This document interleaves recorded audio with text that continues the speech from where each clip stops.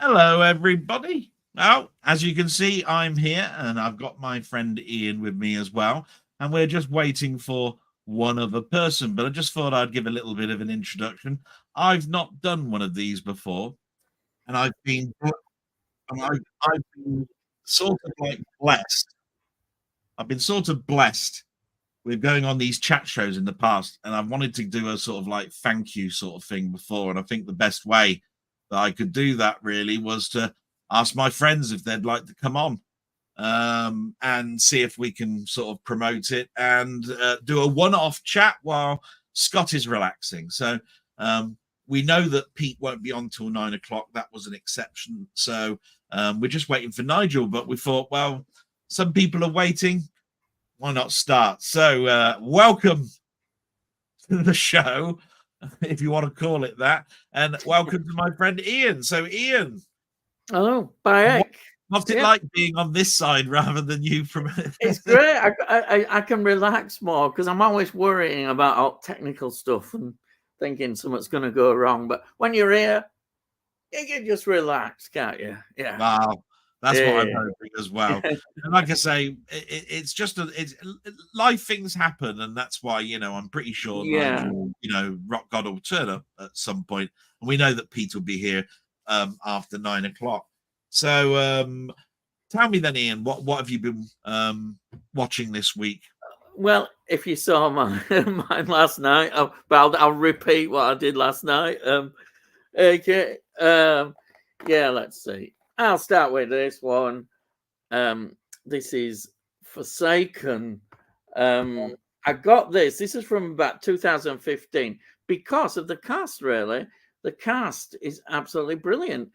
We've got Donald Sutherland and Kiefer Sutherland together in a film. Wow. This is the first time it's ever happened.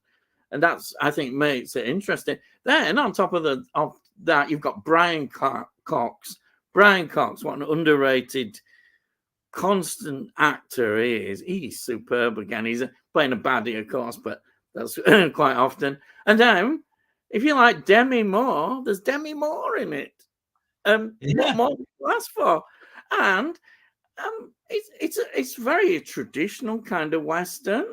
It looks good. It's great. It's the usual sort of prodigal son almost returning. And he's given up gunfighting as you get in these westerns, and there's the bad railway company trying to buy the land, and they've got Brian Cox character doing it for them, and you've got the bad ones and all that sort of stuff. It's great. It's just very entertaining.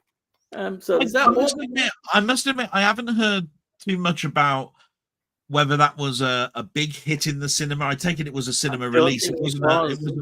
Was it released? Was it released as Netflix, or was it released as it was released as cinema. It's obviously it was a Canadian one that gives a lot away with budget. Right. It was on a budget, as I remember, because I've done a review of it now. I think $11 million. $11 million is not massive nowadays. I think $11 million, but $11 million, pretty good. And it looks good. And the director of it, he's more of a TV director, because apparently he'd met Kiefer Sutherland. He was very much involved in 24. And when he was doing 24, he said, oh, we'd love to make a Western, wouldn't it be great to make a Western? And they carried that idea on and ended up doing that. So and then, of course, they said, oh, wouldn't it be good if we could get your father to, appear in it? Because you've not worked with him. And it all just came together, which is one of those things. I'm surprised they hadn't worked together before. And I didn't realize he's over 80 years old now. Yeah, he's getting on a bit now. Yeah. And what you look at his filmography. Whew, oh wow, yeah. Films. I think if you're any type of like physical media, there's probably a collector or anything. There's probably one, maybe two films that you might have in your collection. Yeah. For me, I've got quite a few. Yeah. But it depends on how far back you go with your eras with films. You know, whether you're just starting, whether you watch stuff from all different decades going backwards. Yeah. There's quite a few Donald Sutherland films that I've got. I mean, he's been in everything really, comedies, thrillers, sci-fi, horrors. So, absolutely brilliant. For me, he's in one of the best British horror films there has been, and there is quite a few good British horror films, and that is Don't Look Now. Don't Look Now is a fantastic film. Right. It really is, and Nicholas Roeg directed it, and it's a great film. And can you remember what the first Donald Sutherland film you saw? Oh, he popped up in now as a lead role. Yeah. I mean, mine was Clute.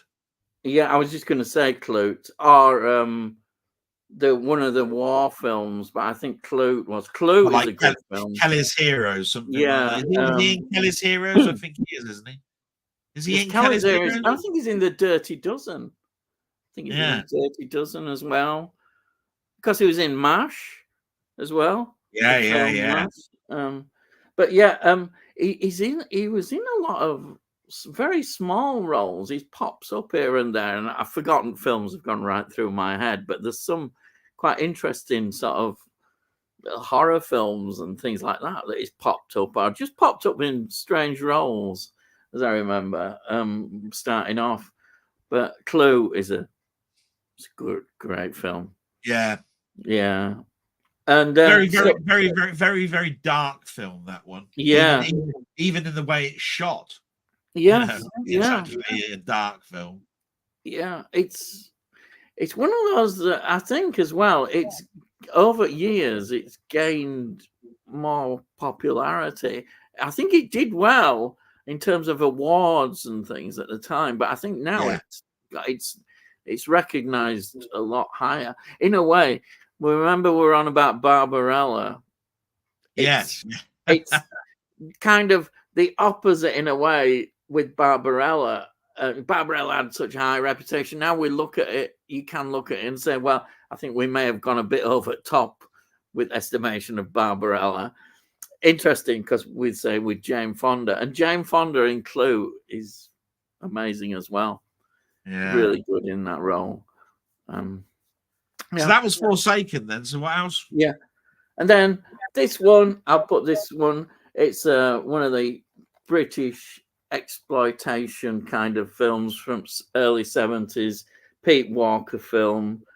And of course, it's got the wonderful Susan George in it, 1971. Yeah. What's interesting about this, there's a lot of location filming.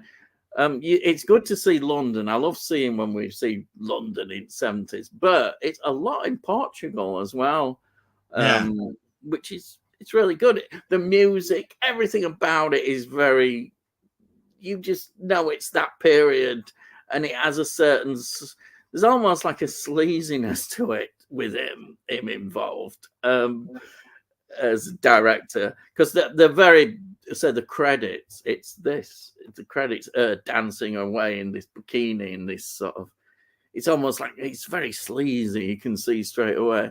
But it actually turns out to be quite a dark film. It's not really what you expect. I think the ending, I think that's in fact one of its strengths, why it stands out. You're expecting something and you're thinking, oh, it's a bit bleak. And I won't give anything away, but it is quite a bleak ending. Yeah. And then this one, a lot of people probably who are into horror know this one. For me, it was a first time watch, and I'm really pleased I've got it. Which is Land of the Dead. It's the one that was made 20 years later after the Day of the Dead, and for me, it's better than Day of the Dead. It's an absolutely wonderful film. I absolutely loved it. So much about it. It's got a bigger budget, I think. That has helped a bit. And he seems really confident in making this film. He must have been really so happy, because he thought, what I've read in interviews and what he said, that people had gone off zombies. You know, The people were getting fed up of them. But then, of course, zombies like made a bit of a comeback. They have done, and that's what encouraged him to come back. And the script, I think, the script is a real strength as well. Excellent script. All the ideas are there as usual, because he very much has certain ideas about rich and poor and all that kind of stuff. We get a bit of social commentary.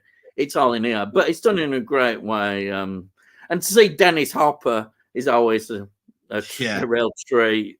You can't beat a bit of Dennis Hopper, can you? You can't really.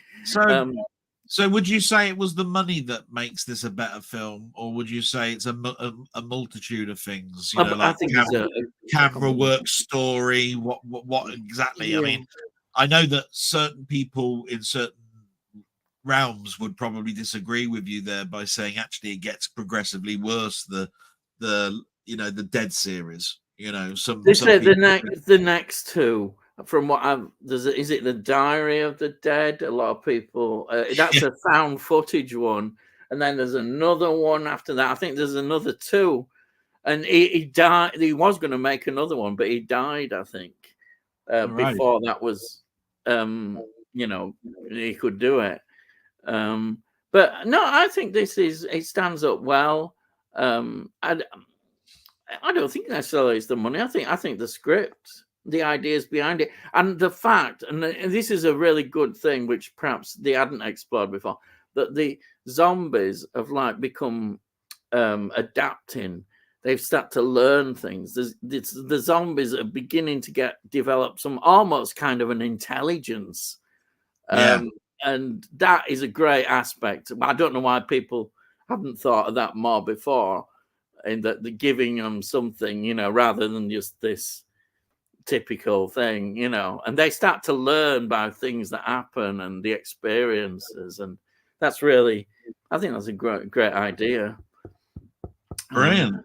So I really enjoyed it, and this has got two discs. This is a Scream Factory as well, and it's got this uncut version here, which is great. The only thing is, I got it on eBay. I'm okay because I can play the Region A. Yeah. So it's got a Region A. So that's great. But if you don't have a Region A, you won't be able to play it. Yeah. So you haven't got an American multi-region. And the extras are also fantastic. That's really wonderful extras, and say the 2 discs on here. Great. Brilliant. Yeah. Brilliant. Yeah. So that's that.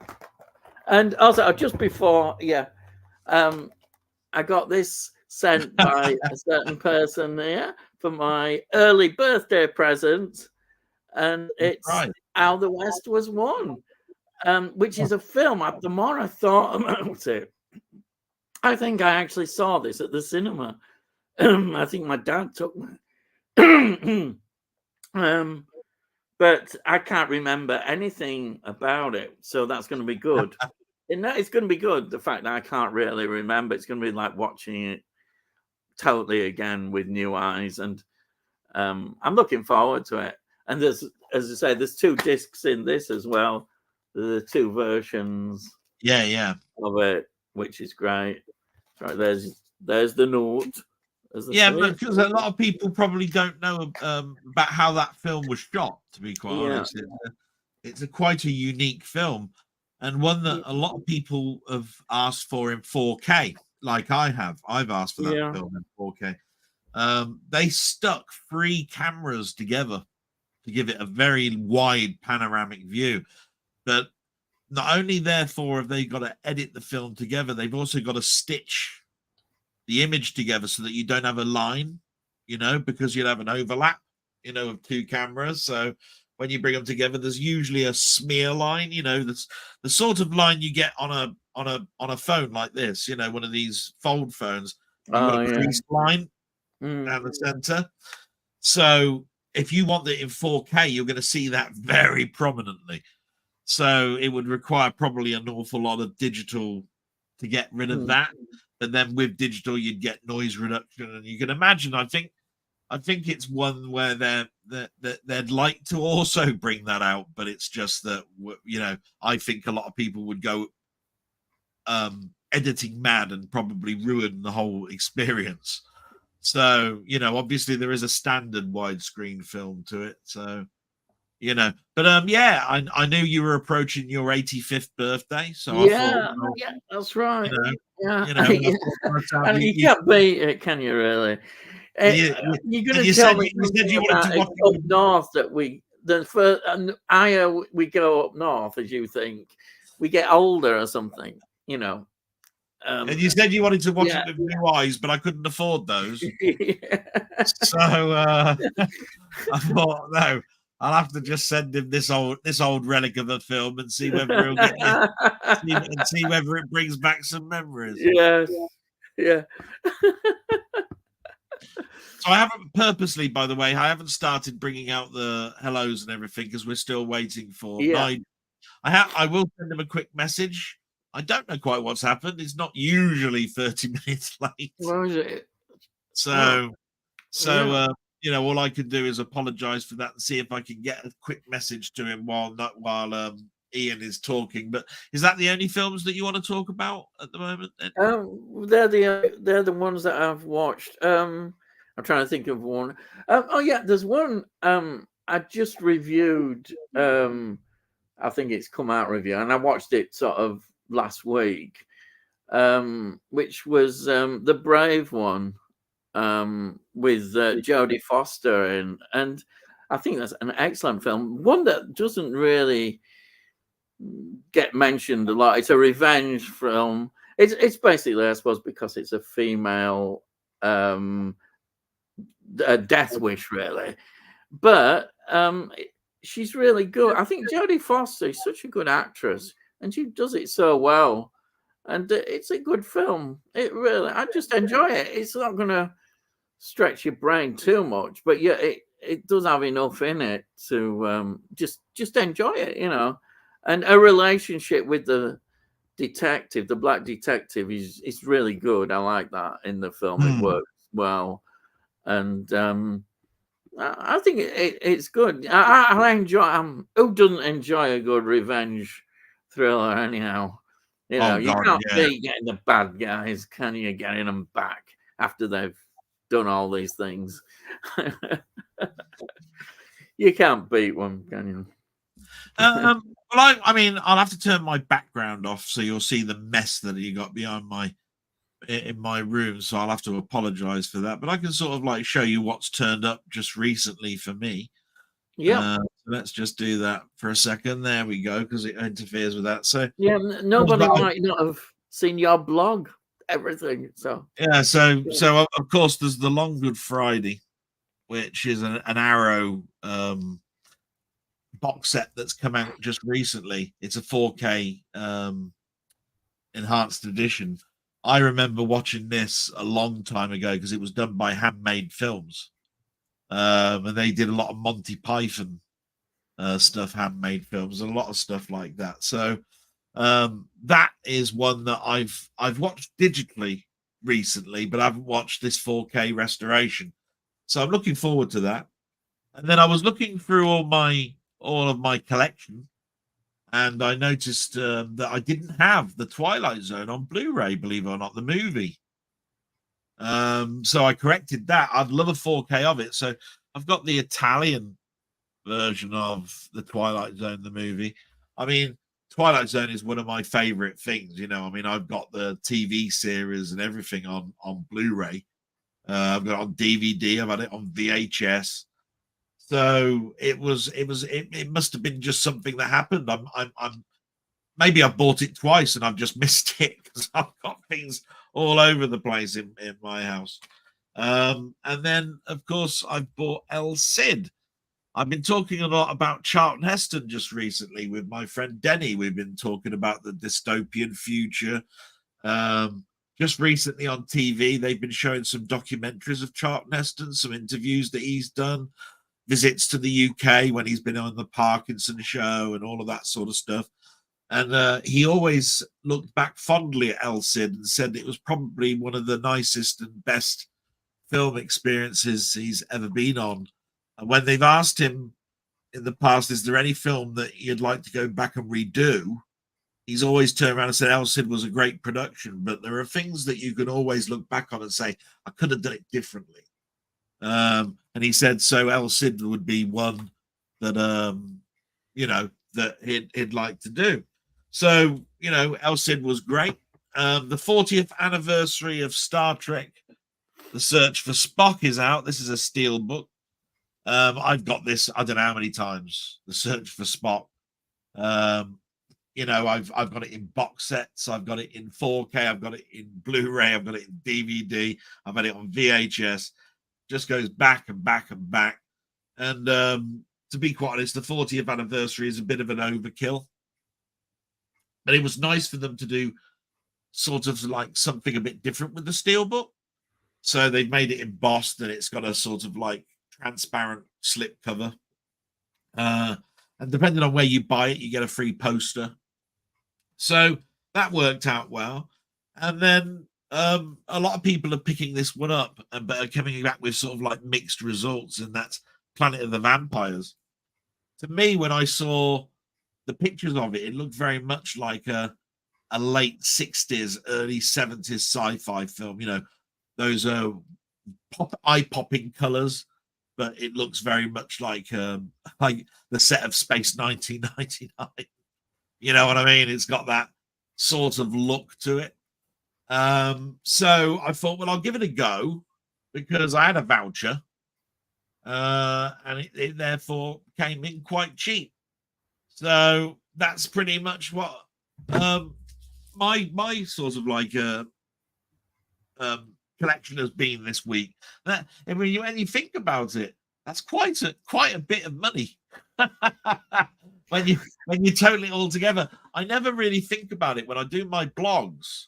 I never turn around and go, do you know what? You've just spent 5 minutes talking about the films that you've collected.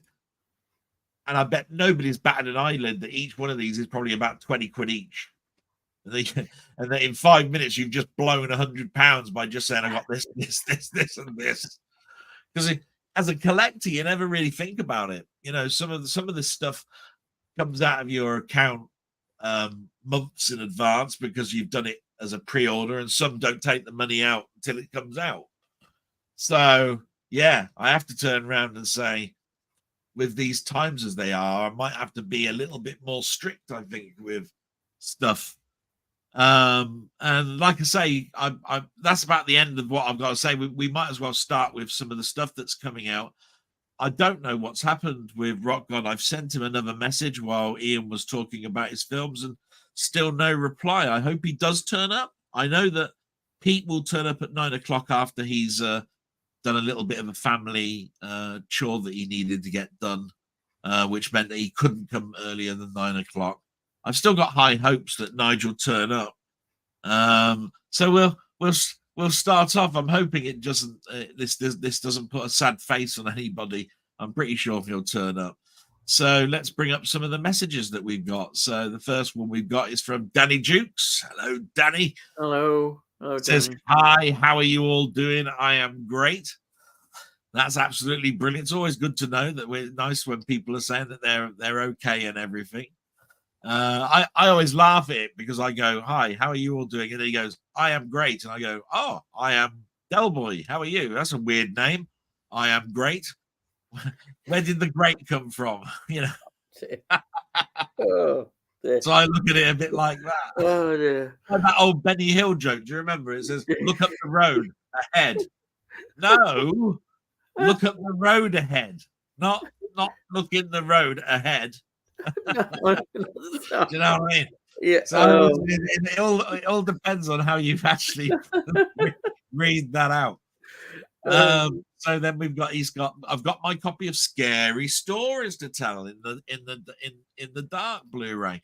Now that's something that I'd love Nigel to have seen because I think he's actually said that he's had that sent to him by his friend. Scary Stories in the Dark. Apparently there was some. I think if I tell the story correct, he was put off by buying it or seeing it because people were saying what a bad film it was. And his friend, my friend of all of us, really, Keith, Euphoria Pictures, sent him a copy, and they watched it as a watch along, I think, last night. And he said he very enjoyed it.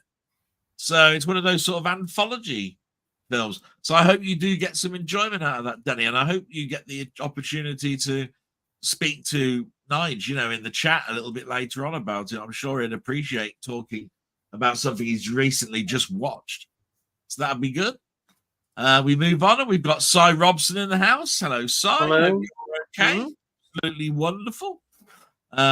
Great to have you here. Like I say, I'm hoping that this goes okay and that people won't get bored, and that it'll just end up being these two old farts talking all night. Like I say, I can't do anything about the fact that I'm old and a fart. So there you are. So then we've got Danny saying hi to Cy. That's absolutely brilliant. It's really good to have all of that. And then we get to Denny saying that it's 8:10, so you can see we've got 10 minutes of everybody saying hello to each other. Crikey, yeah. And we get to Born in the 70s Gaming. So he's in the house. Look, lucky this isn't the BBC. Running away. Yes. Private little joke to you, I think. And then we've got Cy saying, I went to see Trainspotting on Tuesday. Well, that's a great film for a start. I went to see Trainspotting on Tuesday with Sammy G. There's nothing like seeing Spud and the soiled bed sheets on the big screen. Oh, yeah, I remember seeing that at the pictures. I don't remember it being a terrifically wide film. I remember it being like a 1:85 ratio, but I always thought that it was a pretty good film. And it was always nice because Danny Boyle, I think, is the director of that, isn't he? He did a lot of his early films in Scotland because there's Shallow Grave, isn't there? That's very, very much a Scottish film. And Trainspotting, I just thought was quite unusual still, even then, to have a film quite as stark in your face about drugs as that film is. Have you seen Trainspotting, Ian? I've not seen it. No, I know the music. I know about. It's funny, isn't it? Iggy Pop, I know, is one of his songs. Is played quite a bit. Is it? I don't know which one it is, but I know there was an Iggy Pop song. But I haven't seen it. It's one again that I should see. It's very good, isn't it? Supposedly. Yeah. I mean, it's one of those films that back in the 90s, a lot of people would have said it's a must watch. You got to go and see this film. It was on the top list of people's to say, if you're into your films, this is definitely a must see type thing. I think we've had, obviously a lot of films since then. It's probably watered down a little bit, but I've always thought it's a very disturbing film. Even now, you see Ewan McGregor's role climbing out of a toilet is something that you just don't naturally. You don't naturally sort of like take that image out of your head, and this is because there are many scenes in it where he's supposed to supposed to imply what it's like to be in to have heroin injected into you. You go into your own sort of world. Everything is all stretched and all this sort of stuff. Like he feels like he's merging with the floor. You know what I mean? So there's a scene in it where he sort of like sits back and the whole thing pans back and it looks like he's falling into the floor. Do you see what I mean? There's lots of that sort of going on. So Iggy Pop, it's Lust for Life. Lust for Life, it's a great track. In fact, they used that. I think they used that in the trailer. Yeah. And also, is it Underworld as well? They had a big set. I've just seen it. Actually, it is. It's Underworld. I don't know if you've heard that one. They came out. It became a theme, I think, of that particular time it was out. I think it was quite a big sort of chart. I've always been big on my soundtracks, and I've always Yeah. I'm not poo-pooed soundtracks that are just pop music. It's just that Yeah. I've always considered that you could just make that a compilation film, a compilation soundtrack. You know, there's nothing in Yeah. it that reminds me of the film. But Trainspotting I had think Underworld was a is dance quintessentially, you know, a kind of good record. soundtrack Yeah. album. But Yeah.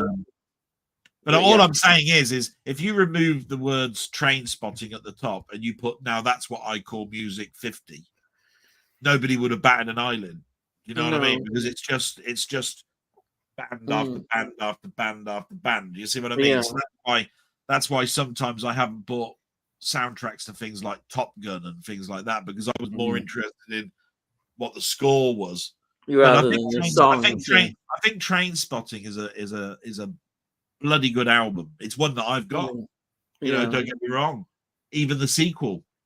You know, I think it's highly possible that film wouldn't have worked if you didn't have the soundtrack. You know, all those bands playing these. I do remember that Underworld track. Now it was on Top of the Pops quite a lot, as I remember when it came out. That's how I remember it. Yeah. So I hope you enjoyed it. So it says there that I think you have, because you said there's nothing like seeing Spud saw bed sheets on the big screen. There's some, like I say, some quite tricky moments in there. If I remember rightly, there's a baby death in it, a cot death. So that's very sad. It does tackle an awful lot of things. I think it's worth watching. And it Robert Carlyle, isn't he? He's in that. Yeah. So Danny then says, nice. That's brilliant. So I think Bourne might be leaving because he might catch this on catch up. Hope to see you again soon, Born on the 70s Gaming. Like I say, thanks very much. Anybody who's joining in on this, that's absolutely brilliant. Sai says, shall we take bets on who is late turning up? I apologize. I think everybody knows now, and it's still exactly the same. I can't help it, unfortunately. Like I say, the only thing I'm concerned about is that something's happened to Nige. That's what makes me think, not about myself and letting people down, but more about, well, you know, maybe something's happened to the family or whatever. It could be anything. So I hope. I still have hope that he'll come on, that it might be something very simple, might be a technical issue. Yeah. You know that he said that he's running out of space on his phone for doing some edits of his videos. You know, so it could be absolutely anything. But we'll have our fingers crossed that he'll be here shortly. So we'll continue. And it's got Isaiah said, I loved Donna Portland in Kelly's Heroes. Yeah, Kelly's Heroes. I'm pretty sure Kelly's Heroes, he was in that. He was, I think the thing about Kelly's Heroes that I remember is I think it was a pretty long film, an unusual war film in regards to the fact that it was more to do with what you can get away with robbery wise while war time is going on. But I also remember the ending track, which is Burning Bridges, which I can't remember the name of the band that sang it, but it was a very prominent song because it talked about remorse, all the things that left behind. That's what it's all about, you know. Like I wish things had played out differently. I wish I'd listened to my friends. I wish I'd listened to this, that, because unfortunately I've burnt my bridges and there's no way that I can go back. So I'm full of remorse. That's pretty much what the track is about. And I like listening to the lyrics in tunes. I like ones that tell a story. So that one was quite good. I like that one. Any memories of Kelly's Heroes? Not. I've not seen it for years and years. Again, it's. I know. My dad would have taken any war film, and my dad would be taking us because it must be late 60s, isn't it? Kelly's. Yeah, it's that, or it's a very early 1970 film. It's there's always that turn of the decade where you go, Dirty Dozen as well. Was that really 73? Yeah. Was that really 69? God, for years and years and years, I kept saying Planet of the Apes was 1969, but it's a 68 film. Yeah. It's, you know, I mean, you can't, you know, you're not far out, but you're technically wrong, Yeah. you know, and it makes you look a right dunce. Yeah. You know what I mean? So, you know, I have to look at things and go, yeah, I have to do my research a little bit more, and I have to get my brain in gear. I don't want to come across like a complete dunce. You know what I mean? Yeah, well, what it is, you have to say there's a lot of stuff to get in the brain, and we just can't fit it all in. You know, we're going to make a bit of space sometimes. You know, I don't know what it is. I'm pretty sure, you know, that me starting up my own sort of like channel. Oh, it's 1970. Kelly's Heroes. Yeah. Yeah. So, yeah, my dad definitely would have taken me here 1970. I wasn't even at the big school. I was still at junior school. Yeah. That's how I look at it. I'm always thinking, oh, what school was I at? And that gives me an indication. Right, yeah. When, you know, when you could go on your own to the cinema. Probably I started to go on my own when I was about 11 or 12. So 71, 72, I might have started going, if you know, obviously if you get in, but because it was you and A, and was it AA? And I couldn't get in. You had to be 15, didn't you? Yeah. I mean, I should think you'd have remembered solely yourself there, Ian. Yeah. The fact that whether it was pound, shilling, and pence, you know, I mean, well, yeah, of course. No, it's true. I thought you'd have remembered because it was like, I remember seeing that because it was half a crown or something. I do remember pound, shillings, and pence. Yeah, yeah, pocket money, and I get in sixpence of threepence. Yeah, actually, I heard you mention threepence. Yeah, so I think you know about threepence. I just thought to myself, look at the fact it's 1970. You remember it's 1970 because you were still paying for the old money system. Yeah, you went to the cinema. It wasn't going to cost you too much. It's true. It wasn't going to cost you too much to take your girlfriend along with you. I remember the orange juice in the plastic carton with the thing on, and the ice cream was one of those, like you put the ice cream inside the cone. Do you remember them? Yeah. I remember they had all those kind of things. They didn't have these like they have nowadays, do they? The ice creams. What are they called? My brain's gone now again. You know, the normal sort of things that you buy, little, not the cornettos. Cornettos. No, cornettos. That's it. They didn't have any. I mean, I think everybody remembers if you're of a certain age when you went to the cinema, you had the adverts, the standard adverts. That's right. Pearl and Tea. There would always be a cornetto advert. There'd probably be a wrestler's hot dogs advert. There would be a a popcorn advert for Butterkist, rah rah rah. I remember that. It'd all be under a Pearl and Dean banner because it'd be Pearl and Dean. Yeah. They would do all these did you have this is what I remember. So you'd have local adverts. So you'd have Fred's greengrocers. You know, come along to Fred's greengrocers. Oh, you know, you'd have all these local adverts. I always thought one of the local adverts was something called the Taste of India. Right? But apparently, right, the Taste of India is one of those adverts that was at every cinema, and all it was insert your local Indian restaurant name here, right? So basically the same. So it was going to go to West Parsons Street, taste the Taste of India or something. All it was, the voiceover guy, all you were paying for was just to change one line in it, and the rest was all the pictures were the same for the whole advert. It was just that one line.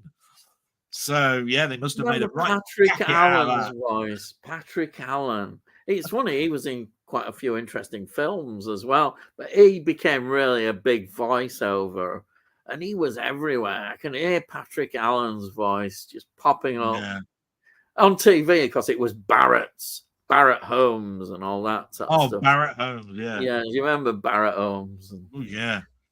That was the helicopter, wasn't it? Yeah, that's right. Yeah, the helicopter in land. And, I always remember there was an Only Fools and Horses episode where it was like Friday the 14th. It was called Saturday the 14th. It was basically supposed to be a Delboy goes to the middle of I don't know, the Pennines or something to do a bit of trout fishing. And there's a local nutter that's just left this, who's broken out of the asylum or something. Yeah. And Rodney thinks he keeps seeing this sort of like madman at the window or whatever it was. Yeah. Anyway, this madman had finally got hold of Del, and got into the house, and they were playing invisible snooker or something. Right. And the helicopter goes over. He says, "What's that?" And he says, "Oh, he just said Barrett's. Just Barrett's." Sorry, don't worry. It's because of an advert film in the Barrett's or something. So I always remember Barrett's just because of that. Anyway, look, we'll move on. Tony's saying evening. So we've got Tony York in the house, evening Deli, and Nigel, chat members. Lad. Hey, back, lad. We're still hoping that Nigel will turn up. We've got all night, guys, so don't worry. I mean, it might just be that it just turns up late. We like I say, we know that Pete will be here at 9 o'clock. Yeah. So, it's getting near 9 o'clock now, isn't it? Yeah, so we're not too far away from that now. And then we've got Dennis saying Kelly's Heroes is a great film. I agree. Not many people talk about that sort of film much. And then we've got Sandy Ollier. I hope I pronounced that correctly. We've got a question for Sandy. Hopefully, we haven't waited too long for you to hear your answer, Sandy. So, question: is there anything you can do to stop disc rot on DVDs? Maybe something you can buy and spray on. I'm losing lots of discs to it. So, have you got an answer? Do you think for that, Ian? I mean, I know you've got one.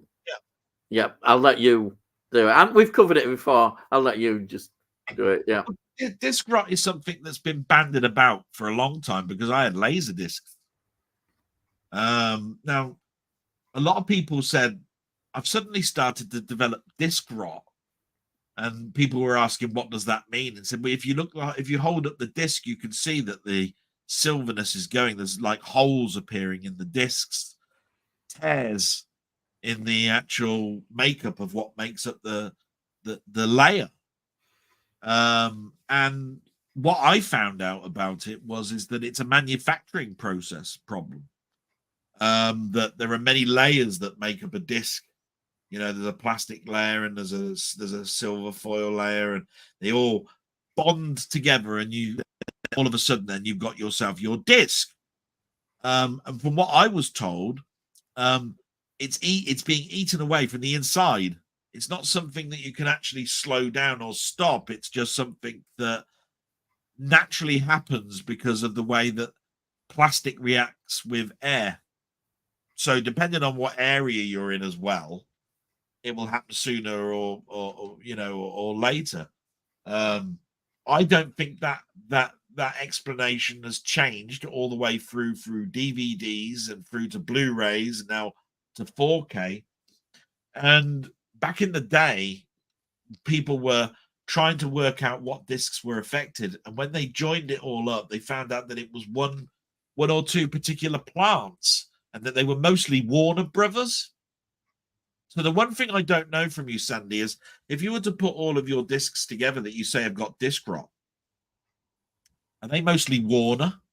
Can you take away the speculation by saying, "Oh yeah, if I put them all together, they're all Warner Brothers," right? Because that's one thing that I've never really looked past. But when it comes to, is there anything that you can do to stop it? How do you stop the air reacting with plastic? It's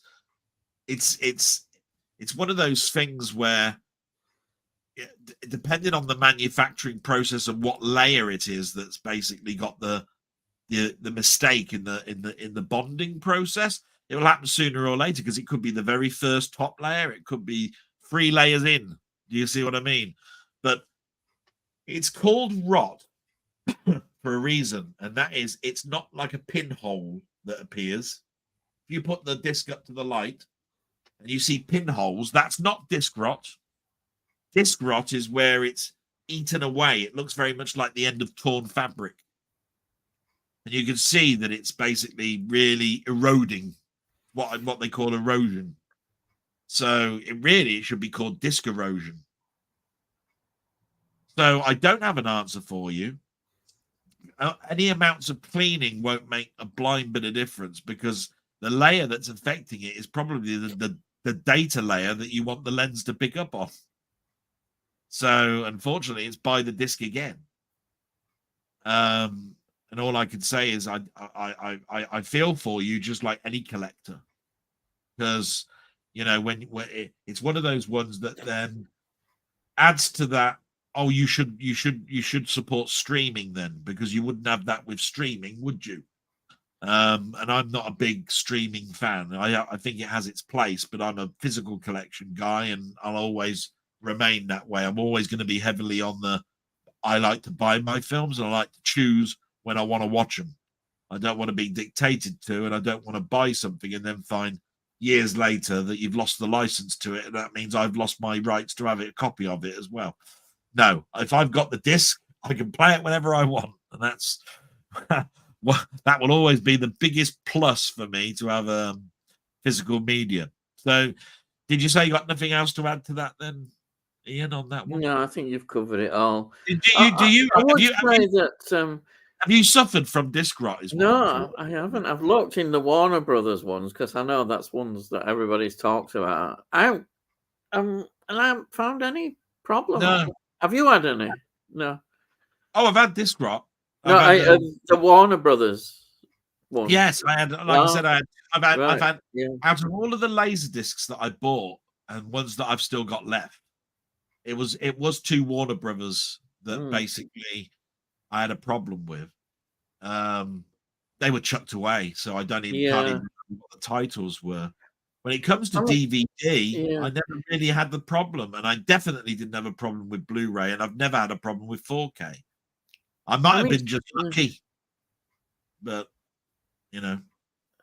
all I would say is maybe some of the DVDs you'd be able to replace quite easily, hopefully, and quite cheaply. So one thing you can say about DVDs, you can pick them up pretty cheap all over the place, and it depends how much, if you particularly really love a film, then just replace it. You should be able to, hopefully. That's all. So anyway, I hope that's answered that for you, Sandy. And like I say, I think it's a big subject. I think it's probably one that I'd love to sit down with somebody technical and sort of like do a broadcast that basically says, please just give us the true tomorrow's world answer. So what is disc rot and what we can do about it, and why it's out there and all that sort of stuff.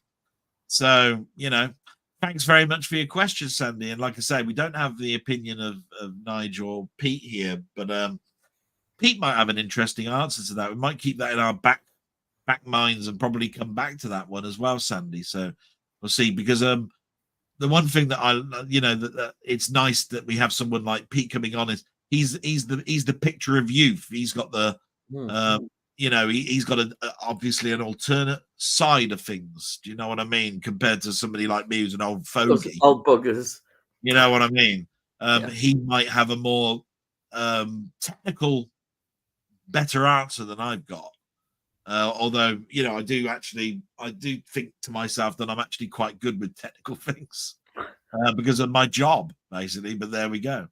So we'll move on, Sandy. Thank you so much for that. We get to Danny just saying hi to everybody. Tony York, he enjoyed Donald Sutherland and the Eagles. Great, yeah. So you've definitely seen that film, yeah? Yeah, it's great. Michael Caine's in it, isn't he? He's the German who lands. Great, yeah. Donald Sutherland's great. That's brilliant. It is.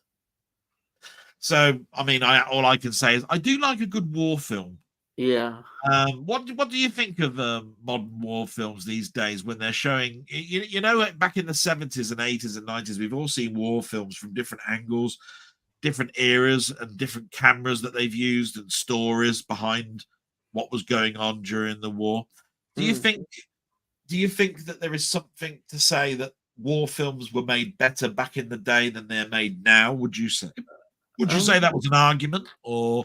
There is one film that I haven't seen that everybody would possibly say means that they still can make good war films, which is apparently 1917. I've not seen 1917, but yes, everybody says that is a really good film, and is perhaps how a good war film should be made. And if they're still making films like that, it's definitely part of the Film Vault range. So I think it got quite a good. It's had a good standing. Very good. But then again, I think there's been some cracking films like All Quiet on the Western Front, and there's been a number of films. But then again, I remember looking at films that have come about actually just recently from memory, because I've been on your channel. I watched something that was on telly the other day, and I thought, oh, I haven't seen this in years. And it was things like A Bridge Too Far. Of course, which is Richard Attenborough directed. And some people would say that's what I would probably look back at their catalogue and say that's how a war film should be made. No special effects, proper stunt work. It's actually true military maneuvers being used in that film. So I just wondered what your take was on whether you think films are better made now when it comes to war films, or whether just go and appreciate them for what they are, which is pretty much films, really. I have to say. I mean, I suppose we're getting into area as we often do in all sort of genres of film, is special effects. Is CGI can CGI spoil everything, and are practical special effects still good? And I suppose war films could well be an example where special effects CGI can have a benefit, like for instance creating more troops. If you're doing D-Day landing, which they did, isn't it? You can't get that amount of troops. You just cannot get that amount of troops available. On the other hand, I'm thinking of a film. This is going right back, but I think it's about 1970, Waterloo, where they actually the army became involved, and they not the British Army. It was one of Eastern armies. They were able to recreate Waterloo with actual, the soldiers. Fantastic.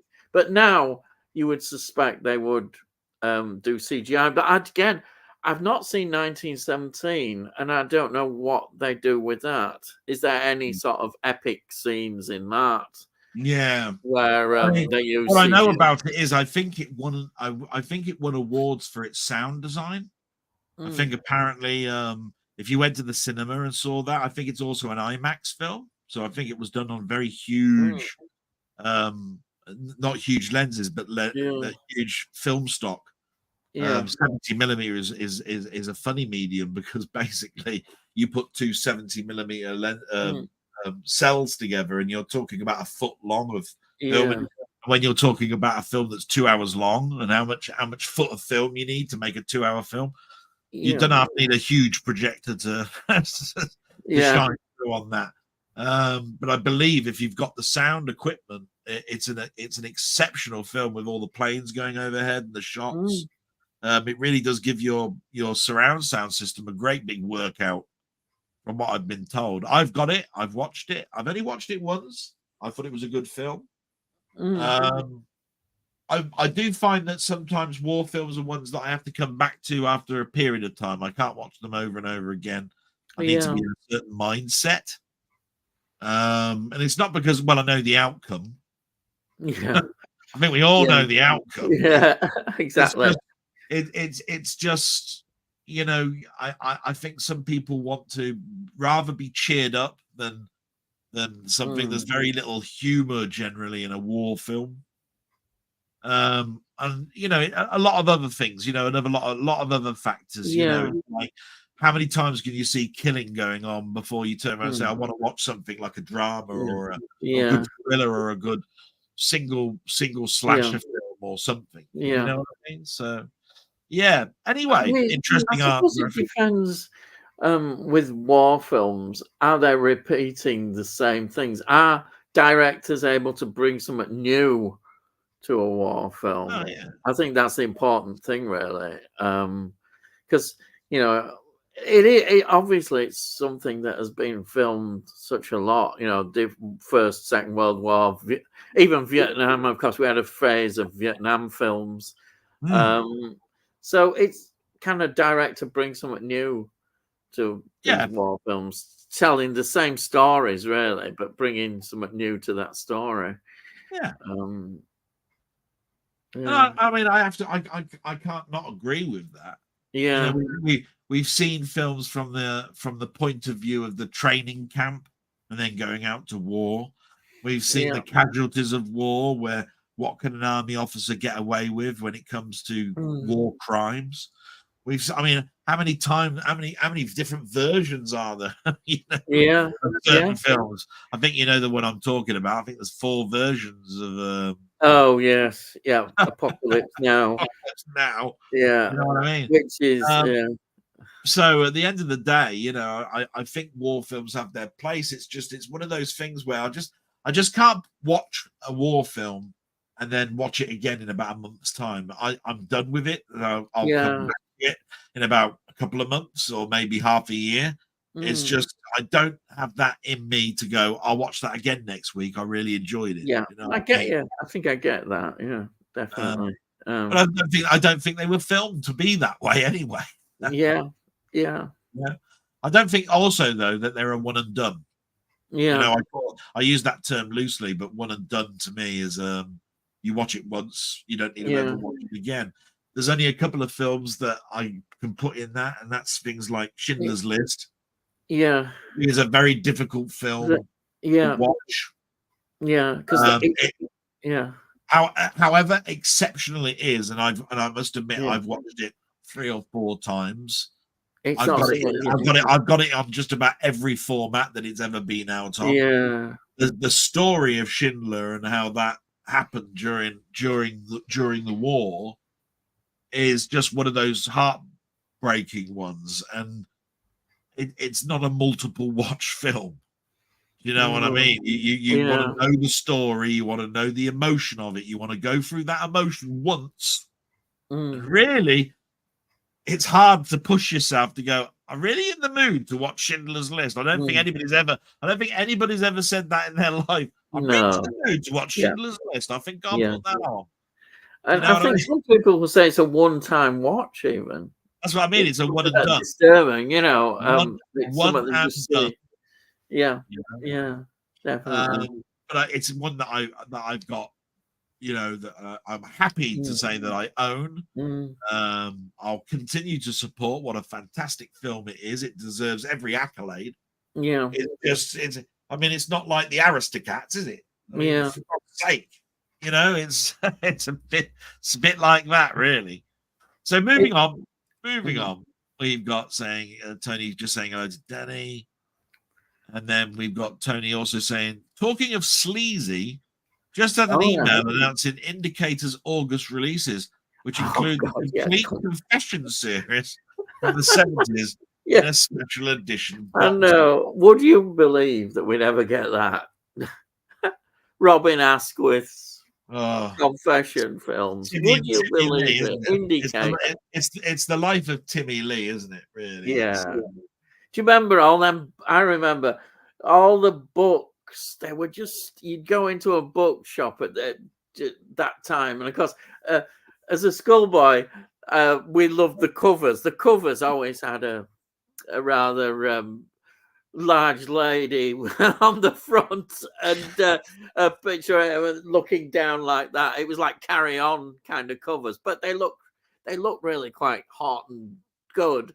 But those films, they were pretty bad, weren't they? They really were. Even I think, probably a schoolboy, I probably wouldn't have thought that. Oh, these are really good, but they're rather disappointing. They're very British. The way we treat sex is very different. We have to sort of make jokes of it. We're not like the French. We don't get in there and get on with it. We're very poor at it, so we have to make it's that old adage, if we're scared of something, bring a joke in. We have to, and they were bad ones, the film. Well, yeah. I mean, they're beyond the carry-ons, but below Deep Throat or something. Really, you know. There's about 4 of them, isn't there, as well? They actually made 4, There's but they must have made money. Pop They must have made Performer, money. there's Window Cleaner, Pop Performer, Holiday Yeah. Camp or something. Oh, and there's Car Driver or something like that. There's Car Instructor or something like that. Yeah, I think there is about 4. Yeah. They all had a theme tune around Timmy Lee. Yes, I can imagine. Some weird band that would have been around at the time. Yeah. Not sung by anybody of significance that I can think of. All I know is they were made on a pittance and made lots of money, and that's the reason why they were there in the film. I bet they were filmed very quickly. I bet they must have been filmed in a few weeks. I would have said it would have been. I would have said it would have been at most an 8-week set, and and it would have always have had Anthony Booth in it. Yes, right. Of course, Anthony Booth. Yeah, he was in Pollard and all just playing the same role. The scripts must have been just slung together really quickly. Yeah. Anyhow, but how much? 50 quid. But well, I mean, I have to look at it like this. There's probably an awful lot of extras and an awful lot of oh, they will, but they'll do a good job. They will. There's no denying they will, because those with Barry Evans, the taxi driver one, everybody started to do these sort of angles of the sex comedy. I think they've released them at some time as well. And not Indicator, I don't think, but it could have been. I don't know, but no, I think it is Indicator. Various ones, hasn't there? Plumber's Mate. Plumber's Mate. You know, and all that. Mate, Adventures of a Private Eye. They starred people like, what was it, Barry Allen? It's Barry Evans. Barry Evans, that's it. Yeah, that's it. Barry Evans. He pops up in that film that I mentioned, the Susan George one. Yeah, he's in that. He was actually considered the young, one of these young up and coming, actors who they thought were going to do really well, and he ended up doing Mind Your Language. Mind Your Language in the. He ended up doing that. He's more well known for that now. Well, he was in the Doctors, wasn't he? He was in the Doctors. Series, wasn't he? I think, he was. Doctor in the House and all of that. Yeah, that's right. Then he did the Mind Your Language. Yeah, yeah. Rightfully or wrongfully, I think the Doctor series was done by one Monty Python bloke, wasn't it? It was Graham. Oh, did Graham Chapman do that? Graham Chapman wrote those. Really? I think his family. I think his father was a doctor. Oh yeah. Wanted him to go into doctoring. And then decided to do comedy. I think it was him and one goodie. I think it was one of the goodies. Oh, one with glasses. I think so. What's his name? Graham Gardner. Graham Gardner. Is it Graham Gardner? Graham Gardner. Yeah. I think if I'm wrong about that, apologies, but I do remember that that's where the Doctor series came from. Oh right. It wasn't going right back then because it was Robin Nedwell, wasn't it? Films. I remember it from the Robin Nedwell. But I don't know. Do you know the films with James Roberts and Justice? And it's loosely based on the Doctor's going right story. Back. Yeah.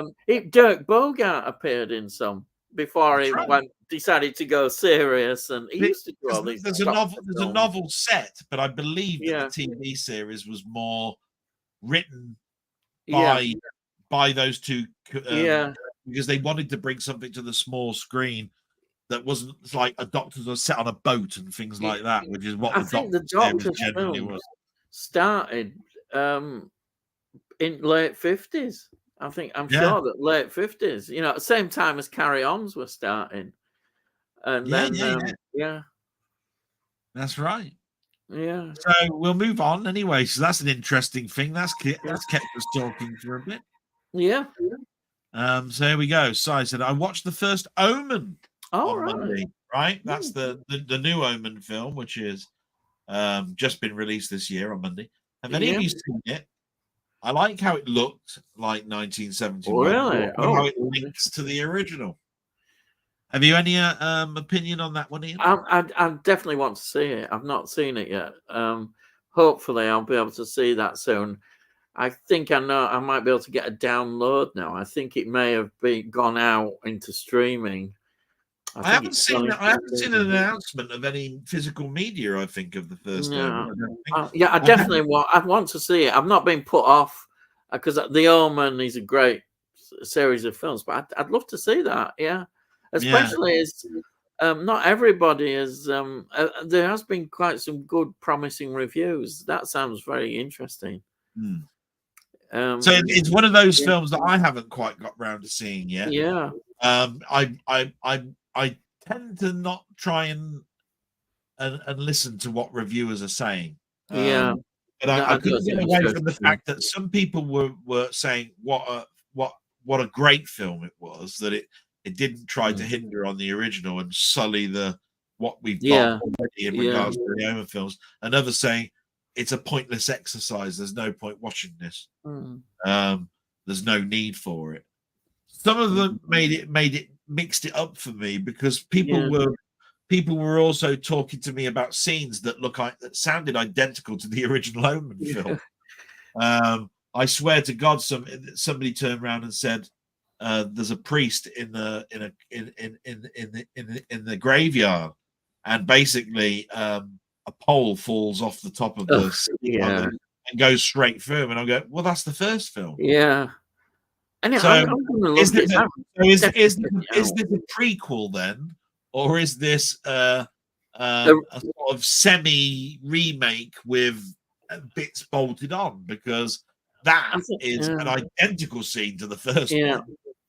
I definitely want to watch it now. Because I want to see if it is not very good or good. And it's going to be. I have seen it.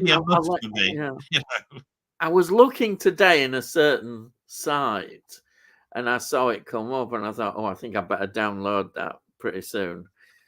So I will definitely download that one. So we'll move on, and then when I get a moment, I'll see if I can send any more text messages to Pete and Nigel, because Pete's a little bit late as well, and I just want to make sure that they've got their links and everything, because you got yours, so I must have been sending them correctly, otherwise nothing would have come through. So we've got Gary saying good evening, everyone, and I just want to wave at Hello, Gary. Yeah. And then we've got, didn't George Harrison own part of Handmade Films? Yeah, I think he did, Definitely he did. I believe they put their money up together to make the first Life of Brian, wasn't it? No, wasn't it? Was it? The Quest for the Holy Grail, isn't it? That's it, Holy Grail. Yeah, Holy Grail. Because I do remember that they got all of these pop stars to actually part fund it. It was a good idea. I think the actual Handmade the Handmade Films logo came later on. Yeah, it became something, but I'm pretty sure its roots are there in that one Monty Python film. You're quite right. I think it's more to do with the life of Brian. Yeah. The name of that company at that point, because I think it was Monty Python Productions up until that point. Yeah. Do you know what I mean? Yeah. But anyway, that's one to think about in a little while. Gary North says El Cid is great. Sophia Loren always shines on the screen. She definitely does in those outfits. Bloody hell. Beautiful woman. Lovely, and she's still alive, isn't she? She's still alive. Yeah. Wonderful. Yeah. Sai says Gary North says hi. Great actress, Sophia Loren. I think we all can agree on that one. Sandy then has basically made another statement. It's got, why buy the same film 3, 4, 5 times? Isn't it a huge waste of money? I suppose if you're the sort of person that reflects on your own collection like that, you could turn around and say, do you know what? You're absolutely right. Where the people that collect physical media are a weird bunch. You have to put it there. But I think everybody has gone through the same thing. It's like when you were buying music through the years, you know, you've bought it on all different formats because there have been different formats to bring stuff out on. So, you know, you've gone from old, you know, records, you know, fixed set record styles, you know, of what do they call them, 48s, was it back then? And then you've gone to the new modern era with the 33 and a thirds and the 45s, and then you've gone to CDs, and you've got audio cassette, and you've got 8-track, and you've got, and then at certain points you have that old joke come out and say, how many times can you buy the White Album, which is an old familiar statement to make, because that, you know, Beatles album has probably been, when it comes to people that collect music, must have been bought 7 or 8 times. So of course the same thing can be said about films. If you've got a favorite film, you'd have bought it on VHS, and then you bought it on, you know, on Laserdisc and DVD and Blu-ray and 4K, and even some lower branded stuff like VCD, and then also the digital formats of things. And we're all doing it all the time. How many? I mean, there must have been, if I was to ask my friend who I used to know who worked in a video rental store, his name was Dotty, Steve, his name was. I could have probably gone up to him and said, can you tell me what one person in our hometown has rented out the same film more times than anybody else? And I'm pretty sure I could have gone up to him and he could have gone onto his computer and said, yeah, this guy here, he's rented that film 240 times in the last 3 years. And you have to ask yourself, what a nutter. You know what I mean? He's gone in, he's spent 50 pence, whatever it was, to rent the film, and he's done it 240 times. You might as well have bought it. And that's where the old adage of that comes from. So why hasn't he bought it? You know, I mean, it's some reason that made him rent it that many times. So that's how I look at it. Why buy films 3 or 4 or 5 times? If you're in the right mind, you're quite right, you wouldn't do it.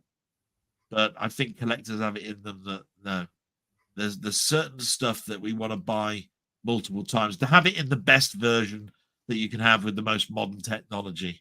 You want the best version, you know, and you're forever going to keep buying it as the technology improves. Just going to keep going back and buying it again. There we go. So we move forward. Born on the 70s. Nigel must be doing a watch along with Keith and Andy. Well, he did, I think, didn't he? I'm trying not to think that it's a stitch up. Everybody was saying it was a good idea, and I've done the very best I can. Apologies. Like I say, I will in a moment get to a point where somebody's asking a question. I'll leave it for Ian to answer, and I'll see if I can get in touch once again. So we move to Danny Jinx. It's better than saying good or okay. I think what that. Oh yeah. What's that for? I don't think that might be about doing a watch along, or it might have been about the films 3 or 4. Oh, are you okay? It's good. Oh yeah, it's the how it is. You know, when saying how it is. Yeah. So Oh. got here. Look, the soundtrack to Trainspotting is good. Classic rock and 90s dance track. It took me back to my early 20s. I caught myself toe tapping all the way through. All right, there you are. I think that's one of the reasons why it's a good multi-watch, that particular film. Not only is the subject allowable to do that, but it does take you back to an earlier time. Yeah, for definite. Kelly's Heroes, Burning Bridges by the Mike Curb Congregation. Ooh, yeah, that's well right. done. Yeah, I just always remember the tune. I think it's a brilliant tune, to be quite honest. A lot of people don't talk about that one.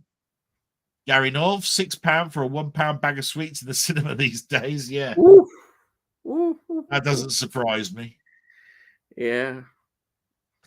And we've got to not far away. Look, we're at a time now. It's like this comment here came in at just 5 to 9, so we're not far behind with comments. He's got, I remember those local cinema adverts. They seem comical looking back at them now. They were. Yeah. It never ceases to amaze me that when I do go on YouTube and I put in something like show me adverts or whatever it is, the cinema ones will crop up and you look at them and they go, oh, I remember those. Oh, that takes me back. I can even, if I close my eyes, I can even think I think I'm sitting in those damn horrible, uncomfortable seats with the ashtrays in the back end of the back seats because you were able to smoke back in the days. Did you have we had these, I remember this again in early days, that we had like travel logs. Not even before, you'd have the second feature because you'd always have usually 2 films, but you had him before that for about, I don't know, 15 minutes, a travel log. So it'd be Venice or somewhere like that. And Monty Python took the piss out of it. They did one. Which film was it? I went to the cinema and I saw one at Monty Python Films, and they started it really serious, and we were watching this. Oh, it's just another travel vlog, and then suddenly they'd be saying those bloody gondolas. Oh, not those gondolas again! And you realise that it was actually a spoof of these travel logs. Oh yeah, I remember. Yeah, they were really strange kind of thing that you had in between the Pearl and Dean adverts. Yeah. Like I said, there's always something, and certain things can take you back where you could almost feel like you could touch it, or you can actually smell what the air was like at the time that you're actually watching something. It's really strange how the brain can trick you. And you got the certificate thing, you know what certificate was. Harlick, I think it was the one I remember, Lord Harlick, who'd signed it, you know. Yeah, that's going back. I always put it down to the fact that repetition is your friend, even when it comes to learning. You know what I mean? Because I went to the cinema that many times, and you always remember the curtains coming back, and it showed the closed caption. It came up and said, "This film has been passed as an 18 or whatever it was." And there would be the BF. There would be all the legal mumbo jumbo, and there would be a signature at the end that says, "This film has been certified by this guy." And you'd go, "What this guy is?" Flipping heck, you don't want to get his telephone number because I tell you what, they probably sent hate bombs to him for everything to go down and all that sort of stuff. Probably right. Yeah. Just bear with me, but I think we've got a surprise. So let me just see if I can get him on. Yay! I was getting worried. I fell asleep. That's all right. I mean, honestly, we're just going through some things, but I'm just so glad that you're here, Nigel. That's just to support me would just be nice. You know what I mean? I not last night before. Well, I didn't sleep. I didn't sleep at all. I caught up on me, I think. So this is twice today I've done stuff. Just didn't expect it to be that long either. So we're just going to stop it. I just like you know, to just introduce you. I've put down at the bottom. I don't know if you've noticed this, Nigel, already, but at the bottom, I've put a homage to you down here in the scrolling banner. Oh, here we go. So we'll just wait for it to scroll by. But you're right at the beginning. Oh God! So I don't know if you can read it. There it comes. There we go. No Pete. No Pete yet either. Well, he's supposed to be at 9 o'clock, and it's now 9:33, and I've sent the same text messages 3 times. Oh my God! So of course, you know, we've been doing it for an hour and a half. I'm an hour and a half late. Yeah, Jesus wept. There's no time limit, but I mean, I don't want anybody to get too tired. I don't want anybody to be stressed. I'm glad you're here to support me, Nigel. That's all that matters to me. No bother. You know, all of that sort of stuff. This is a one-time thing that I just wanted to do as a thank you for. I mean, you got me onto many chat things in the past. I wanted to get Pete on because his was the first one I went on, I think. So it'd have been nice for him to come on, and I could have given my thank you and say, "Look, here you go. Look, here's another channel that you can come on." And it's just a one-off event, you know. And it's not to take anything away from anybody else. So we always ask the same thing of a person that's come on, don't we? What have you been watching recently? So you haven't been on Scott's for a while, so you've probably got quite an awful lot to talk about, I would think. Good God.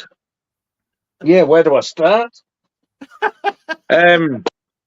I've just recently finished Man About the House. Brilliant. Yeah. I'm up to season 5, I think it is. Sorry, series 5 of Robin's Nest. I've been binge watching that. My God, I was absolutely crying, laughing last night watching it. Tell me something. When you're watching those back, and you know that Man About the House is where it sort of like started, and you're getting towards the end of Robin's Nest, which is towards the end, and you know the years that cross those particular 3 series, you know, with George and Mildred in the middle. Do you see how comedy was changing through that, or did you think it, you know, or I mean, is there a feel or a about this doesn't feel the same as Man About the House, even and for the reason for that is because it's a couple of years on, or no, they wanted to go differently, or it's a different director, or whatever. You know, what's your opinion on that one, Nige? With Robin's Nest, it's kind of took a while to warm up because earlier on, particularly the first series, it was it was like almost too clean, because I think Man About the House had more of the sort of the Carry On kind of sense of humour. Yeah. But having said that, as Robin's Nest gone on, it's just got funnier. Yeah. But it was like as though they were trying to sort of get away from the smutty remarks a little bit. I mean, I know it shows you. I mean, he's constantly grabbing her and kissing her and stuff like that. But I mean, it's not like there's not as much sort of matron in it at all. Yeah. It's like it's as though it was like sort of either developing, or as though they were trying to sort of be a little bit more sort of PC. Yeah. Why, I don't know, but there was definitely a difference. He's never once up to now, and I don't think he will now. He's never once mentioned the years in Man About the House. Like I thought he would have at least mentioned either the Ropers or Chrissy. Not a thing. Yeah, and it's why sometimes I think some people will go, it's nothing to do with it. I think that's why I didn't realise it was the same character. I had no idea. Didn't realise it was the same. Yeah, because I mean, I used to watch Man About the House when I was little, but I just couldn't remember the character's name. So when I started watching that originally on the telly with my dad and that, it never dawned. It was like a spin-off. It never dawned on me. And the thing about it is that when you think back to Man About the House, which I think is like a 1974-75 production, and I think Robin's Nest ends at like 81, 82, somewhere like that. 81, yeah, I looked. Right bang slap in the middle of that is the last Carry On film, 1977's Emmanuel, you know, Carry On Emmanuel, really. As far as I'm concerned, that's where the Carry-Ons end, you know, really, you know, to a certain extent. And so comedy then changed. You see what I mean? So I just wondered whether you saw that, oh yeah, you know, I wonder if that is how comedy started, that changed itself. But we're talking about TV medium here, not cinema. But I think a lot of things occurred with British cinema when the Carry-On ends, you know, when, you know, why comedy occurs, you know. So that's good. So that's one thing you've watched. That's 2. Yeah.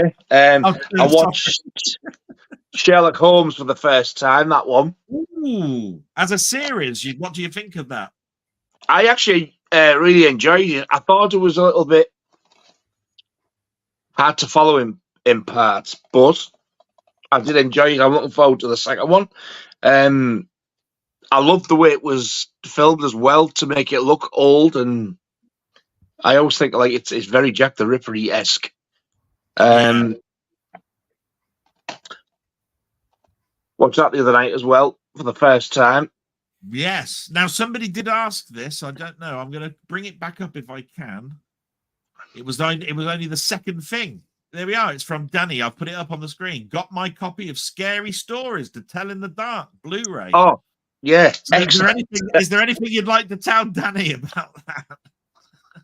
Since I watched it and sort of like give it like a sort of a mini review, there's about 4 people have said to me, "Yep, ordered that now," and I thought I was late to the party, but because I wanted to see that at the cinema, and there was that many people saying how crap it was. I didn't go. I wish I'd listened now, because it scared the shit out of me.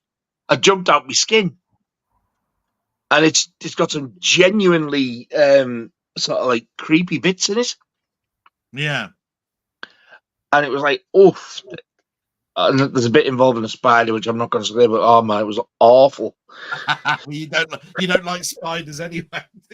Don't like them. I'm terrified of the bastards. Where would you, I mean, Ian, we talked a little bit about it, so I'm going to give you time to sort of like talk about it. You said it was an anthology type of horror film. Would you say that it was up there with some of the best of them as an anthology sort of like film? No, it's no creep show or anything like that. But it doesn't feel like an anthology. It's weird. I don't class it as an anthology. You'd have to see it to know what I meant. It's like sort of these stories were written. How can I word it without spoiling anything? The stories were written years ago by this girl, and then it jumps forward to 1968. And these, I think there's 4 of them, like teenagers, 3 or 4 teenagers go to this house, this old abandoned house, and they find this book in there. But when they open the book, the pages are blank.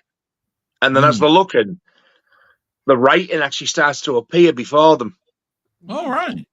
Like, and you see it happening. And whatever happens in these stories, it seems to be something to do with the individual. It's like the book is reading the individual. As it starts to write, they know which one of them it's writing about. So, like, not very nice things happen to certain people. It's not like an anthology. It's like all one film, but like each individual story goes on to one of the characters type of thing. It's a strange thing to try and explain. Right. But it was a lot better than I expected it to be, because I thought it was going to... And it's a 15. I was told it was a 12. Right. It's definitely worth watching. It's different though. I need to watch it again, because like when you're watching it with somebody and you're talking, you're sort of talking in between. Because I watched it with, and he said Pete there, it wasn't Pete. I watched it with Andy and Keith. Keith sent that to me so we could watch it together. So like as I was a little talking, you might sort of like miss bits, but it's one of them films you've got to sit and listen to. Yeah. I got the gist of it, but there's little bits now I'm thinking, well, what happened there? What did that mean? Because you can't just like sit and talk. You've got to watch it. Yeah, I mean, I've often wondered that with watch-alongs, right? Where you and I have done quite a few watch-alongs with friends, and there's always been one person that says, "I've seen this singularly by myself, but I want you guys to watch it because I want to see what it's like." And I've always wondered, when we're talking about it, whether this was a film that you saw yourself and you wanted to watch it again, and that's what's happened, or this definitely was a first-time watch. Because I do think when you're watching it with a group of people, it's a different experience than it is watching it and then watching it again with a group of people. Because when you were by yourself, you were in the zone. Do you know what I mean? It's like, I'm there. There's nowhere else around me. I'm definitely there. But then when you watch it again, it's fun because you know that you can look away and know I ain't going to miss nothing. So I can sort of do this. You know what I mean? And then talk about it later without, and still be confident that you can say anything you want about it because you've seen it yourself. You know what I mean? So I've always wondered whether this film would have been better watching the first time round solely by yourself, or whether opening it as a group has actually opened your eyes, and then you want to go back and watch it singularly just to see if it's a different experience, really.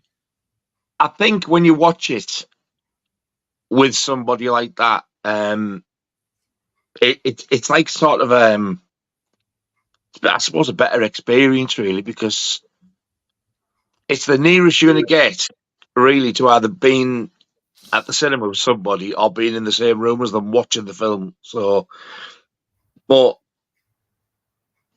I'm glad I watched it with them, but I will now go back and watch it again at some point to see if I can make sense of the bits that I missed. Yeah, I think I will. It's just that it wasn't what I expected. I thought it was going to be like a proper anthology where one story ends, goes to the next. It wasn't like that at all. So a bit like From Beyond the Grave. You wanted it to be a little bit. You thought it was going to be a bit like that, did you? Well, even like Beyond the Grave, that will like totally go away, and it's a different story all of its own. But like one story can be happening, but everybody's around at the time, and then when something else is happening, like they're all still there. It's weird. Yeah. I don't think it's classed as an anthology. It doesn't feel like one.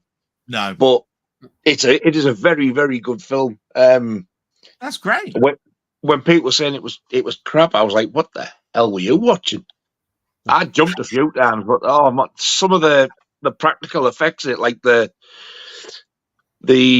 ghouls or whatever they are, they're absolutely horrific. Yeah. I mean, somebody was saying to me that they didn't watch it because of the scarecrow on the front there. Yes, I saw that when you had your video. I went, bloody hell, that's a scary looking bloody scarecrow for a start. Yeah, he ain't the worst. You know, he doesn't look like Wurzel Gummidge, I'll tell you that. That's all I got. I don't think you make that out, but I didn't realise that she was in this film because I've seen that photo. I could just about make it out. It's a bit blurry. It's a bit blurred. I can't see it. Mm. I just thought that was one of these, like, these scary memey things that go on the internet. It's this big, tall, fat, womany thing with greasy hair down here, but the jaw, the head are like that. It is absolutely horrific, and even that's not the scariest for me. Yeah. Well, just to end on a note on that, is it worth buying? If this was what price would you say that I wouldn't get it at that?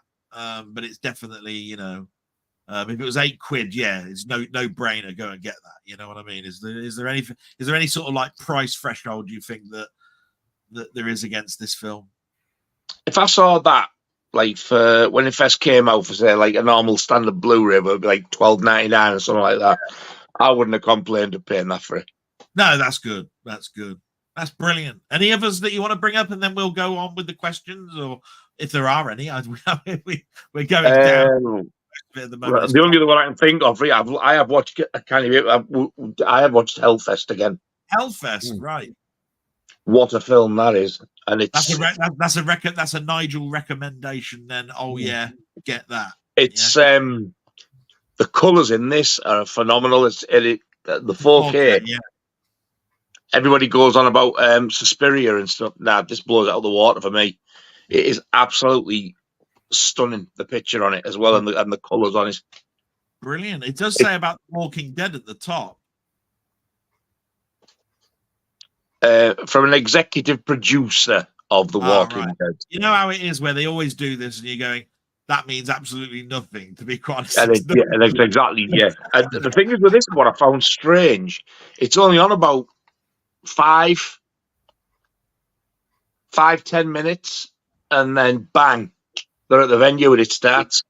It's not like, they're going to talk 20-25 minutes. No, they're there. And is it a slasher film? Yeah. Right. So it fits into the slasher categories, right? And the ending.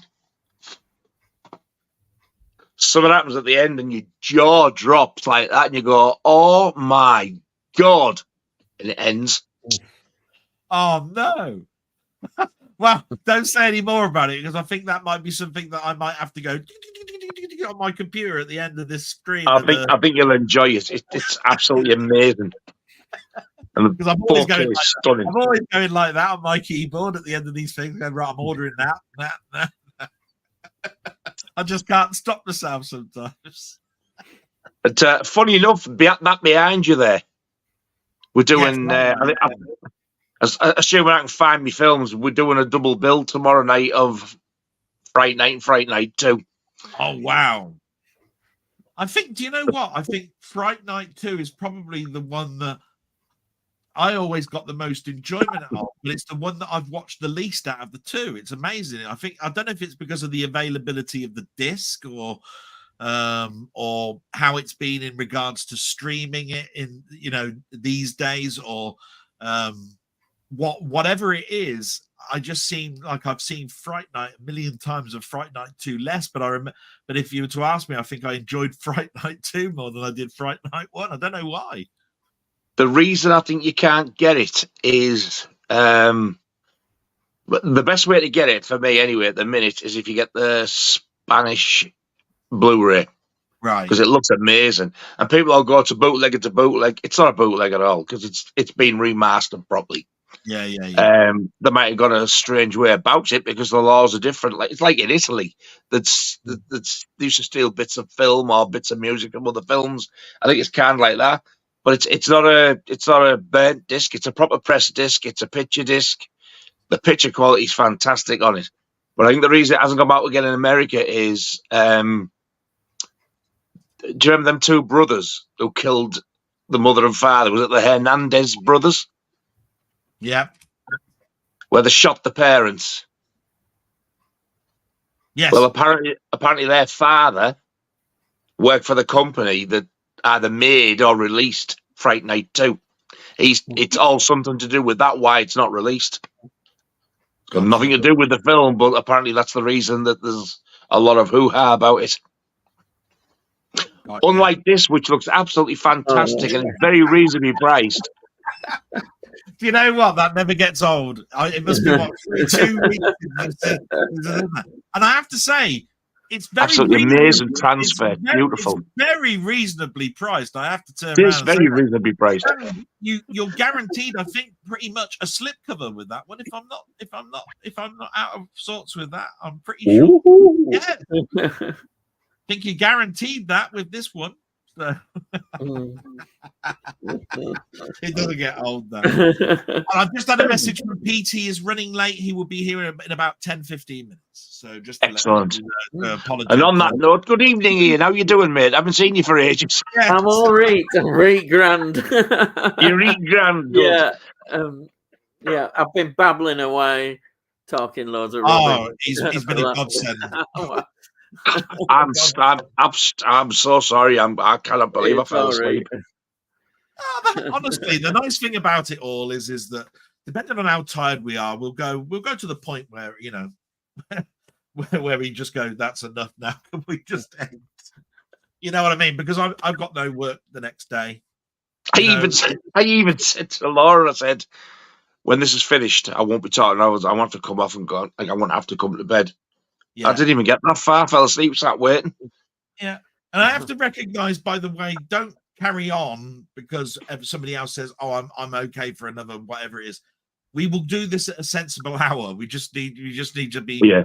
I'm just letting you know that if you wanted to go a little bit longer than I thought that this was going to go, we can do, and then we'll just come to a natural end and just go. Do you know what? That was nice. We'll end it there. That was a nice thing to do. End it there. Not a problem. You know, I hope a few people have realised I'm on because I think a couple of people were going to watch. Yeah, I know. What an idiot! I picked you up everywhere. I was going.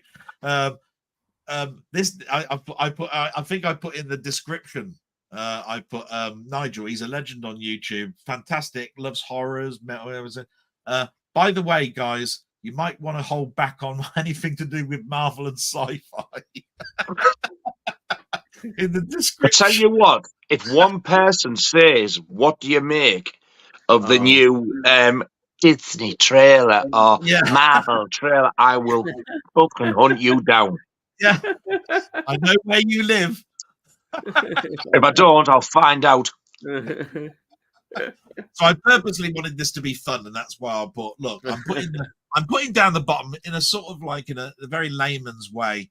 This is the expertise of this person, right? So you know everything about general cinema, right? But you really love your horror, right? You really love heavy metal and stuff. You can go on and on and on about soundtracks and music and all that sort of stuff. So I put general because that covers things like westerns and all that sort of stuff, right? And then it takes away that, but sci-fi, do one. Marvel, do one. We know this. And I wanted people that were coming onto here to know that as well. Well, I mean? oddly enough, I'm not a massive, far from it, fan of westerns either. But I did receive one today in this little baby here. We haven't managed to have a chat about that. You know what that was? We've talked in the past, Nigel, about Play Misty for Me many times. I don't know if you can remember. We talked about Play Misty for Me. And to be quite honest, I knew that it was like Clint Eastwood's directional thing. I remember seeing it on ITV the first time. It was on at late night, and my mum let me watch it because it's a very early 1970s film. You won't have had time to watch the video with you that I've uploaded. No, I think I've watched that. No. I've uploaded a video of that. I'd uploaded it and fell asleep. It's funny you should say that, but the first time it came on the telly, do you remember what they called that series of films? No, not at all. The first time I saw it, I think it was the second one on, because the first one led you into like a sort of false sense of security. It was Linda Pearl, and she played a prostitute in it. Can't remember the name of the film, but the series of films that came on, I think it was a Monday night, was called For Adults Only. For Adults Only. Yeah, that rings a bell. I think the logo they used was like a sort of a carousel thing with the horses on. Yeah. With a black background.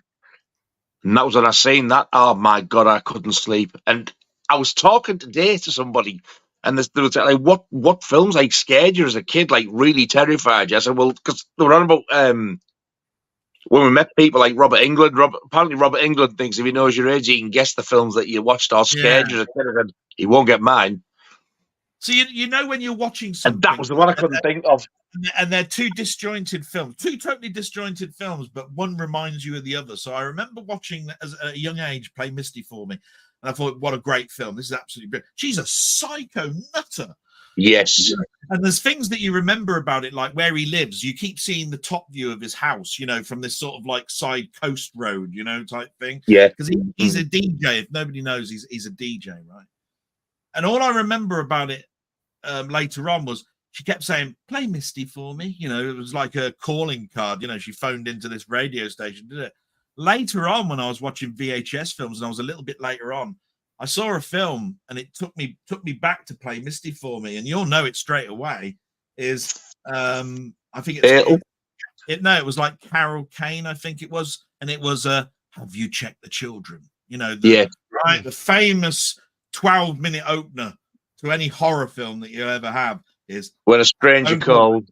Yeah, Have You Checked the Children? And you're just going, well, then you realize, look, he's upstairs, and you get out of the fucking house as fast as you can, right? But it was just, she kept saying, "Can you play Misty for me?" And and in this phone call, it was like, "Have you checked the children?" It was something totally different between each other, but I was going, I'm going to like this film because I remember that. And lo and behold, I love that film. I love both films. I mean, in the 80s, the one I think it's more like is Fatal Attraction. And I thought Glenn Close was absolutely amazing in that film. She was terrifying. But I think Jessica Walters in that makes Glenn Close look like Bugs Bunny. Yeah. She is absolutely terrifying. She's horrific. She's absolutely tapped. And what scares me is how well the bitch does it. And anyway, the other reason that I sent it was on TV, the Eiger Sanction was on. And the Eiger Sanction is an interesting film because it's about mountaineering of a sort, but it's they kill each other off while they're going up this mountain. Quite good. And I just thought, there's quite a few on this film that I bet you any money Nigel's only got them on DVD. At best, he's got them on DVD and got them on Blu-ray. But I wanted you to have Play Misty for me on Blu-ray because I've got Play Misty for me on Blu-ray, and it's an exceptional film. I can't remember whether I've actually got it on Blu-ray. I might have it on Blu-ray, but I can't remember because it's been that long since I've seen it. And the same with The Beguiled, but the other ones, I don't have them at all. Yeah. And I remember seeing Two Mules for Sister Sarah a long, long, long time ago when I was a kid, and I've never seen it since. I'm just so glad that there's a film there. There's a couple of films in there that you'll like. That's brilliant. I thought a scattergun approach would be brilliant. But Ian, have you got any memories of any of the films? I was just thinking of the film. Do you remember when you first saw Psycho? I Yes. must have seen it as a kid. Ooh. It would have been on the telly as well. It'd been really late night. My mum probably said, "Oh, you can stay up and watch it as a treat." Probably on a Friday night or something like that. Treat. Yeah. Oh yeah, me to stay up. Yeah. My mum was into a bit of horror. That's why I saw a lot of old Universal ones, you know. I absolutely loved all them. But I'm sure Yeah, I did. But the still, I watched Psycho. I wish I'd fucked off to bed. yeah. Oh, I loved it. I loved it. I thought it was fantastic. I think because of him, I know the famous shower sequence. That bit of you know what, but when you thought there was something to watch there, but you know, as a kid, but his performance, it just shows you what a performance he did in that film. He was just so outstanding, wasn't he? But I'm sure it must have been on probably BBC One very late at night, but it would have been on a Friday, and it would have been, I think, 1970, 71, probably. Wow. Because films did start to come on telly then. There was often, you could get films show maybe a 10-year gap. Because do you remember at one time? Oh, yeah. Films had come out and you've been waiting bloody ages for a film. It was only at Christmas time when there was a treat that show you a film, you know, a proper film, you know, think, oh, crikey, that's come on. There was a proper policy in place here where you could not broadcast this film without so many years going past. I think it was 5 years at the beginning. And I'm sure they gave a warning as well, as they would have done in those days of Psycho. Definitely, I'm sure it was there. But we absolutely loved it because my mum would be saying, you know, she said, "Come on, you can watch this before you go to bed." And I'm like, oh, great! I knew it'd be really grand, and yeah. Grand. Oh, yeah. But it was just outstanding, wasn't it? Yeah. Hey, you fucking missed you. I haven't heard you say that for such a long time. And Play Misty for me, I do remember that. I'm sure I saw it on BBC One, but it would have been later. I don't know what years. Because when did that come out? It's 60 something, I think. I thought it was 1970, but there we go. Hang on. Is it? Of course, it doesn't tell you on there. It should tell you on like around the rim of the disc, I think. I got a feeling I would have been maybe about 15 or 16. Let me look it up. I saw that. Oh, 71. Was it? Yeah. Yeah, 1971, it says here. Yeah. Because they did start to change the policy. You did start, when 70s really got going, you started to see films a bit newer. Definitely. There were more newer ones coming in. And I must have seen Play Misty for me in 70s. Definitely. I was, I would have been at school. I think still at school. But later, they're getting, you know, older. Yeah, because they had schools up near Leeds, didn't they? So I remember. Yeah, these Southerners, you know what I do with them. Hopeless. Bayek, they're hopeless. Because Leeds have, you know, a whole new meaning to blackboards, you know, and all that sort of stuff. You know, when you're up there, you know, they're only just on Gaslight up there in Leeds. Haven't paid the Alecki bill yet, so you know. God. Anyway, I found the place where we stopped off with the comments because I'm pretty sure some people have been asking a lot of questions now. Nigel's around, so we better start getting down to those questions. And that was the last one. I think it was £6 for a £1 bag of sweets in the cinema these days. Damn right, bloody expensive. I'd rather starve. Yeah, Tony's. I remember those local cinema adverts. They seem comical looking back at them now. Yeah, very true. Talking about old ads in the cinema, do you remember Telly Savalas doing an alcohol ad saying, "I know that you know that I know"? I don't know. No.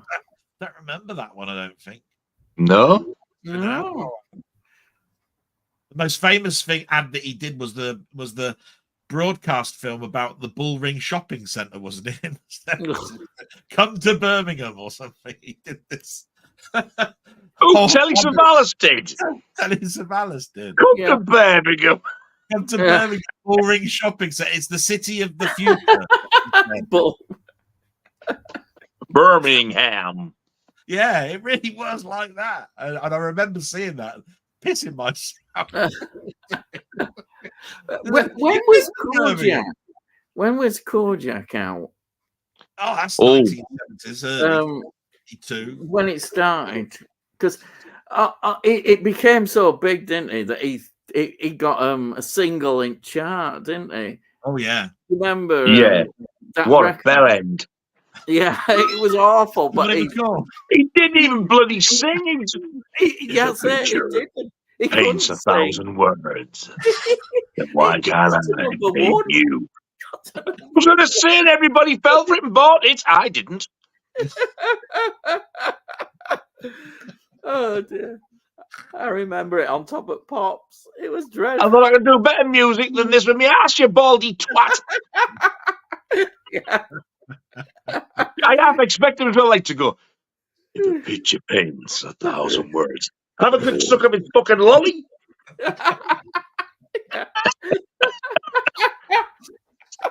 Oh, amazing. Right, what else we got? Tony's got Patrick Allen's autographed when he was promoting a new Barrett estate. Oh, yeah. Yeah. We were talking about Barrett Homes and the helicopter. Do you remember the whole helicopter that went across with the Barrett Homes? Yeah. He's in one of the most disturbing films I've seen to date. It's an old black and white Hammer one that never takes sweet from a stranger. That's right. Oh, right. Yeah. You recommended that, and I went back to it, and I went, how eerie is that film? Shit. And then when you got the two... do you know what? I should have shares in these things, because I think when I mentioned that, I think Indicator's sales of that must have gone up, because every fucker went and bought it because of the way that it... I couldn't tell you how shocking it was. I was like, you need to see this film. Yeah. Even though it's like back in the day, it's black and white, you can tell it's set in like older years, like, but it's still even more so now prominent.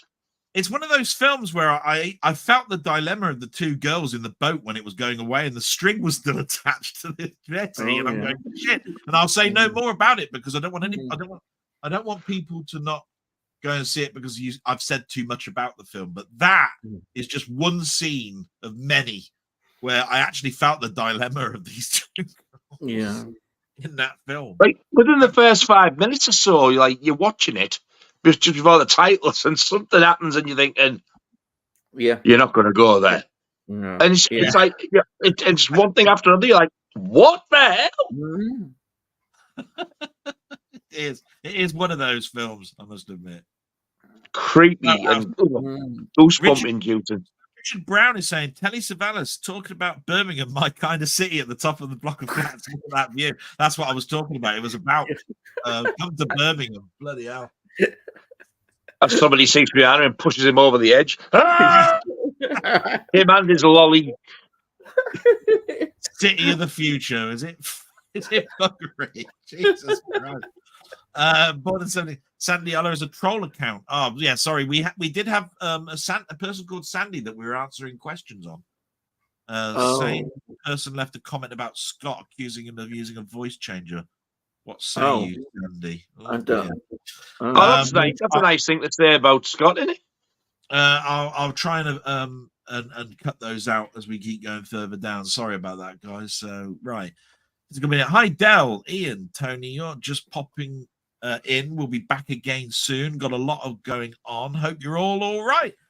Wonderful. Thank you so much, Physical Media. Brilliant. I haven't seen you for a while or so. He hasn't, He'll be re-grand, no doubt. Yeah. My granddad always used to say, I say, he says, no, I'm not all right. I'm left as well. That is the shittest joke ever, but we all did it was. He said it all the time. Anyhow, text all sorts. So I'm just going past all of the stuff about Sandy. Unfortunately, it does go on for a while. Yeah. So we get to Danny. Danny, and he's done a really nice thing. He's put, please give the stream a like. That's very nice of you, Danny. Thank you very much. I remember mentioning Good this lad to is Danny. Nigel. It was a couple of weeks ago, and he just thought, "Do it off your own back, mate. Why not have a go?" And I thought, you know what?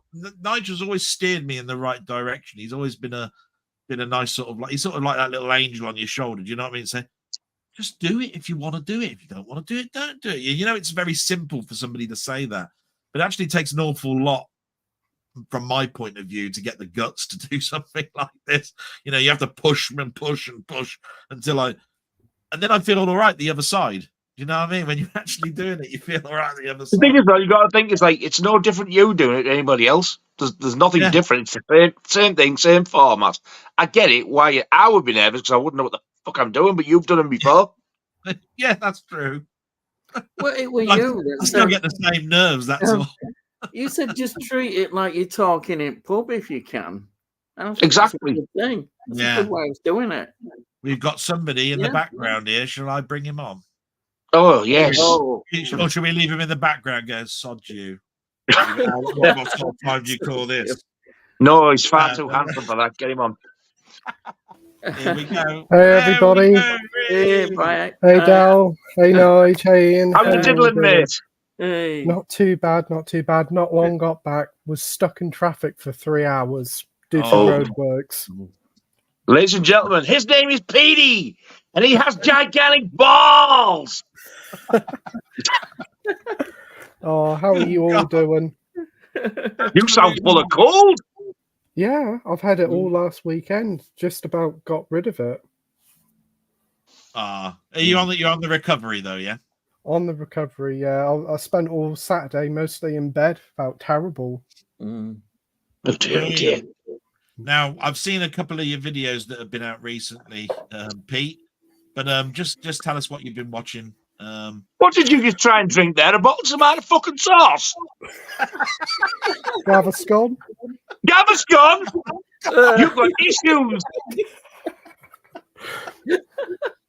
I couldn't see what I was feeling, so I just felt the nearest bottle I could find. Hey, I'm just going to have a cheeky little beverage. What you having? Gaviscon?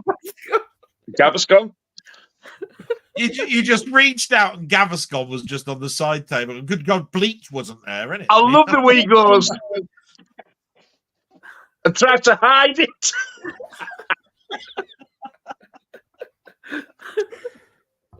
Well, it felt like the right density for a bottle. I just picked up. Just imagine what is it you're drinking? What is drinking? Have you got beer there or something? A cider? Copperberg Summer Punch. Bah, you fucking come a long way from I don't drink. Yeah. I'm on Fanta. He knew he was coming on here. That's why. Tastes like Capri Sun anyway. Alco Pops. Yeah, for God's sake. Anyway, I was saying, Pete, what have you been watching recently? We always ask that, don't we? Watched the new Furiosa film. Really enjoyed that. Brilliant. Yeah, that was really good. Now they're saying that film's bomb is bombing at the moment. You know, it hasn't taken an awful lot of money over on Memorial Weekend over in the States. Is there? Do you think there's anything in that film that is stopping people from watching it, or do you think it's just a sign of the times? Could be a sign of the times, and also it's a prequel to a 10-year-old film that didn't make a lot in the first place. Right. So do you think it was a bad move for them to make it then? Oh. Is he still there? Yeah, I'm still internet just keeps cutting out. Oh, okay. I just asked your opinion on whether you think it was a film that should have been made then. It probably should have come out about like a year or two after Mad Max Fury Road. I think probably 9 years was too long. But it was still a really good film, and it's definitely something different to what you get nowadays with blockbusters. But 200 million nearly for a Mad Max film, that is pretty niche. It's probably too much of a budget. Yeah, because I mean, the other side of this is that Maverick. How long ago? What is the difference between the years between Top Gun and Maverick, and yet that made millions. Yeah, that made nearly $1 billion, I think, when it actually physically came out. So why is this one then so tanking with less year gap between the two films? That's my question. Could be something as simple as because there's a female lead, even though I think the character's brilliant. That could be a thing with some people. I have heard that. Yeah. A female lead? Mad Maxine? Yeah, Mad Maxine.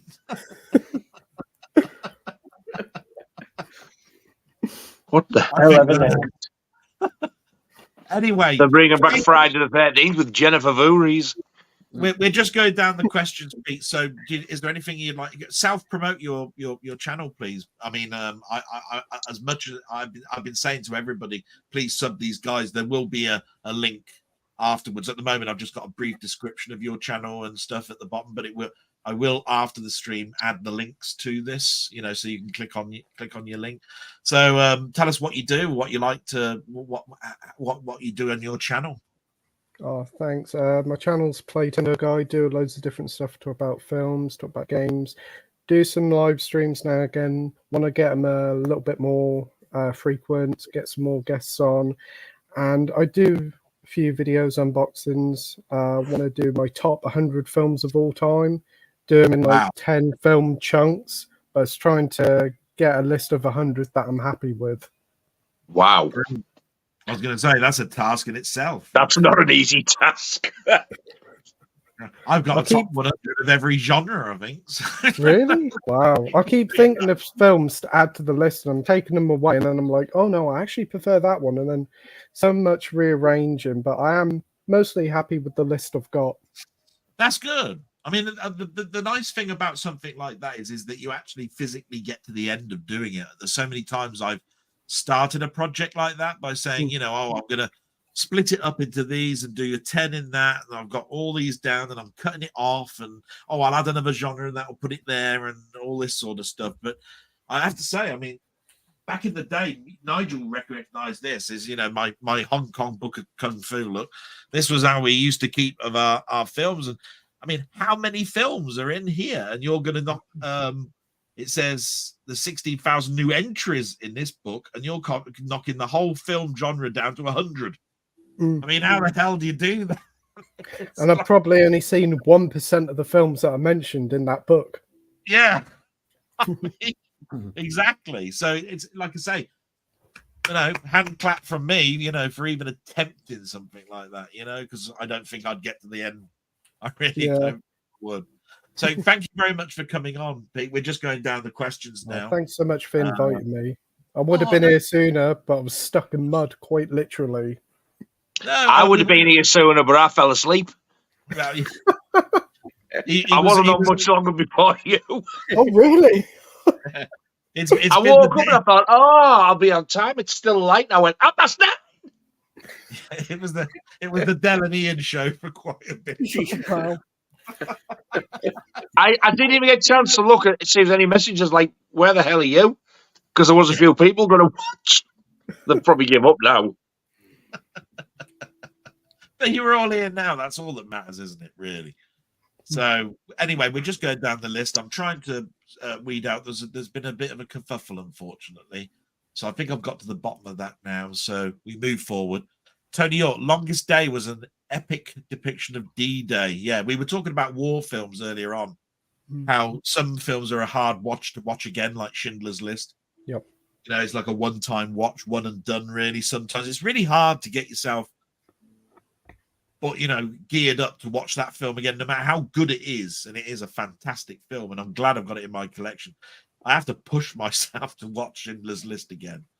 And we were talking about when was it best to watch a war film? Like, do you think they were done back in the day better than they are now? Because 1917 and All Quiet on the Western Front have all been great modern war films. But some people will say if you watch A Bridge Too Far or Where Eagles Dare, that's the time when you should be watching war films because it was less special effects and more story and all of that sort of stuff. So we'll ask Ian and I have given our answer to that. Have you got any thoughts about war films in general, whether they still have a place, whether you think they're better made now.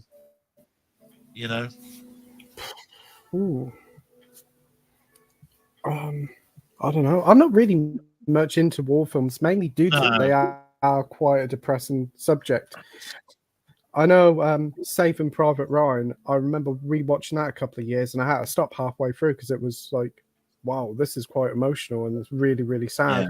I think both old war films and new war films both have their own place in film history. And I would say if you want more thrills, the newer ones are for you, but the older ones do tell the better stories. I suppose it caters for everyone. Yeah. Just quickly, Nigel, if you don't watch a lot of war films, we can go past it. But have you got any stories to say about war films, like with your dad you used to watch, or there's a couple of ones that come to mind when you think war stories? Or never used to watch them with my dad. He liked them, but I was never ever a fan. But if people said, I was on a stream like last year, I think it was, and somebody said, "What's your favorite war film?" and I kind of cheated a bit. So I said, "Oh well, actually, I do have a favorite one, and it's Jojo Rabbit, because it's like a bit of comedy in it as well." Yeah. But then when I watched Hacksaw Ridge, that absolutely blew me away. I thought, what a film that was! It was. I don't. It was a couple of hours, but it was one of them, and I've never known a war film do it. It went like that. I was just so engrossed in it, and you go through so many different emotions with it. Like, what a film!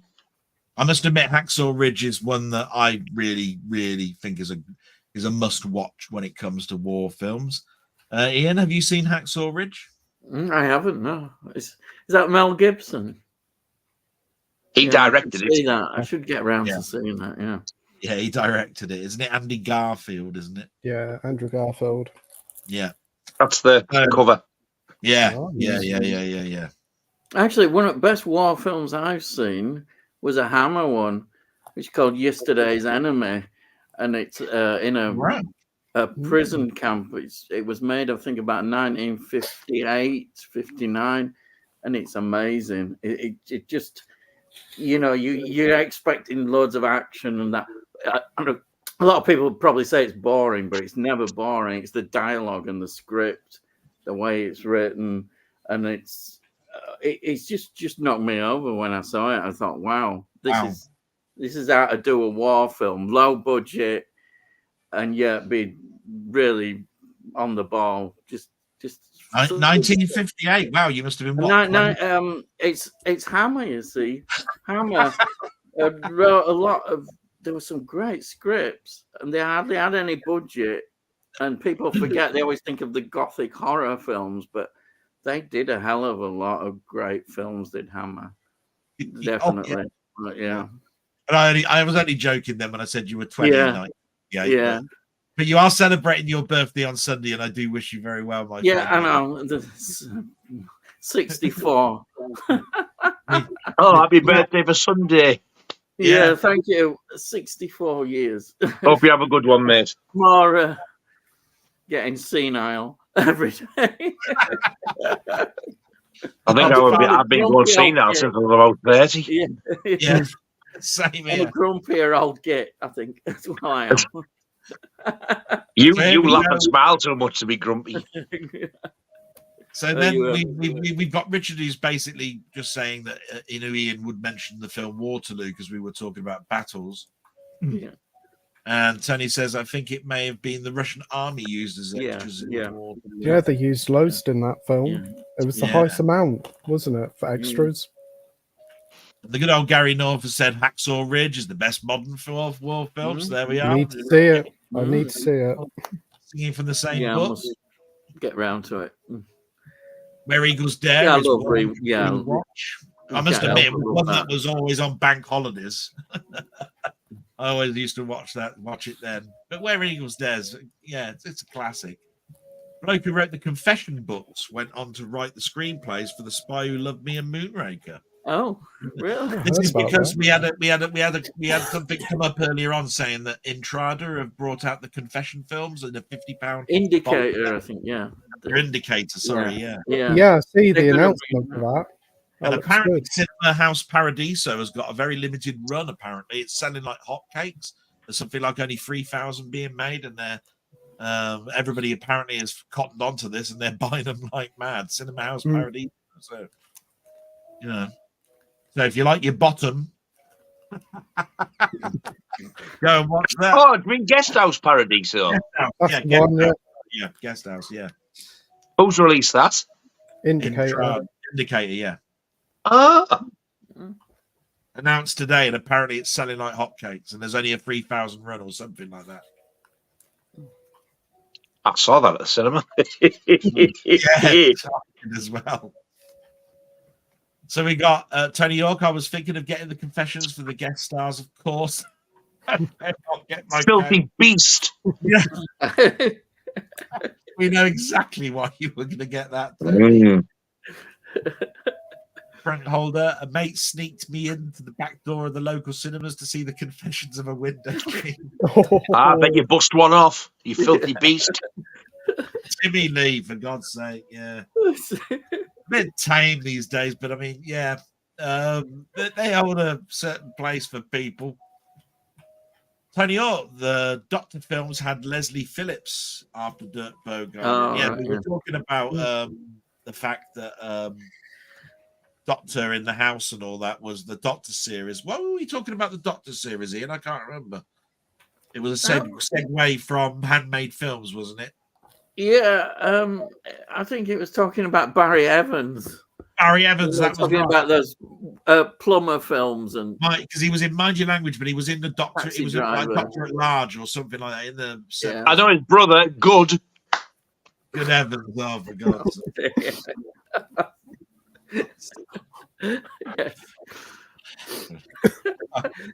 Yes. Don't know why I bother. There's that mute button. Oh, that's a cracker, yeah. Bridget Bardot was in the was she?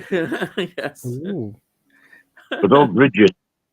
This Is Your Life, Timmy Lee. That's the tune, isn't it? To I think that's the window cleaner one. This is your life, Timmy Lee. Yeah. Great. Oh. No, I don't think there was ever one song or band that did a memorable song for the Confession films. They were very awful. Going on, Rosie Night Nurse. I remember the cover to that in the old video days. Do you not remember that one, Night Rosie Dixon? I don't even heard of it. God, yeah. The cover was just the cover looked good, but the film. Yeah, you sort of went along the horror shelf going, oh yeah, it looks a great film. To the right of that, there would be the Flesh Gordon and everything, and you'd be sort of like going with your eyes like hello, Ginge. So yeah, happy memories of that as well. Let's see. Tony York, the Rosie Dixon film, as an extra on the Confession set. Oh, right. So that £50 box set, you get Rosie Dixon thrown in for free. Ooh. Brilliant. Si's come back with the first Omen is a direct prequel to the original. Yes, we were talking about the first Omen. Pity you guys weren't here at the time. It's one of those films that I wanted to go and see but didn't quite get to it. I was talking about the fact that sometimes it's a bit when I don't want to listen to what people are talking about a film because I want to go in fresh, right? But I couldn't help but hear some people talk about it, and it made it difficult to know whether it was a prequel or not because people were talking about scenes that I swear were in the first film, like the priest walking through the churchyard and suddenly he's skewered by a metal rod that goes through. I said, well, that's in the first film, so how is this a prequel then? How can that be in this film as well as be in the first Omen film that I saw back in the 70s? So I still don't get is it a flashback? Anyway, I'll learn about it when I go and see it. Now, have you guys seen the first Omen film? No, but I've heard it's quite good. It's on Disney Plus now, I think, because Si watched it last night. So yeah, I'd be up for watching it. I've heard it's not too bad. Yeah, I've heard. That's what I've sort of heard. I've heard more good things than bad things, is what I want to say. But I've tried to steer away from being swayed because I really do like the Omen films. I remember buying the first Omen film on Laserdisc. In fact, I've shown Nigel the Laserdisc when I was just going through a few of my collection. And I was going, look, there's the first Omen film. What, you had the Omen on Laserdisc? Yeah. And like I say, I even like, some people say the third film is the weakest, but I still like that film. I think it's a great I like film. the third one. Have you seen the first Omen film yet, Nigel? Are you looking forward to seeing it? I've not seen it. When it first got announced, I was like, oh, God, I just don't have any interest in this whatsoever. But then I've heard nothing but good about it, so now I actually do want to see it. Yeah. I don't think it's got a physical media release date yet, has it? That doesn't surprise me. No. I think it's a Disney Plus exclusive, very much like Prey was. I think it will get a physical release in probably a year or two time. Yeah. But I think they're going to keep it on there for a little while because it didn't do very well at cinema because it came out at the same time as that Sydney Sweeney one. And that's very similar. Gotcha. Yeah, it makes sense. Plus the fact that Disney are not exactly like forthcoming with their physical media at the moment. They're doing them in batches of 4. And it seems like there's about a couple of months between each ones, and they're like 50 or 60 quid because it all seems to be the series stuff, the stuff that's 10 episodes of a season and so forth. So it'd be nice for them to get back to doing a couple of films just thrown in at normal price. I mean, can you do that, please, Disney? Because the 60 quid's just stretching it a bit for me. Anyway, if they're watching, then we got Mac Chats. He says, "Hey all, hello, Max. Nice to see you. Good evening, Mr. Chats. He's still here because that was at 9:30. Unfortunately." George Harrison paid $3 million to get Life of Brian. He said it was the most expensive cinema ticket he ever paid for. Yeah, this was where we were talking about handmade films. Where did it come from? Handmade films, because we were talking about the Long Good Friday. Yeah, and I believe that the first Monty Python film, the Holy Grail, was a self-funded film through rock stars, and I think handmade films comes from that pedigree, that background. And I think it was after the Life of Brian that the physical logo for handmade films came out. I'm pretty sure it's not too far after that. So we were just deliberating, a little bit about film history. So like George was my favorite Beatle. He was really nice. Brilliant. I never met the guy. I'm sure he was absolutely wonderful. Muckman Movies. Good evening, chaps. Roles reversed. Hello again. Yes, he's. I've gotten to know Muckman Movies. He does a fantastic channel himself. He's been going through his westerns and so forth just recently, hasn't he? Ian. He does all sorts of stuff. Yeah. So we move on to Tony York. I got a DVD off eBay of Pearl and Dean adverts. Crikey. I must admit, whenever I want to cheer myself up about adverts, I must admit, when I go to YouTube and I type in cinema adverts, Pearl and Dean's always there, and it always makes me smile. And we talked about that the other day, Nigel, where I said that tune is ripped off, I'm sure, from that that single, something about MacArthur Park or something, isn't it?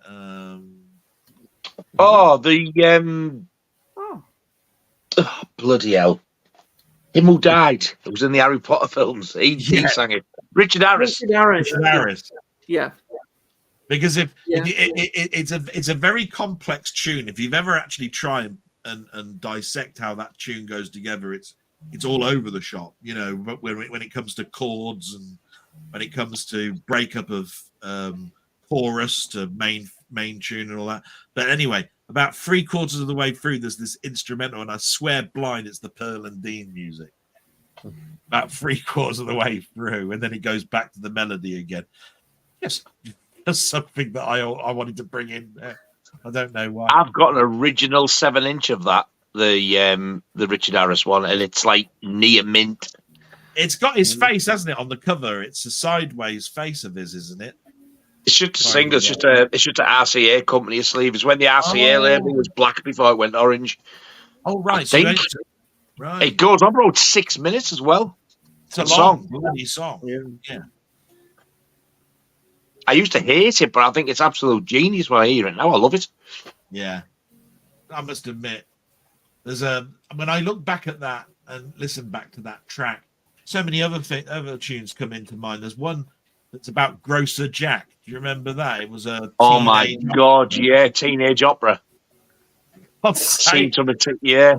And I don't know why, because they're not linked in any way, but it's just that it's that period of music that was coming out, and I'm sure I'm boring everybody to death, so we'll move forward. But I mean, Grocer Jack, God's sake. Grocer Jack. I loved that when I was a kid. Yeah. I just used to like it when I used to keep thinking that apparently all of the parents sent their kids out to go and get this grocer out of his bed and he's dead. I couldn't think. Can you remember the name of the bloke who sang it? No. Keith West. Keith West. Oh, Keith West. Oh. You know, Mrs. West's son. Oh. Yeah. I know his brother John. John. Oh, for God's sake. Something a bit fishy going on here. Yeah. Oh, dear. Got to get yourself a beer, Nigel. I don't think I'll ever hear that tuna again. That tune again. Oh, no. Oh. Newsflash. Oh, my God. Oh, my God. Oh. Just received my limited edition signed print of Alien by Jim Moore, a.k.a. Vic Reeves, number 4 of 50. That's cool. Wow. To admit. What's Alien got to do with Vic Reeves? No. He's retired, hasn't he? He doesn't do any comedy anymore. No. He's an artist. Yeah. Oh, right. He's an asshole. That's why. He doesn't even speak to Bob Thingy anymore. No. I heard that. Oh, wow. Yeah, I don't think they do, yeah. That's why he's palled up with one other comedian and they go fishing all the time and that. And they both got Paul Whitehouse. Paul Whitehouse, isn't they? Yeah. Paul Whitehouse. They've both got heart conditions as well. So yeah. Tony York, evening Muckman. So he's saying hello to himself. All right, Tony. Got my copy of Scary Stories to Tell in the Dark Blu-ray. It did take you up to that first thing that came. It was literally the third comment of the whole evening. That was Tony York. As a punishment for Nigel being late, I'll think up a Marvel question. Not really. As not a fan. Thank you so much. Yes. If you run out of milk, would you be prepared to use Marvel? That's the only fucking Marvel question I want. That was awful. Well, Marvel, bloody awful. Anyhow, I didn't mind it. It tasted shit, basically. Shit. I have fun memories of it because my nanny used to use it. Oh, yeah. What was it that Lenny Henry used to like putting in his bread? Was it a condensed milk sandwich? Oh, coffee, mate. Oh, that as well. That condensed milk, that thick, gooey stuff that was sweeter than sugar. That stuff was fucking vile. Oh. It made honey taste like lemon. It was that sweet. Yeah, it was on Tiz, wasn't he? He was telling all these kids to eat condensed milk sandwiches. Pour some condensed milk on your fruit. You'll like it. Really? It was that thick. It was like, would you like 2 lumps or 3 of condensed milk? Awful stuff. Yeah. Pete is busy deleting the. Oh, right. Apparently that fucker's been trolling me for months. He has. Yeah, that's the reason why I ain't been online. Right, and I might go if there's loads of these. Yeah, sorry, I do go. We've got rid of the comments at the top, but we didn't know anything about. Who is it? Born in the 70s gaming. I think he's been on Scott's stream. He's been bullying me, sending me messages on Instagram, commenting on my YouTube videos all the time. He's been doing it for the past 3 to 4 months. And that's born in the 70s there? Yeah. Huh? He's been leaving loads of sarky comments on mine. The other day I had a message on there saying like, oh, it's about time you start replying to comments. And then when I replied to comments, he deleted them. He actually replied to a load of people pretending to be me. Fuck. So that's the reason why I ain't been about, because that fucker. So there you go. And he's got a different name on Instagram, and he's always following me on there, leaving funny comments as well. Apologies, Pete. I didn't mean to cause you distress there. I've been trying to get What the fuck? Yeah. Don't these people have anything else better to do? It upsets me when I hear about all of that. I didn't want to cause any sort of distress. I've been going past it all, Pete. I didn't even know what the story was. So It doesn't upset me. It boils my piss. Yeah. To be honest, I don't really know what I've done to him. I honestly don't know. He's just been. Yeah. I'll tell you later. Yeah. We'll try and bring back the fun back into this. I do it. Like I said, Pete, I didn't know anything about it. You're okay, Delboy, don't worry. So Sai says, Delboy, have you seen the trailer for season 3 of The Bear? It looks decent. Also, have you seen that they shot seasons 3 and 4 back to back? Now, this is something that Denny advised me to go and watch, was The Bear, and Sai actually said the same. And I'm hoping that I'm going to be able to get caught up with an awful lot of TV and films, because one of the things that the doctors did say to me in regards to my health is that I will feel differently after I've had my procedure, that my blood pressure will sort of like virtually be good, like 50, like 9, a good, what it should be. I'll be very close to what it should be, and that should also bring my energy levels back, and my oxygenation of my blood will be better, and I won't be falling asleep. Because the hardest thing for me to actually try and address in all my blogs is the fact that I love watching movies, and I'm sick of having to watch a film 5 times to get to the end of an hour and a half film. I will fall asleep within 20 minutes. Then I have to go back and I have to watch the next 20 minutes, and then I have to go back and watch the next 20 minutes ad infinitum until you get to the end. It ruins the experience. So it's very difficult to watch a series of films, a TV series that's 10 episodes long, because it will take me 4 attempts to get through the first episode. So, it will just ruin it for me. I'll just give in by the second episode, and I won't have watched all of it. So I really want to watch The Bear, but I find it's hard for me to start it, because I'll just find that I'll get to the end of episode 2 and say, what's the point? I can't get to the end of one episode without falling asleep, and it's not the program's fault. It's just my health. So I'm looking forward to really the end of Monday, in a way. But anyway, we wanted to go back to something sort of like fun. So Jim Jam is here. Good evening, all. Hello, Jim Jam. Hello, mate. Jim Jam News TV, brilliant. Still in Sky Skeg Vegas. Yeah. Wow. Haven't been there for years. That's where he was yesterday. We left him in Skeg Vegas. I've never heard it be called that before.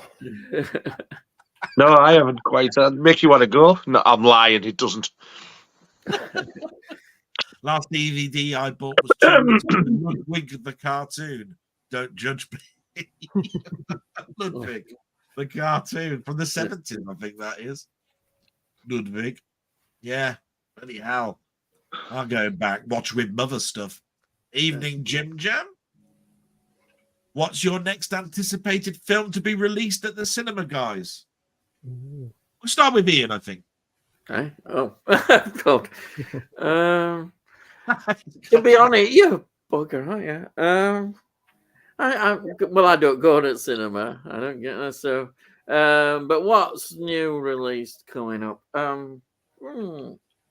I know the newest film that I might be interested in, because is The Watchers, which is M. Night Shyamalan's daughter is directing that. Athena, I think her name's Athena or something like that. Shyamalan. I've seen, and I did actually watch the trailer. I thought the trailer looks quite good, and I'm one of these people who actually don't mind him, and he's influenced his daughter, obviously. But she's been, as far as I know, she's been doing some second unit directing on some of his films. Has been learning, Right. and she's got this film out, and it looks interesting. It's set in Ireland. It just looks interesting. So that's the one I'll just pick. I mean, there's loads you could put down, but I'll just put that one. Yeah. Brilliant. We'll go to Nigel next, I think. I mean, I know that you go to the cinema a couple of times this year, haven't you, Nigel? You've been seeing a couple. Do you know of a film that will come out before the end of this year that you'd like to see? Is there a horror film or maybe something that you've heard of? Oh, there's two. I want. I'm pissing my pants for Maxine. Right. And Terrifier 3, which is coming out October now. It was originally December, but they're bringing it out in October. That's great. Yeah, I mean, I've heard of both of those. Maxine for definite. I think anybody that's been on the sort of like chat circuit, as I call it, talks about Maxine an awful lot. But I've actually seen the trailer for that one. I'm quite intrigued by that one as well. Pete, is there one to add, or is that one of yours as well? Anticipated films? Alien Romulus. It looks really good. Looks like it's going back to the horror roots. It's going to be directed by the Evil Dead remake. Yes. It sounds like it's gone back to the days of Pompeii, Alien Romulus. yeah. It's Frank Howard in that. Caesar's version, yeah. It's he not. Salute, yeah. Yeah, I mean, so I just forgot where I was going with that one then. So is that the only one, Alien Romulus? I mean, the last time I saw the Alien Romulus sort of like was just a 1 minute little trailer. Have they done a different one since? Or is I think they have done, but from the sounds of it, it looks like they're going to go the practical route, no CGI, and it's going to focus more on horror and less on the sci-fi stuff. So that looks good. Maxine looks good. And I'm going to bring it up, Deadpool 3. Deadpool 3, yeah, okay. Slap on my fucking thigh. Call me Rupert. I must admit, they have got Story tights 11, I think, may come out in December. I like that one. I like Saw 10. Saw 10 was brilliant. It was a surprise, I think. It was really good. Oh, I watched that the other night. Yeah. You like it? I got the full. I was disappointed. Oh, I enjoyed it. I think because it had more character, it had a bit more character development. I felt sorry for him when he gets yeah, I did. But he gets his revenge back in that way, I think. For about the last 3 films, they need to fucking let it go now. No more, please. But they're supposed to be doing another one. They can't help themselves. Coming out next year. I don't know what that actress who plays Amanda, I don't know what work she's had done, but oh dear me. Really she's had a lot of work done. She should have grew old gracefully because she looked far better for it. Yeah. I barely recognised her. She got these implants in her cheeks. I was like, they've got somebody else. I went, oh shit, it's her. Nah. That leaves just me, really, doesn't it? What do you think about another Scream film now? It was off, then it's back on again. I'm glad because not only is Nev Campbell back, but Kevin Williamson, who wrote the story and the script for the originals, directing it. Oh, wow. That's good. Yeah. So I'm expecting this one to blow 5 and 6 out the water. Does that be next year, I presume? Or is it going to get in this year? Probably don't think it'll be this year now. Yeah. I think if she hadn't have opened her mouth about her political views and then got sacked, and then General Ortega left as well, and then the director left, I think if all that crap hadn't have happened, it probably would have been out this year. But when people always say everything happens for a reason, we've got Nev Campbell back and Kevin Williamson's back. Yeah, I think it's going to be brilliant. And they've paid her the money she deserves as well this time. Yeah. About time. Yeah, because they know she was missed. So let me think. I knew that isn't there supposed to be a new version of Gladiator out, and I'm not really looking forward to that at all. Gladiator 2. That is one that I'm glad I will probably miss that one. Like you, Alien Romulus intrigues me, so that's one that's on my radar. But I heard when I looked at all the future releases that were coming out this year, well, isn't there a Quiet Place has got another film coming out this year? Coming out in a few weeks' time. And I've heard good things about that, so that one intrigues me. So I'm going to mention the Alien and that A Quiet Place because I think everybody's talked about Maxine. I think that's a done deal for probably all of us on the stream. So I think it's. And the first one you mentioned is a cannibal film, isn't it? Although when the cannibal ate the lady, he got indigestion. He was still Gladiator. Oh, Jesus! Oh, crikey! I really do need to find that. Have some of this for the indigestion. I need to. Don't see what it's done to you. I need to be quicker on that mute button. I should start in charge for this shit, you know. Available for bar mitzvahs, ladies and gentlemen. Right. Then we moved to Evening Danny and Eddie. And then we got Sai saying Maxine. Yeah. Maxine. Tony York says he remembers seeing Ludwig on TV. Yeah, that's what I do. I remember seeing that on TV. Where do I sign up to be a future guest? Well, it's supposed to be a one-off, really. We'll see how things go. Jim, I'll be very happy to see other people come on, but this was just me saying thank you, really, to Pete, Nigel, and Ian. You've been both stalwarts. Pete, I remember inviting me on that first time. I was nervous as hell.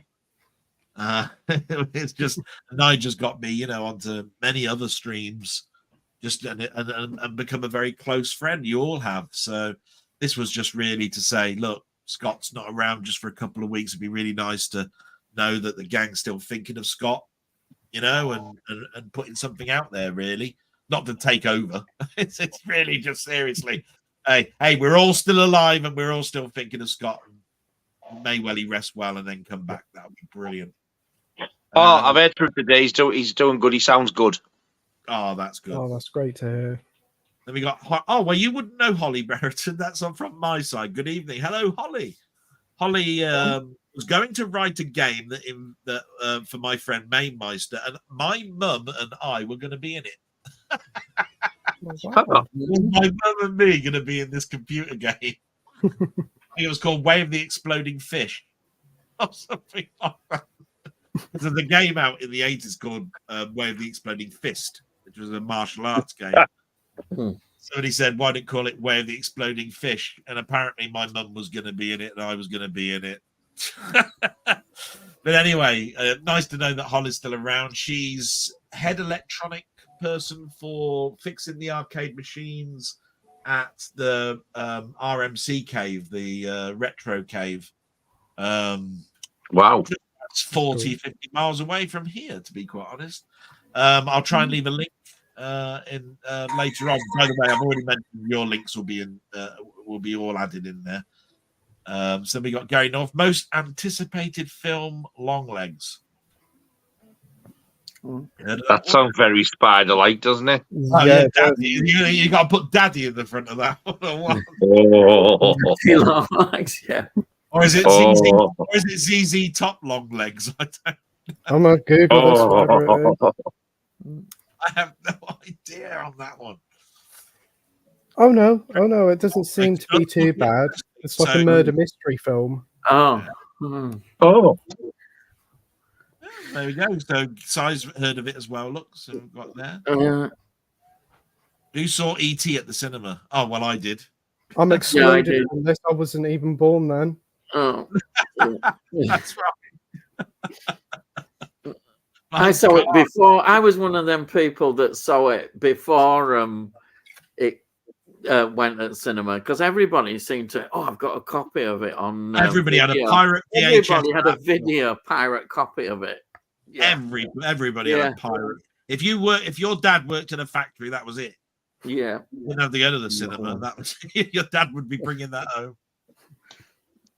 I have to say that did happen a lot back in the day. Do you remember E.T. at the cinema, Nigel, or days when you had the pirate copies were around floating around of that? I had neither. I had to wait until the official rental video came out. Really? Wow. I remember there was copies of that, Rocky 3. What else was quite popular as a pirate video? I did see Poltergeist the first time on a pirate dodgy one. Yeah. Just trying to think of the films at the time. It'll come back to me, I'm sure. I'm swear I got dementia. Got my copy for $7.99.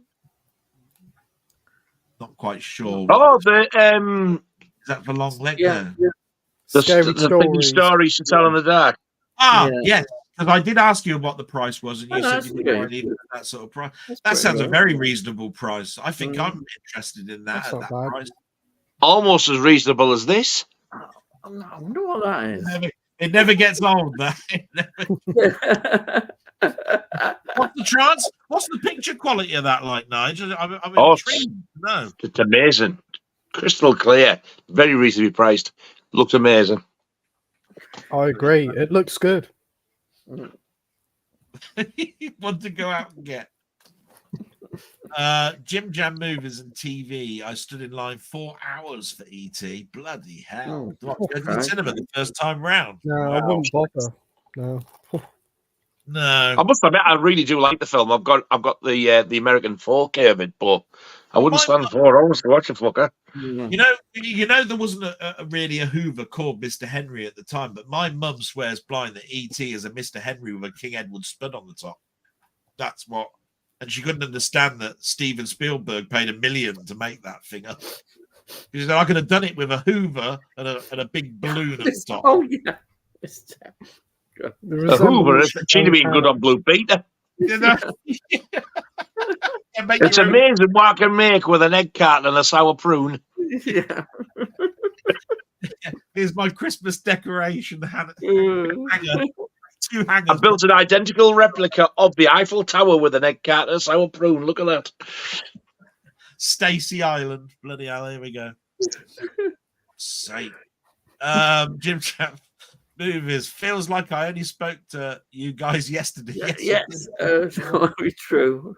That's quite true. Yeah. Wow, Si. Yeah, because he was talking about standing in line for 4 hours. Most anticipated film, Horizon. Heard of Horizon. Or Horizon. Nope. Not Never heard of that one. Can't say I've heard of that one. Si said he was 8 at the time when he was stood in line for 4 hours. 8 years old, just stood in line for 4 hours. How you had the patience of a saint. Damn. Yeah. Oh, I couldn't stand in line for longer than 30 minutes without. That was 1982, wasn't it, E.T.? Yeah. I was 14. Wow. Yeah. Yeah. So Jim Jam says, if you was to host a horror evening, what 5 horror films would you show? That's definitely Nigel's first question. That is a damn good question. 5. I would probably try and avoid the obvious. I would definitely show Hellfest. What a film. Right. I'd go for My Bloody Valentine because that film is just absolutely love it. I would, for something different, go with Late Night with the I Saw the Devil. Sorry, not Late Night with the Devil. I Saw the Devil. That's quite a modern one, isn't it? Yeah, it's brutal. Probably Terrifier. Yeah. And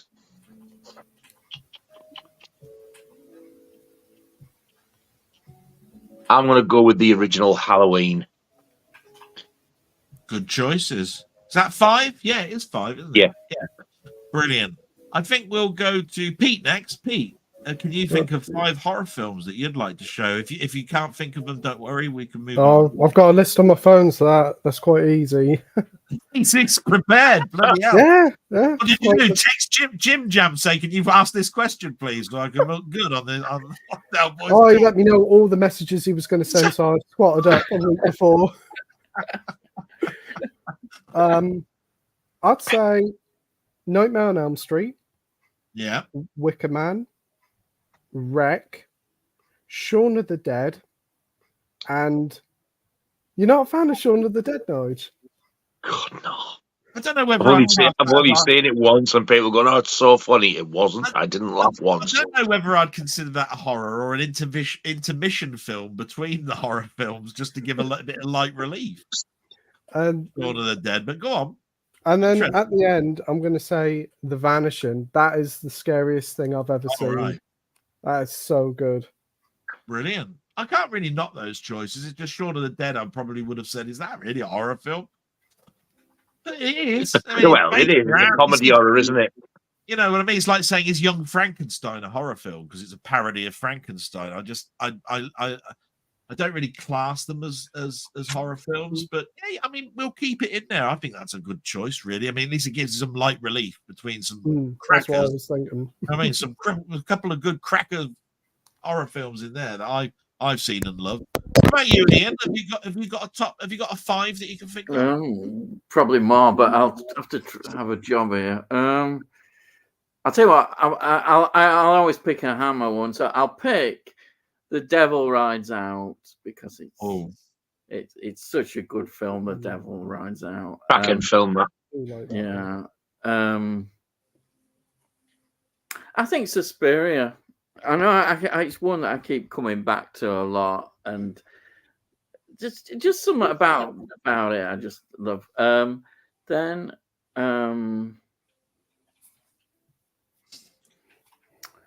Wicker Man.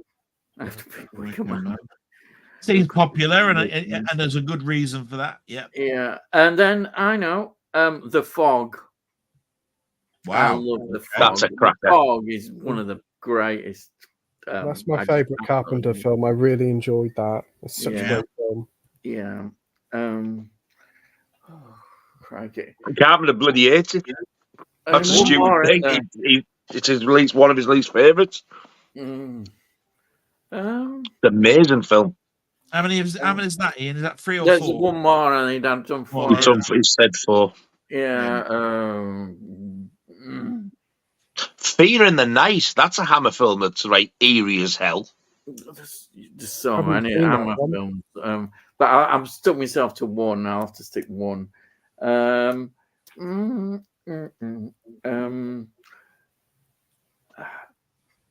You know what? I'll pick an obvious one because it's because of that opening scene, the Scream.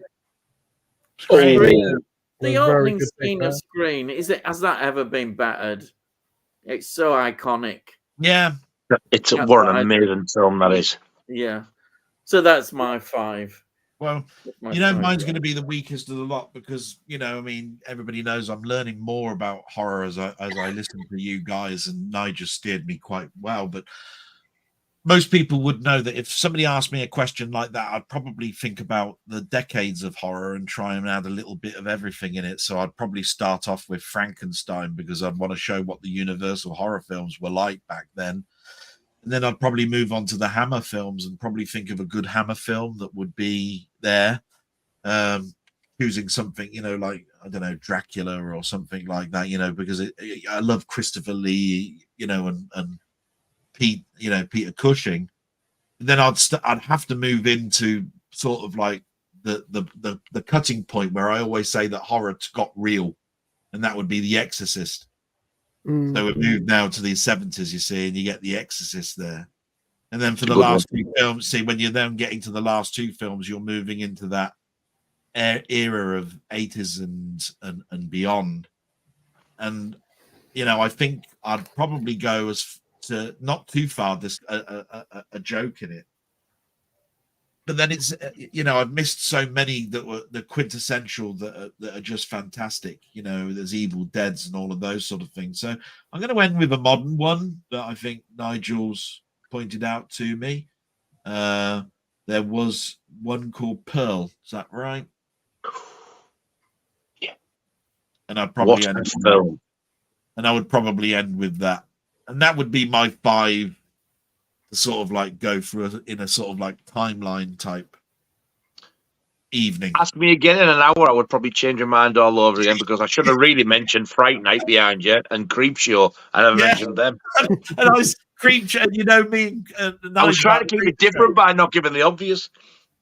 See what I mean? It's just that when we are blessed at being able to see so many good horror films, and they're told in so many different ways that we never get bored of, even if somebody retells something in a different way, and you just go, "Oh, that was similar to that." We're still frightened, still shocked. It's one of those genres that I'm so glad that I'm learning a little bit more. I've been surrounded all my life by people that always used to watch this type of stuff, and I was watching other stuff, and I was going, "Ah, you're watching that, yeah, I'm watching this." Have you seen The Church? I would put that's Michelle Sova. Is it Soavi? Italian. The Church is such a great film. I've never heard of it. In my mind. Did you get this, Ian? Yeah.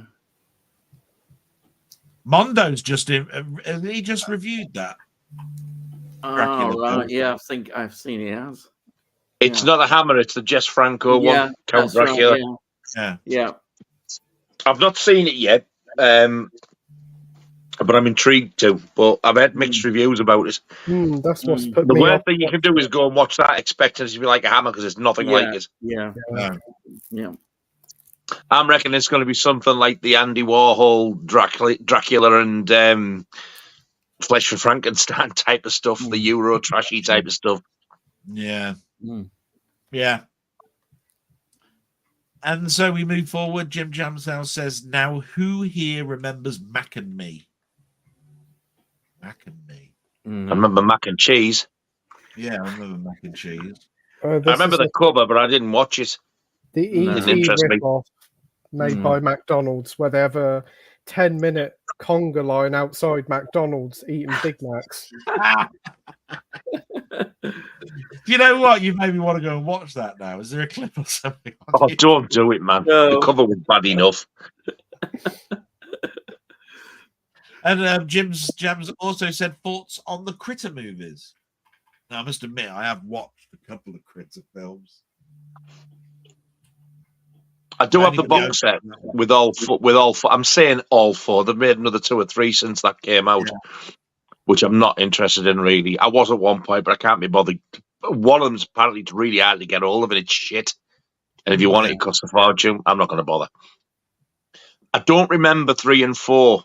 Something telling me I must have put them on late and fell asleep. The first one, I did enjoy it. And the second one, I remember enjoying that as well. I mean, they're not masterpieces, but yeah, they're quite enjoyable. I don't mind them. Brilliant. Anybody else want to talk about the Critter movies? No. I've seen the first one. It's pretty good. I haven't seen the other ones. Yeah. I mean, I don't have too much to say other than what Nigel said, other than they came out. Didn't they come out around about the time where there was a lot of like films, like House 1 and 2 and 3 and 4 and Critter 1, 2, like this. And I remember seeing the first Critter film and not really going too far past that. The House series. It ain't Gremlins, put it that way. If you want to watch something decent like that, watch Gremlins. Yeah. That was the sort of thing. And that's what. Although it did spawn as the song Arrow of the Night.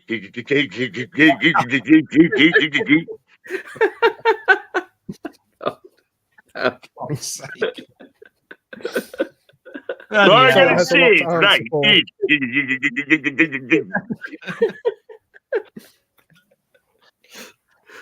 But Man Movies says it follows The Thing, Alien, Hereditary, and The Exorcist is 5. It's fucking Hereditary?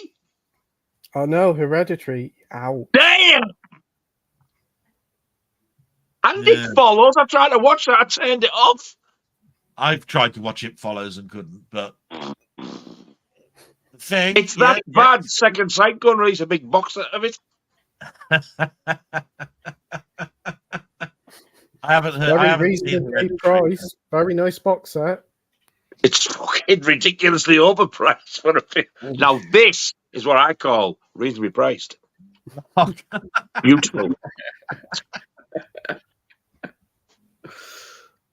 And with a slipcover. That's all you want. That's all you need to know, really. Quality of that. And selling fast, ladies and gentlemen. Selling very fast, like hotcakes. Jim Jam says, Dow, love your chosen background. Well, thank you very much. Yeah, I just thought it's better than looking at that room that I've got behind me. It looks a disaster area. That's the only reason that I've got that back there. Well, as sexy as my backdrop is, I wish I could do something like that. Where I could change it to like a film poster. I can tell you how to do that, but it'd be harder to do on your phone, that's all. I can teach you how to do it on a PC, but on a phone you have to have a green background. You have to have that as your wallpaper. Not a green sheet behind you. You have to actually have a green sheet on your phone, a picture of a static green sheet. Do you see what I mean? Right. So it's a bit harder to do. I'll try and do a step-by-step guide. I've done it before, but yeah, it's hard. And then Jim Jam said, "Oh no." We move forward to Tony. He says, question, favorite Hammer horror and non-horror films? That's a good question. So Hammer have made horror and non-horror films. He wants to keep it in the Hammer family. Got a favorite Hammer horror and a favorite non-Hammer horror film. Remember they did a comedy line and all that sort of stuff, you know, if you're stuck for thinking of one.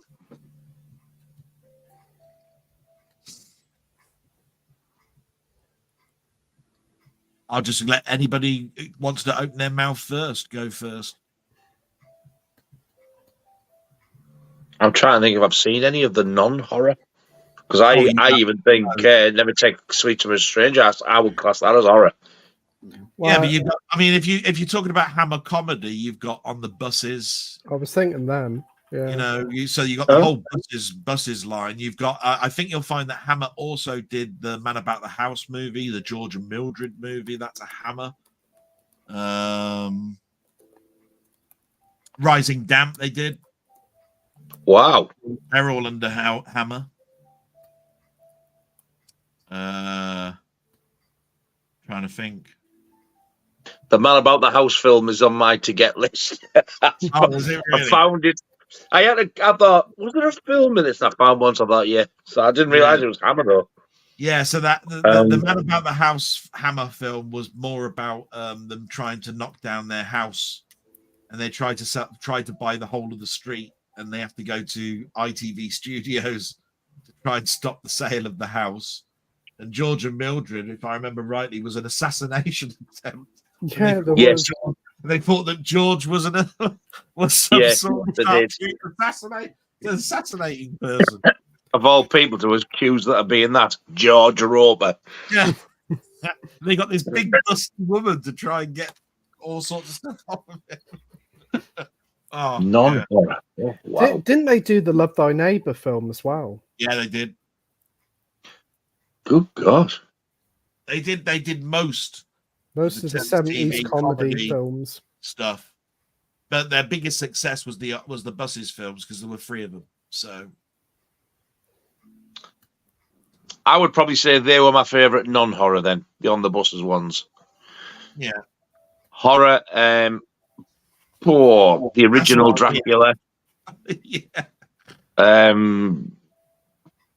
Oh God, Taste the Blood of Dracula. That's the one with Linda Hayden in. I was going to say. He went first. Yeah, I'll change. You know what? I love that. Man, I didn't expect to say this, but Rasputin the Mad Monk, what a film! That's a great one. The Witches is very, very, very underrated. I love that one as well. I loved Dr. Jekyll and Sister Hyde. That's amazing. Yeah. that one. You've only can have one here. No, it says films. All right. Didn't give a number. Plural then. Go on. I've got to say the reptile as well. I love the reptile. I know you like the reptile because you brought that up a number of times. And I have got round to seeing that, and it is a good film. I like the reptile. Anyway, Ian, you can go next. Even though he's took all your bloody choices. You don't have to pick different, you know. If yours are the same, say so. Yeah. Well, I have to say, I'm going to say it again because I do love Taste the Blood of Dracula. I've always loved that. I remember seeing it on TV and I've watched it so many times and had it on various forms. Had it on VHS. Had it on. Anyhow, there's another history. What else? The Gorgon. I think the Gorgon's good as well. That's another good one. Yeah, that is a great film. I thought of another Hammer film that I think is not that's not a comedy. Isn't 10,000 Years BC a horror? Yes. No, I'm just saying if you wanted to if you wanted to think of another one that's not. I was thinking of that because that poster. And never forget that poster passing by at cinema and seeing it when I was at school. It was just, I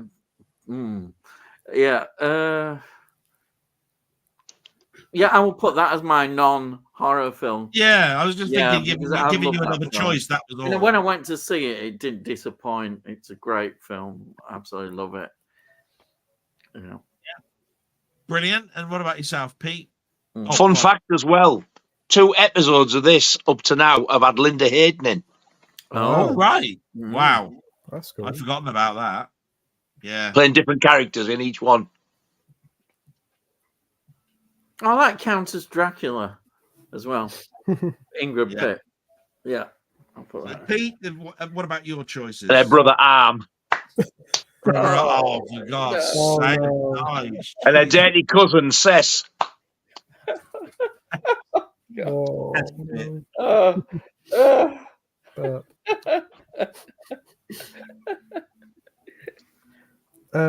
add on to what all the ones that Nigel and Ian said, also I quite like the Satanic Rites of Dracula, the final Hammer Dracula film. I quite enjoyed that one. That's a very unpopular pick. I was going to say. Yeah, I don't even mind. Is it 72 AD? It is counting cheeses out, but the later you went on, so 70s, that isn't it? It is, yeah. And the Hounds of the Baskervilles, late 50s, isn't it? I have yet to see that. You haven't seen that? Oh, they're both in it as well, aren't they? Cushion and Lee. Yeah, it's Sherlock Holmes. And I love Hound of the Baskervilles, but I've never seen that Hammer one. Try and see that one. You must try. Have you got a copy? You ain't got a copy? No. Oh. I've got that. You should. It's on Arrow. It is. The picture quality is pretty good for a film in the 50s. Brilliant. Absolutely. I like that. But then again, I like Sherlock Holmes films, so I have got that. Because I know you're into Sherlock Holmes at the moment, but that would be perfect. Oh, yeah. Well, I mean, I've been watching the old, the black and white Basil Rathbone ones, and they're still always my favourite. But it's just that. And I watched that one for the first time the other night as well. So I'm on a bit of a Sherlock Holmes thing at the minute. It's a bit harder for me, I suppose, but I will go with Nigel with the Buses films because they were just on every bank holiday, and I just loved Reg Varney and all of that sort of stuff. It was just great to see those. They were just funny. That theme music. Oh, it's a great life on the buses. Quintus Sherman or whatever they were called. So I even though Hound of the Baskervilles and 10,000 BC and all of that are great films, I think I would go with those because they just stick in my mind more. When it comes to the horror, it's the hardest thing. Definitely Dracula would be there. There would be a Frankenstein film there. There would be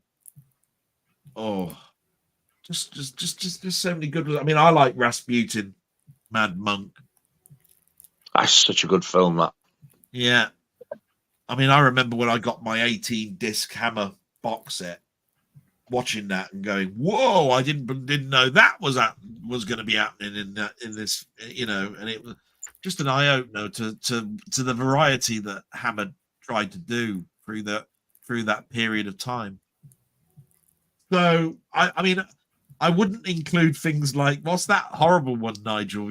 I think you like it actually, the one where Peter Cushing and Christopher Lee are in China. Was it Samurai? The Legend of the Seven Golden Vampires. Yeah, what the bloody hell shit's this? I was looking at this film and it was it's like a kung fu thing. It's weird, but I really enjoyed it. It's highly recommended. Yeah. They couldn't get Christopher Lee, could they? So they got this weird looking fella. Yeah. Yeah. He always looked like the gaunt older fella from Rent-A-Ghost to me. It might have been him. It looked like him. But they keep showing it on Talking Pictures, and every time it's on, I watch it. So there must be something hypnotic about it, because I'll just watch it again, and it's shit. It is not. It's just weird. In one scene, you see Peter Cushing, and the next thing it's, oh! You think, what the hell is going on here? I thought the Chinese detective might jump out at one point. I mean, bloody hell, you couldn't get many more stereotypical people in the film. So the best of it is they actually fucked off over there and filmed it in China as well. It's actually quite authentic. It actually is. I was really surprised to find that out. That's why all those those fishing boats and everything are authentic, because it was actually filmed over there. Like, amazing, but it still didn't make it any shitter than it.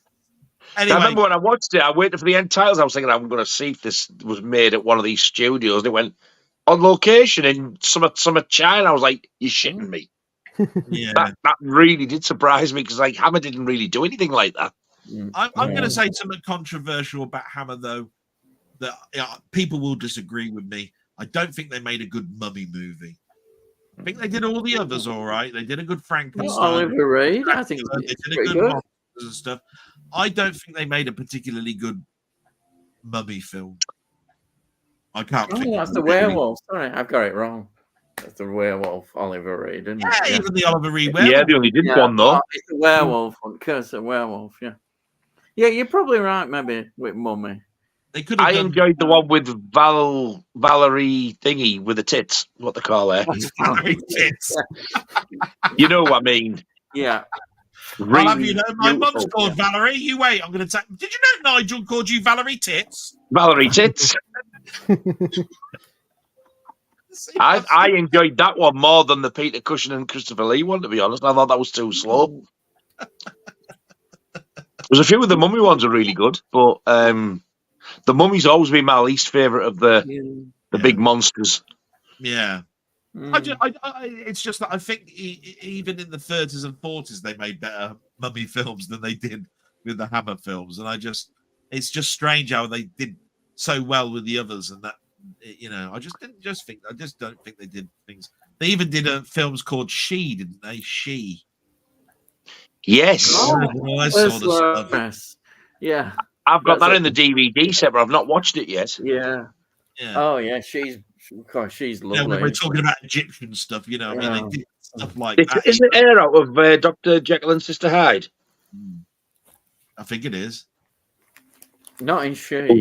Who's in She? I'm sure it's there. No, I thought it's Ursula Andress. Yeah, I'm sure it is. Andress off. Who's in Doctor No? Yeah, I think it is. I'm sure it. I may be wrong. Slave of the Cannibal God with Stacey Keach with real animal deaths in it, and they're both in it. I have no idea how far behind we are now, because we deliberated over that one a bit too long, so we're going to have to go. I think Gary North, has anyone seen The Coffee Table? It is a messed up film that is very depressing but superbly acted. Any guys? I haven't. I can tell you that. No, and you've put me off. I don't want to be depressed. Nope. I have enough of that without adding to it. I could do with cheering up, to be quite honest. Jim Jam movies. So when is the next big meetup? Well, we'll see, Jim Jam, I have to say. And I will invite you on if I do another one. But right now, I'm enjoying my friends here, and I hope they're having a good time. I'm certainly loving all the questions and everything. It's absolutely brilliant. Thank you so I'm much. pretty sure that there's a big meetup coming up soon again with the usual people, suspects, I think. Yeah. He means actually in person. Right, yeah, of course. Yeah. Am I going? Am I fuck? Nige, that network Hammer House of Horror Blue goes up to £500 now. Wow. What? Well, I've got that, yeah. Well, it's network. Yeah. Really? Yeah. Nah. No. I am surprised at the £500 price. Never. I do know it's harder to get hold of now and source, but I've got it on Blu-ray. It's pretty easy. Do you know what? I've been really fancying watching that again lately as well. You went all through them, didn't you, Ian? And it's worth doing. Just watch it again. Easy to watch. There's a Suzanne. I don't have the touch for it. There's a Suzanne Dandel one in there, isn't there? I think she's around about halfway through, isn't it? She goes around killing all these men, doesn't she? Filthy beast. Yeah, silly cow in her lingerie. Right. Quit. That can't be right. I am surprised by that. I just checked on Amazon. You can pick it up for £30. Yeah. Right, there you go. Having said that, James does collect a lot of network stuff, so... Is that on the new label, though, the £30 one? Is it the network one or the new one? It's the network one. It looks like the original network release. Okay. Brilliant. Okay. Because I know that it's really weird. If you type in Armchair Thriller, right, which is 11-disc series, they're showing the new version, which is £74. And you got the network one, which is £64. Both of 11 discs, and both of them, I think, are exactly the same. And they haven't fixed the problem with the first one yet, where there's 2 episodes missing from this collection. You had to buy that. I think it wasn't particularly a problem. It was a different company that released them, so that's why they had to get them separate.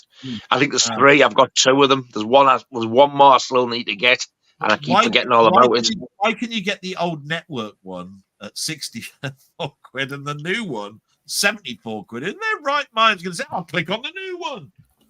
£74. I've got mine in sale. I paid nowhere near that. It's got the same cover and everything. And it's the same with The World at War. I mean, the Blu-ray version there, one is $44.95 and the other one's $55.95. And it's the newer one that's $55.95. Why? I don't understand. If you want your company to succeed, have it at the same price that Amazon have got the old one at. Unless there's something new about it. There's all that stuff going on over the Middle East, and there's all that stuff going on with Russia and the Ukraine. Let's watch a war film. Let's cheer ourselves up. But I must admit, the only reason I know about all these prices is that Jack the Ripper came up. Yeah, they re-released it, didn't they? And I instantly went and bought that because obviously Nigel said about it. And of course, I remember it from years ago. And I thought that's the best $12.99 I bought in the last month because that's how much it was. I cannot rant and rave and recommend that enough. I absolutely fucking love that. I just didn't understand why the other versions that they're trying to sell. George and Mildred's, the whole box set of George and Mildred, they are selling that at £34.95. And how much was it on network, like when it was out at the time? £17.99, somewhere around there is when I was buying George and Mildred on DVD. In that wow, about the 18 quid. They want $34.95 on Amazon for that. Greedy, and these are DVDs as well. Yeah, and it's just the new label. Just all they've replaced the network label with the old gold label. That is the new company name. I think they have to bring them down. I can't see them selling them at that price. No. I mean, there we were all excited, and then they everything that they're bringing out that's hard to get hold of, they're slapping a tenner on top. Just don't get it. I would love that slip for the House of Horror series. I'm gutted I don't have it. I didn't even know it existed until after I bought it. Yeah, I've got the slip on mine. Nigel, are you looking forward to seeing Right, Guy, you are banned. You are banned. You know full well that we do not. Would you be looking forward to if I turn around and show you my fat hairy ass? It doesn't bother me. I would show anybody my fucking ass, but I know YouTube would take it down. Yeah, it's on my channel. Hang on, just think about this for a minute. I'm looking forward to that as much as you, Si. I'm looking forward to the next Maiden tour. Right, Jim Jam says, when I next have an idea for a new video, would love you all to be part. Oh, it's really nice. Oh, that'd be great. Thank you very much. We've got Slipknot fans saying hello. Hey. Slipknot, brilliant. Hey up, mate. Danny Jukes has got lots of smiley faces and laughing. Yeah. I don't know what he's laughing at, like, but he's a happy soul. Muckman Movies, I think he's answering to Tony. I don't know quite what Tony's going with. I like Plague of Zombies, non-horror The Shawshank Redemption. One for Plague of the Zombies. Seventh Samurai. Yeah. That's a good one. The Shawshank Redemption is not Hammer, is it? That's what I thought. No. Can't be. Can it? No. But One Flew Over the Cuckoo's Nest definitely isn't. No. But maybe he's taking non-Hammer to be anything outside of Hammer, and those would all not be Hammer films. No, but he meant Hammer horror and Hammer non-horror. Yeah. I don't. Right. We move forward. Danny Cheeks. All right, lads, for Slipknot. Let's see. And we've got. Yeah, all right, lads. There used to be, when these people who work at Asda, the greeters. Yes. Used to be one in Middlesbrough, an old fella, and used to talk. You all right, lads? You all right, lasses? When I see you later. Yeah. See you later. Jim Jam randomly said, "I need to watch more westerns." Fair enough. Nothing wrong with that. Don't watch more horror. And what we got here, Muckman. Yes, Plague of Zombies is definitely up there for me. I meant non-horror Hammer film as well. I think I didn't word it just right. That's fine, Tony. Don't worry. We had fun answering. I knew what you meant. Great. So here we go with Jim. Another question: have you ever switched off a film halfway because it was that awful? Yes.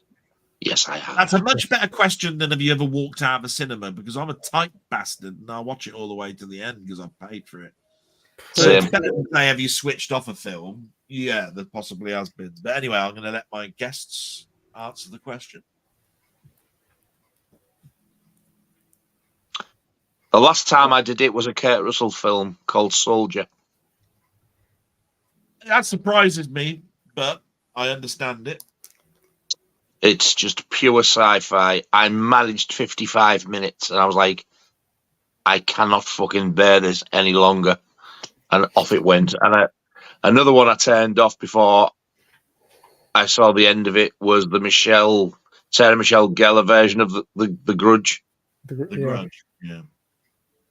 I think I watched about an hour of it, and it was like, I just do not fucking care what happens anymore. Stop. No, I understand. And Soldier is one of those films where a lot of people have always tried to tie it in with Blade Runner, and you don't like Blade Runner. No, I don't. It's in the Blade Runner universe. It's somewhere else, not where Decker is in the film Blade Runner. Kurt Russell was just a soldier, and he's dumped on a planet, and it's talking about the off-world colonies, which is what Blade Runner was all about. So, and that's where it deserves to be fucking kept. And I do totally understand it. It's got one of the Pertwees in it, hasn't it? It's got Sean Pertwee in that film. He didn't. It's still shit. Yeah, so we'll move on from that. So incredibly dull. So I totally get those choices, and I must admit, I was close in Soldier. It did actually offend me with it. It was like pulling teeth that it tried to do with saying it was a Blade Runner thing. No, it wasn't. Have you got one, Ian or Pete? Or a couple, maybe. Ghost of Mars and Don't Worry, Darling. Oh. Don't Worry, Darling. Can't say. Never even heard of that one. That's the one. Ghost of Mars, John Carpenter, isn't it? Yeah, it's awful. Isn't that bad? Yeah, sci-fi. Good cast, but what the heck was going on with that film? Remember, turn it off halfway through. And Don't Worry, Darlings. That's the one with Florence Plough and Harry Styles. Florence Plough? Yeah. Is she a fucking farmer? Does she go for lunch anymore? Florence, wow! Well, to be honest, most of the film, Harry Styles is ploughing her anyway on the table. The filthy beasts. You got one there, Ian. I've got two controversial ones that most people seem to like. Evil Dead Rise. What a load of absolute rubbish. Absolute rubbish. It's just boring. No characterization. Starts off, you think, oh yeah, and then we go to this bloody apartment block. There's a bloody record playing around. And, I couldn't stand any more of that. It's just absolutely awful. One of the worst I've seen. And the other, wow. I really don't like it. What a waste! And they're bringing another blooming one out, aren't they? Crikey. Yes. Enough, please stop it. Stop it. Get rid of it. They'll never beat the original for me. Extremely controversial, this one, but I have tried, and I may have got through it. Rocky. Wow. We talked about this before, haven't we, Rocky? Wonderful film this is. Everybody loves, most people, everybody on the planet loves Rocky. Even I like fucking Rocky. And I got so far, and he's there faffing about with his girlfriend and in pet shops. Faffing about. What is going on in this film? And okay, I'll be patient. I'll stick with it. And it just got sicklier and sicklier. And you knew direction it was going to go, the little man having his shot and his chance. And I thought, I don't care. Yeah, Adrian, let's go down here and do some faffing about. And I thought, well, at least I've saved some brass. There's how many 6 bloody films? But I have watched it again since. I did force myself a few times to watch it. I have watched it all the way through. I can understand people like it, but why? Yeah. Why does everybody? I must admit, it's a controversial choice, but I respect it for it. My controversial Rocky choice is the one that people like the best, is the one that I think is the worst one of the lot, which is the third. That seems to be a lot of people's favourites. For me, it's the worst one of the lot. I think it's the including the later ones. When you look at the first 2 Rocky films, the third one is glossy. It's sort of like he's finned up. You can see he's been to weights. If you look at the first 2 films, it looks like he's a man that's been boxing, but he doesn't look as defined, is what I'm trying to get at. You know what I mean? I think the first 2 are my favourites. I love them too. I do love them all, even the third one. But for me, the third one by far is the worst. But just as a broadcast to everybody, I don't know if anybody did buy the Rocky films that were from last year with all of the mistakes. I do hope you know that there is a replacement disc program. I've taken advantage of it. I've got my replacement discs come through. It's just an email that you need to send to Warner, and they will send you the replacements, which fixes all of the bugs. Well, that's good. Otherwise, I didn't know about this. Yeah, hang on. Which ones did they replace? All 4. All of them, I've heard. They give you a new set. All 4 have got problems. All you need to do is give the receipt that you bought all 4. They will send you this. Let me turn the background off. I don't have the receipt. I watch them, see they're all right, and I'll throw them away. I bought them online, you see. So basically, they will send you this, which is the Sylvester Stallone, the Knockout Collection. They are the same discs, but with all the fixes in place. So basically, they're all.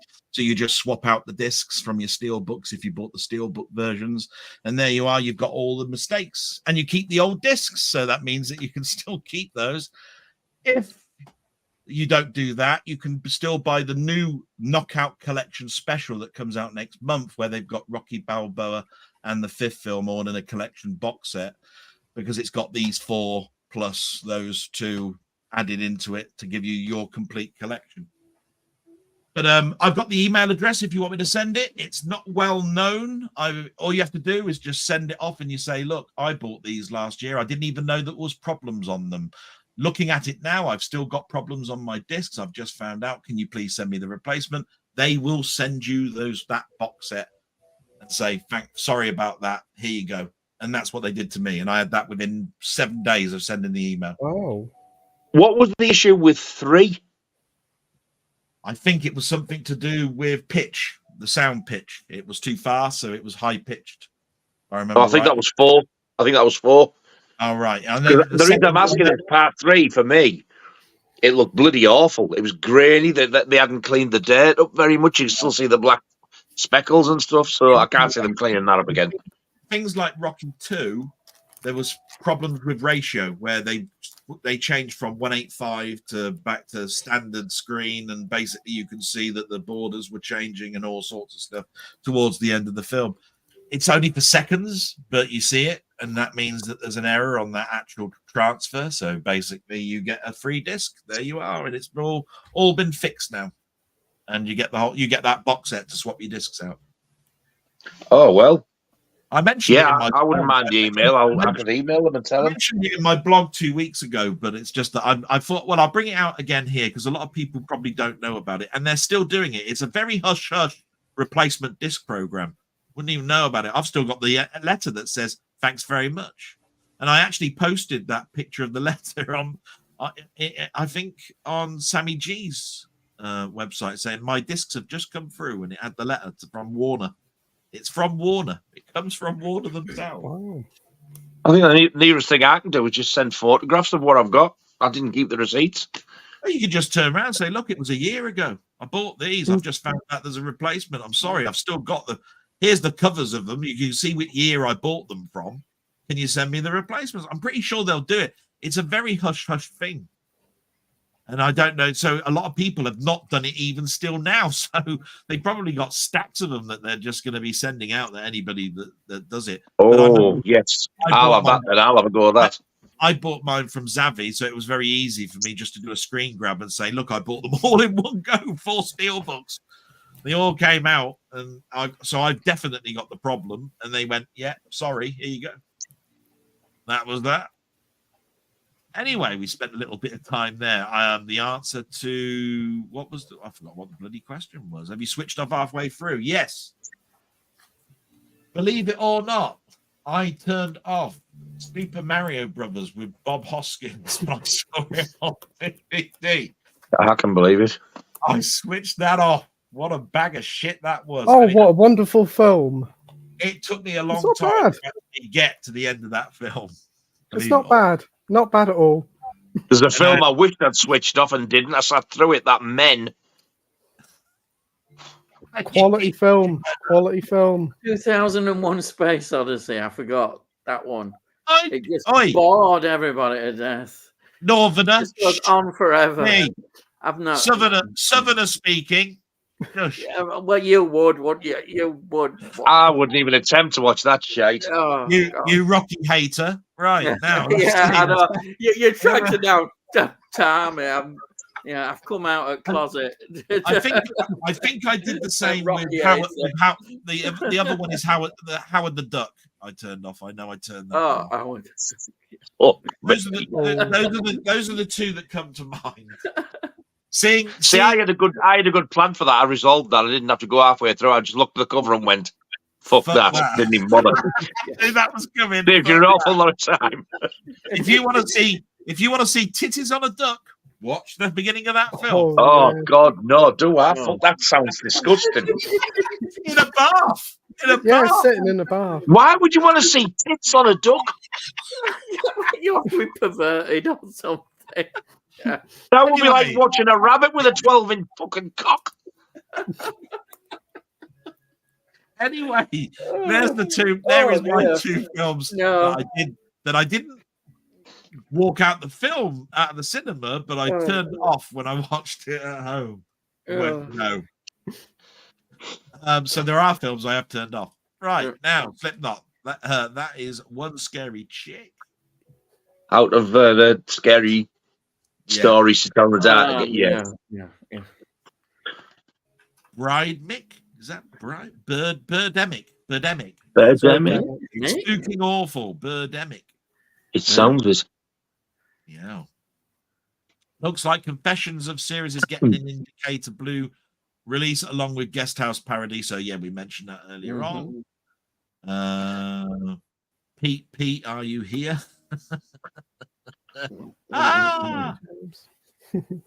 Robson by the minute. Birdemic has these really bad CGI birds, right? They certainly aren't up to the bird standard. I mentioned Confessions earlier and got a cool reception. God. What was the best decade for comedy films? That's an interesting question because I've been talking about comedy in my blogs for a long time, thinking that Hollywood had just given up. So, guys, what would you say was the best decade for comedy films? I'd probably go. In my answer, I think I'm going to say 80s. By a hair, because the 70s really had some crackers.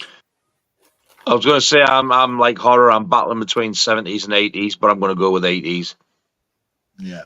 Yeah, I'd probably say 80s too. I'd go 60s, 70s because Carry On films. Carry On. Miles better than any of this American stuff. Yeah. Carry On films. There's no like them. They're unique. And the Carry On films, when we were talking 70s and 80s, and I said in hair by the 80s, Carry Ons were in the 70s, and there was some crackers in the early 70s. You know, you had Carry On Jack and all of that. Yeah. But it's such a brilliant era. There's no like them. Carry On Jack is ancient. No, not Jack. I was talking about Henry VIII's one. Sorry, and that's later. Henry and Dick. I think that was 70s. Carry On Dick. I love that. That was a great one in the 90s. Carry On Columbus. Carry On Abroad is definitely a 70s. A great one. I like. It was pretty good. He can't fucking help himself, can he? Yeah, he's talking about that piece of shit that we all turn around and say is nonsense. You can't beat him. There's no like him. How can you? I think, to be honest, I think my favourite Carry On was the 70s one and all that stuff. Yeah, because you've mentioned that you like Carry On. You've liked Carry On Loving, haven't you? And you mentioned Behind is the one I normally go to when people say to me. That's the one I've watched the most. I laugh every time I watch that one. Yeah. Elk Summer for drinking and a women and then you got the fiddler, haven't you? Pan. Oh, Fiddler. No, you can Mr. Fiddler. You can put two clothes horses up for that was camping. They are very similar, them two, though. Camping's in a tent, behind's in a caravan. That's how you can tell them apart. Yeah. I mean, I do know the difference is just that I do get mixed up. I must admit, this time and not. I mean, who can forget the tomato sauce that lands on Kenneth Williams' head and they take him? My head is broken. I'm looking for scrubbers and all of this sort of stuff. I mean, you know it's all there, isn't it? I mean, and that shower bit. Oh, my husband's just got like that, except it's all creased and wrinkly. Yeah, you see. He's on about the dressing gown, and he's going, "What?" She's got such a distinct voice, naughty professor. Yeah. Patsy Rowland. That's what they call the ginger one. Who says that? Yeah, that's right. She's got a big. They bring their mother along, don't they? And is it with the cock, not with the minor bird? Show us your knickers. Show us your knickers. Get stuffed. Anyway, Jim Jabber's TV 70s for sure. Yeah. Like those TV spin-off films in the 70s. Yeah. Say 70s. Sorry, Tony didn't watch from start. Lad was busy at the Penny Arcade. Yeah, made an Atari ST style graphics. Made on an Atari ST style graphics. I don't know what they're talking about there, but I know the Atari ST and I know what it can do. So what that was about. To read back on this a little bit. We call it shove halfpenny up here. Shove a halfpenny up there. Oh, he's on that pub game. Yeah, we were talking about Indoor league. Indoor league. We were saying about TV programs to make you fall asleep. Indoor league, and they were, you know, where you had indoor basketballs and shit, and people were playing chess on TV and shit. You know what I mean? Dominoes. Yeah. Get dominoes on. Yeah, because that's Great Northern, tell you that is, isn't it? So, Wheel Tappers and fucking Shunters Club. Hell, Jesus yeah, Christ. Wheel Tappers, of course. Wheel Tappers and Shunters. Yeah, you can't beat that. Right, okay. Anyone know if 101 Films' latest announcement about their Glengarry Glen Ross release is a restoration on the previously shitty Blu-ray? And I must admit, the last Blu-ray was awful because I've got it. And no, I haven't, and I'm interested because I love Glengarry Glen Ross. It's got Jack Lemmon in it, obviously. So, of course, I'm very interested in that film, even though it's got Kevin Spacey in it, which knocks it down a peg or two. To answer your question, James, that didn't get read out, I completed Man About the House, and I absolutely loved it. Oh, I'm so sorry. Hang on. Nigel, how are you getting on with Man About the House? There we go. I've completed it, and I absolutely loved it. I'm on to Robin Snest now. Look, I bought all 3 for him, so I'm glad he's watching. I'm on series 5 already. I only started the fucker about 2 or 3 days ago. Anyway, has anybody got an answer to Muckman movies? I haven't on that one. Glengarry Glen Ross, to me, you might as well be speaking German. I haven't a fucking clue. It's about people selling timeshares. It's a famous play, but it was turned into a great film. It is a good film. It sounds boring, but then again, so does 12 Angry Men. And then when you watch 12 Angry Men, you go, "Wow, what a film!" Right? It's like that. Glengarry Glen Ross. You have to sort of like watch it to know. Right? Jim Jam movies. Tony, is Spice World getting a blue release? What? Where Posh gets her tits he'll out? tell you. Where Posh is getting her tits out? Is that what you're talking about, or what? Oh God, no! Baby Spice was the nicest. I tell you what, Baby Spice. I'll tell you what I want. What I really, really want. I want you to get your wabs out so I can go.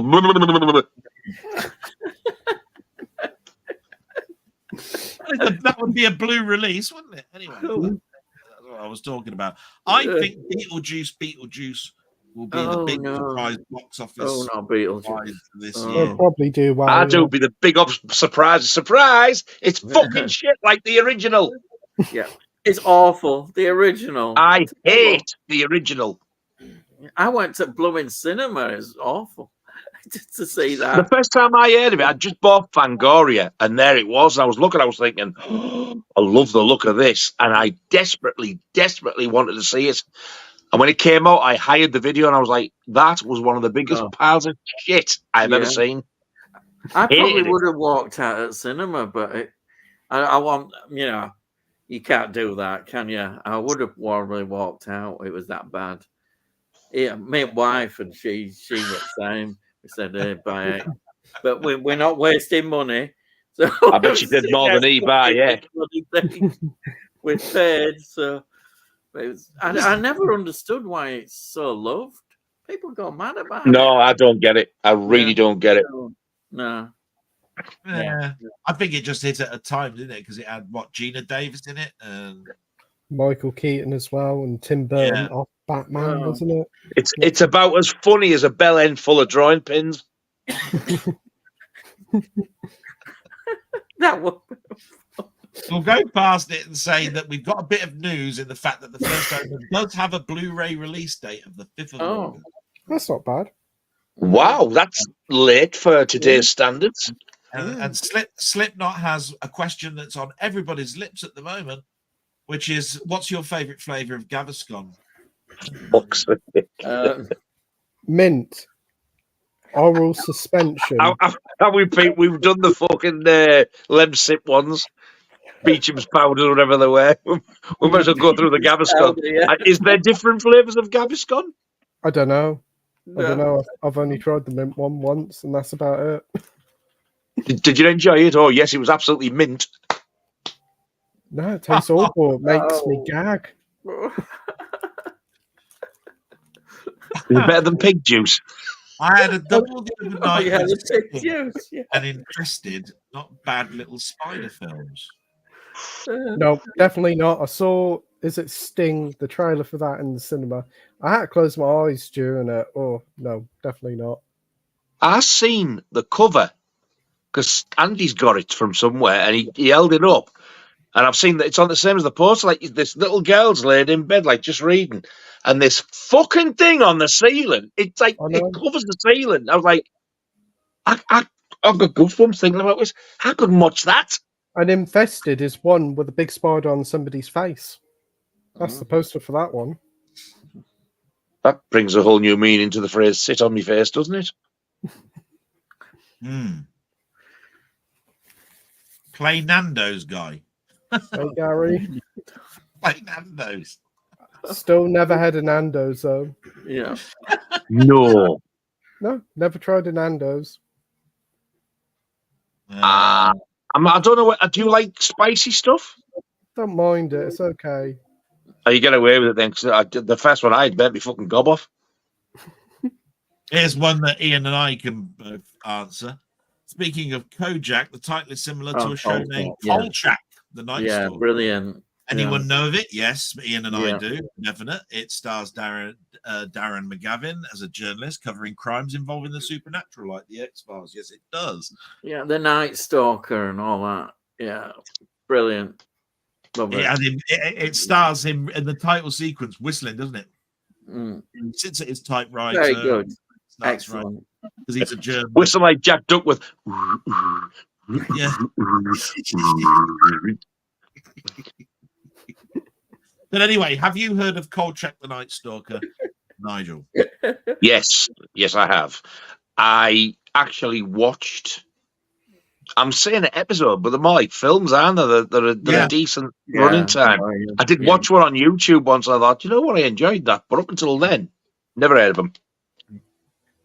Something's telling me the one I watched was a vampire one. It was the first one. Because I think they turned the first film, which was intended to be a film, into a pilot, and then turned it into a TV series, if I remember the history of that show correctly. So the first one ended up being a pilot, and it's a vampire one. Yeah. If they're all as good as that one, then I would be definitely up for watching more of them, because I really did enjoy it. I tell you what, you could buy it cheap as chips, the DVD, when it first came out, but now it's like rocking horse shit money you have to pay for Kolchak the Night Stalker. It's really quite expensive. What? I bought them on DVD when they came out. Very easy to download as a digital copy. Christ, I've got them on digital copy as well. So, brilliant. I think, how many episodes was there? One season of something like 16, 17, 18 episodes, something like that. No more than that. It wasn't even, probably not even that number. No one as many as that, no. Yeah. Anyway, moving on. Missed most of this great bunch of lads. Thank you very much, Andy. So did I. I fell asleep.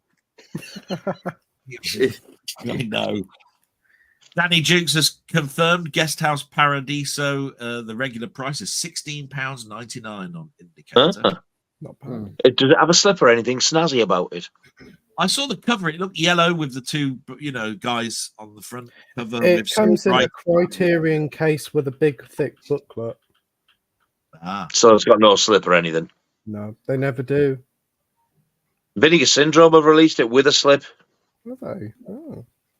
Yes, they did, didn't they? Because I looked at their website the other day. Yeah. And somebody mentioned they were at the Black Friday sale. Yeah. But the slip had gone. It caught me every time. Every time they had their sale, I clicked on it and said, I really want that. And it's got a drop-down box and it says, do you want the standard or the slip? And you go to the slip, it says sold out. You go, fuck you then. And he just moved on and on and on. Every single one that was there was always the standard one, and the slip one had gone. You know what I mean? I just went, well, fuck you then. Because it's expensive to get that stuff over here. Yeah, it is. So, I have Night Stalker on DVD.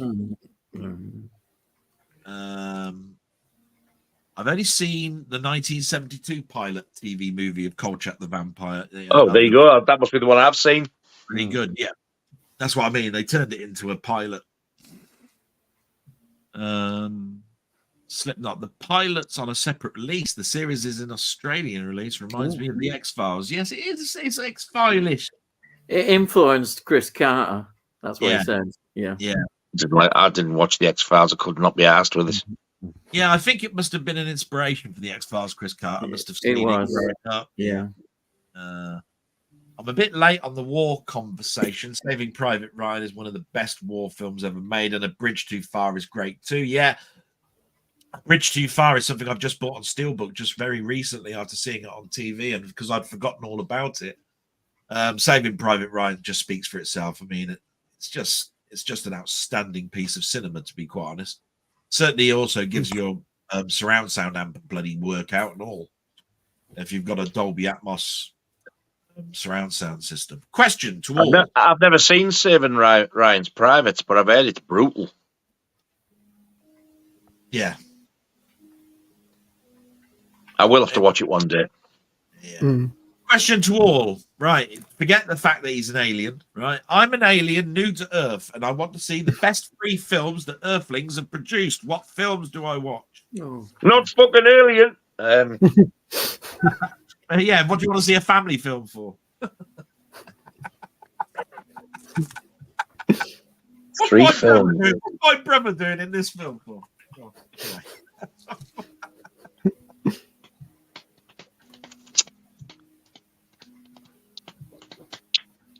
Anybody want to go first?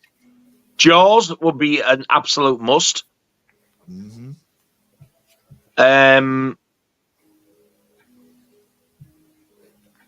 Probably The Shawshank Redemption. Right.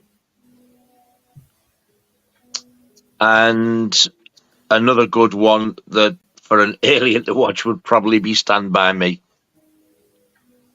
Yeah, why not? The human adventure. It's such a gorgeous film that I love it.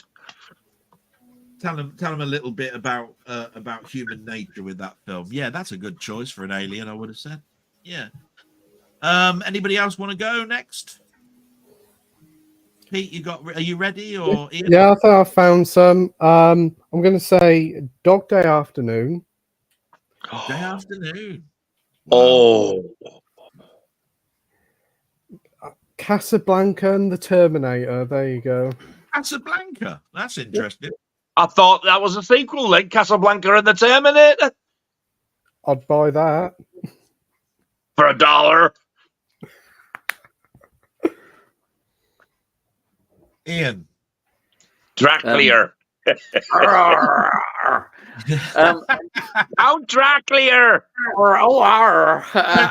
Don't tell me you've chosen Kes again. Go on, anyway. No, I won't choose Yorkshire films. No, I'll tell you what.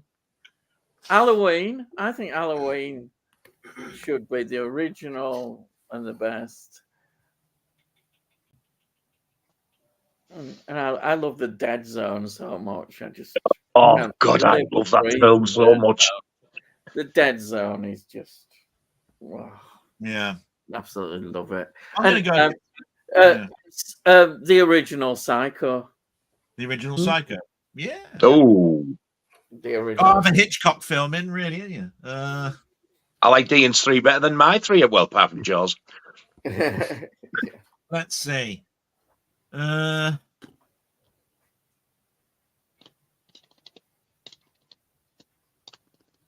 It's a Wonderful Life, just to show them what us humans they were good liars. Yeah. It's a Wonderful Life. Oh yeah, it's fucking mint. So I'd go with that one. Laurel and Hardy's Music Box, just to give a bit of humour.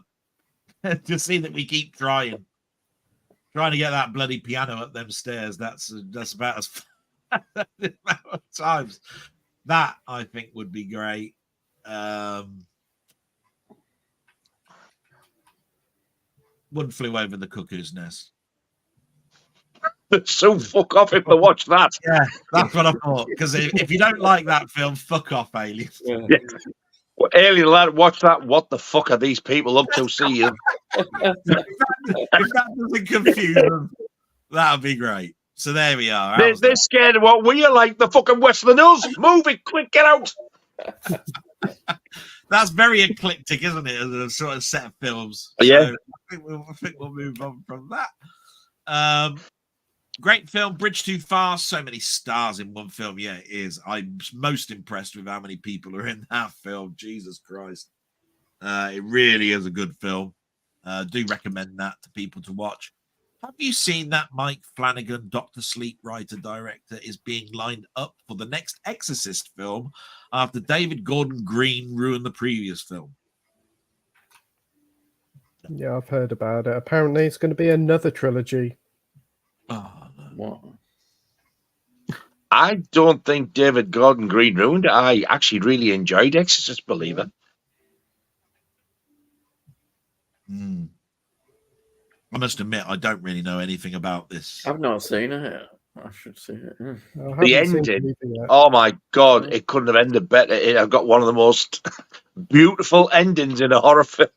You mean that? Did not see it coming at all. That prequel? No, the Exorcist Believer. Yeah. Yeah, that one that I bought you, the one that you went, I'm so glad you got it because I missed out and at least I got a copy because I wanted to get you the big expensive one, but I couldn't find it at the time, so I had to get you the steel book. That I was so upset that is like, wow. Because although I missed out on the big edition of The Exorcist, I wanted the purple book thing, you know, that you got, and you know, the Bible. The mutual friend got. I only got the $49.99 one, and I was so unlucky with The Exorcist because even the singular release which was the blue covered edition didn't come through in the post. They sent it off to replacement, and I never got it. They just refunded me saying sorry, couldn't get you another copy. So I'd already sent mine back, so I couldn't keep it. So in the end, all I got was the $49.99 version, and I applied for all three, but didn't get it. That's how unlucky I was with The Exorcist. That was one of the weirdest, horriblest times of my life when it came to buying steelbooks. But anyway. I ordered all three and got all fucking three. I don't know what happened there. I know you did, you bastard. You made of every point of that in every show, and I was going, you bastard. You know I haven't got that, you git. Here we go. I had a rewatch of A Quiet Place 1 and 2. I think they are some of the best modern horror films, hands down. John Krasinski can't really direct. Can't wait for the new one. Can really direct, he said. Sorry. Can really direct. Can't wait for the new one. I mentioned A Quiet Place earlier on, didn't I? Have you got any opinions about the Quiet Place when it comes to that IP of films? Yeah, I'm new one. I'll be interested to see it. I like the first two. Yeah, I thought it was a good take on a horror, Quiet Place. You know what I mean, where everybody has to be quiet. It's a very interesting film. You know, have we got an opinion at all, Nigel? I've not seen any of them. Haven't you? Would you recommend you know Nigel very well? Would you say that he'd like A Quiet Place? Do you think? I quite like the first one. The first one's not too bad. The second one, I don't know. I was a little bit disappointed with it. This prequel one that's coming out, is it a prequel? Yeah, it's day one. I think it's called. Yeah, I kind of feel like they're going to go down the route of milking it. Too many of them. Would you say it was more a creature film than a horror film? Yeah. Like Predator is, because you know. When we're talking about Nigel a little bit here, and we talk about Predator, when I'm watching it science fiction, when he watched it, he said, "But it's more actually the Monster of the Week film." Would you say sort of Quiet Place would fit into that? It's not really science fiction; it's a more a creature feature. Yeah, I think so as well. I'd go down that route. That's why I'm saying A Quiet Place is possibly one that you might like, Nigel, but I can understand why you. Plus, they're super short, only 90 minutes each. I think what put me off is somebody said there's no talking in it. I was like, what? That sounds a fucking barrel of laughs. Yeah, I must admit, I thought this is an intriguing idea. What the hell's this going to be like? But I actually got enjoyment out of it. I really did like it.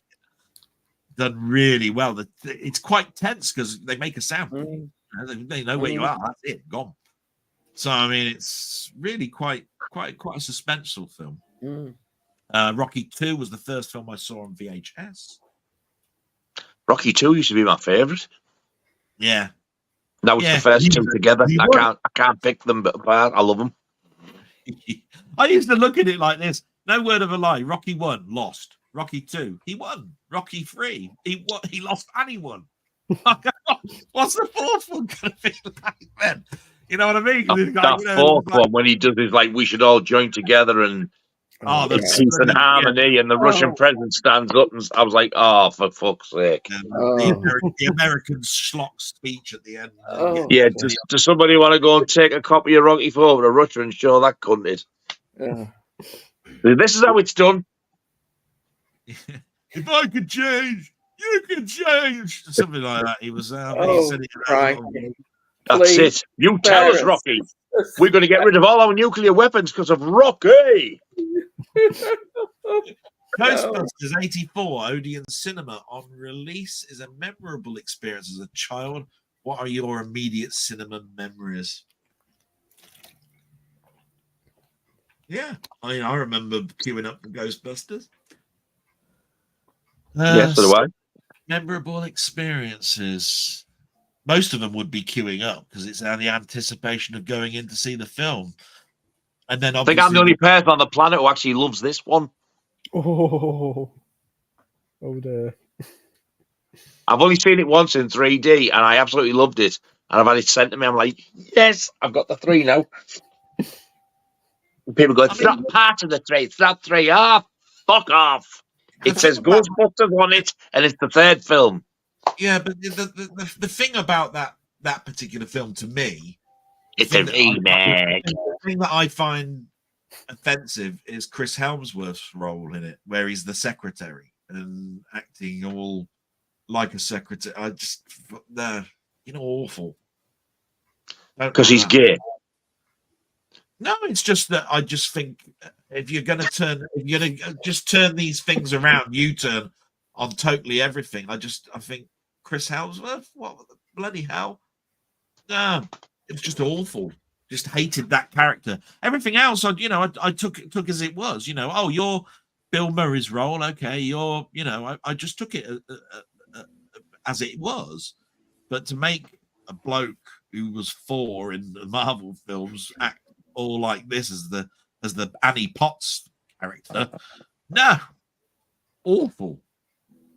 Absolutely atrocious, and that's what offended me about that film the most. Really, if I was to give a gut-wrenching answer to that, whether you like it or not, I didn't think it was atrocious. It's just that one character was awful. Hated it, ruined it for me, really, because the special effects were good, weren't they?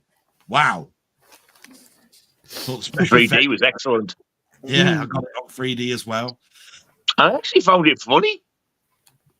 Yeah. Like I said, my immediate cinema memories, seems the question's been moved again, are going to see Peter Pan in 1977 and walking into cinema for the first time ever and salivating at the smell of the hot dogs. Is it really? Next. Now we can move on. Seems I've answered that bit. Yes, I'm so sorry because I answered about Ghostbusters and forgot it was actually about memorable experiences. That's bad of me. I do apologize for that. Any memorable experiences, Pete or Ian? The only cinema experience I had as a kid was going to Skeggy Vegas Butland Cinema to see Harry Potter and the Prisoner of Azkaban. The biggest problem was trying to get a seat because most of it was just a row of fat people, and I was like, "Excuse me, I can't get through. I can't get through."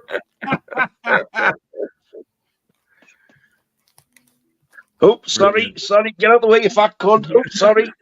So, Ian, do you have any memorable experiences, like when silence went to sound, or when black and white? Oh yeah. Anything come to mind? The first film I ever saw, which was Zulu, I was about 5 years old. I would have been. Absolutely. Dinosaurs were around when you were 5 years old. I loved it. The Zulus were frightening. They were great. They were brilliant. I absolutely just fell in love with. That's it. My dad took me there, and fantastic. It was typical of him choosing that, though, not a kids' film. Yeah. We never did watch kids' films. Watch these kind of films. Zulu. I think I was in utter awe at the size of the screen. I was like, yeah. Oh yeah, yes, yeah. I think we've all got some sort of like similar experience to that, because my experience would have been when I was taken to Saturday Cinema Club. You know, it was all of a sudden I was walking into this, and it was like, how big's that screen? And I was watching all this, because they started off by showing stuff that you could watch on TV, like Looney Tunes stuff and Flash Gordon, you know, Conquers Mars or whatever it was, you know, those serious things, before they showed, you know, the animated cartoon, which would have been Robin Hood or something, you know, that made out of animals. You know what I mean? Fucking hell. What's all that about? But what I'm trying to say is like that screen was huge. There was all these other people watching it with me. I could go and get myself an ice cream, popcorn, or anything. It was just brilliant. I must admit, the only other time and most of them are memorable and happy times was later on, even in life.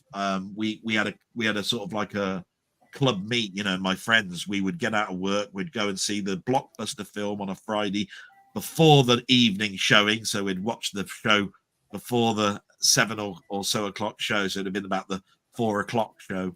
So we'd watch something like Batman, and we all four of us would go in. When we came out, we could talk about it, and everybody else was going in to watch the film. We'd go off for a pint, get pissed, you know what I mean, talking about it. And it just turned into a regular Friday thing then. Every Friday, if there was a new film, we'd go and see the first showing of it, if we could get out of work in time. And those are really happy times for me. Brilliant. Especially for my mate. I'm gutted that you don't get two films. I used to get two films, didn't you? Yeah,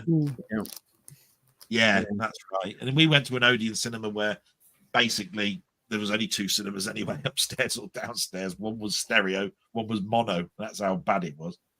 But it was just great, because I've got happy memories of my mate Kelly coming out and see the queue coming out outside to watch, I don't know,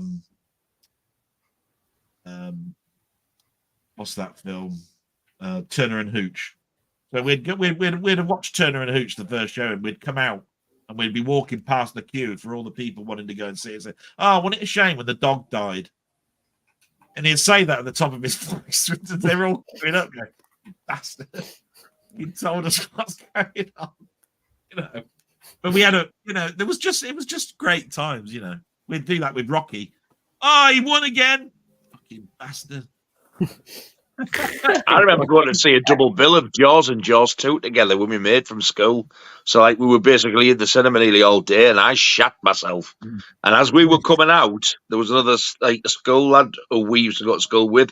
He was queuing up to go in. And I remember when we come out, there was a dirty, great big cutout, cardboard cutout, coming soon of the Elephant Man.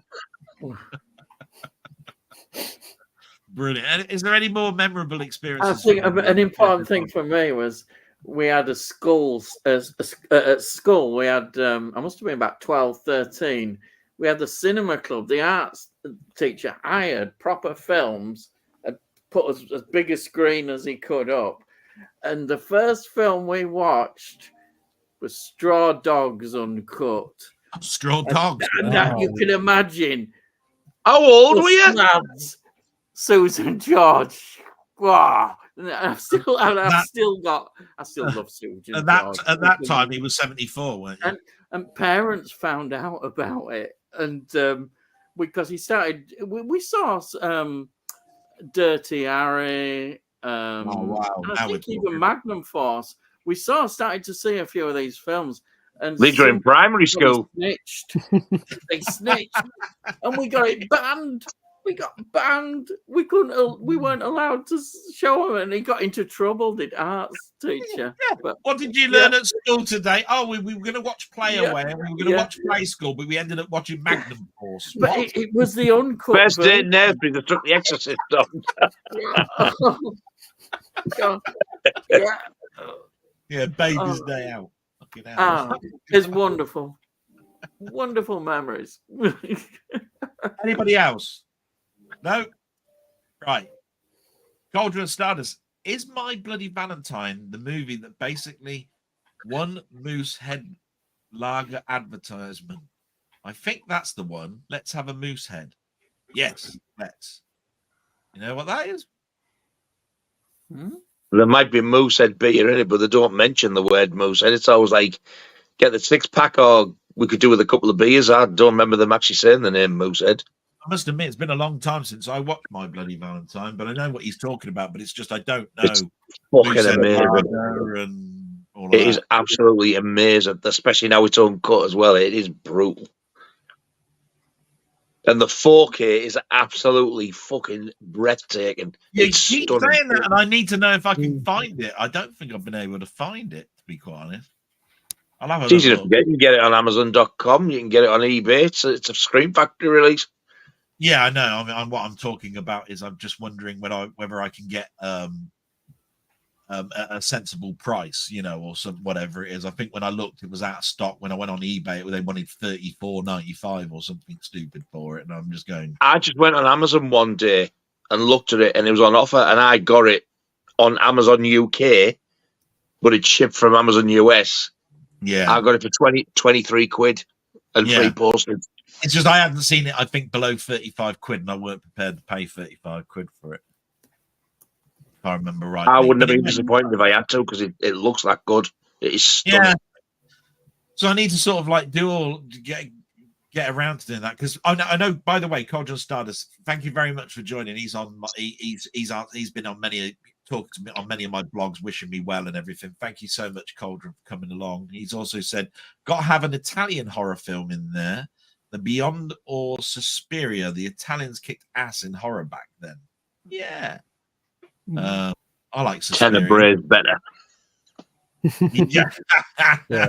So is the Cat of Nine Tails, both of which are Dario Argento's. Cat of Nine Tails I've got. It's black and white. No, Cat of Nine Tails is the one with Carl Malden in. Oh, yeah. Yeah. It's an Argento one. It's fucking amazing. Yeah, it was my friend Dottie. His name's Steve Baxter, who gave me that. He said, "Oh, do you want a spare copy? I've got a spare copy. You can have that if you want." I went, "Oh yeah." It had a yellow cover, I think. The Argento one. Yeah. With Carl Malden. Have you watched it yet? No. I love it. What I mean, I need to get round to watching an awful lot of films, Nigel. I'm still learning and getting through it, but I must admit, I'm really looking forward actually to the end of Monday and getting this procedure out of the way. I really want to watch it. I really do. And my favorite, what did he say there? The Beyond, that was Lucio Fulci. My favorite Fulci one is probably New York Ripper. That's brutal. Yeah, brilliant. It's a cracking film. I love it.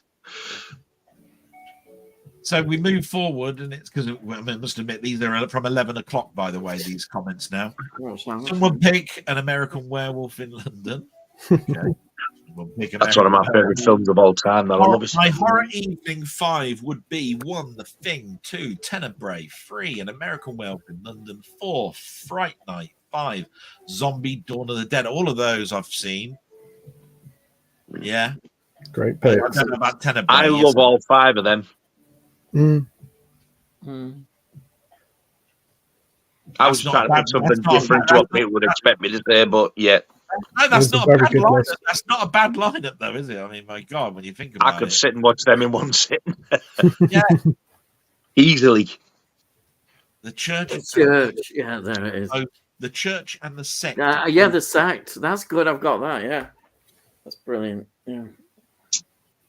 We've got more mac and cheese thing here, I think. What's this say?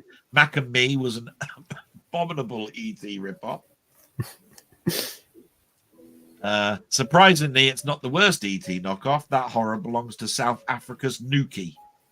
Lucky. Oh dear. Never seen it.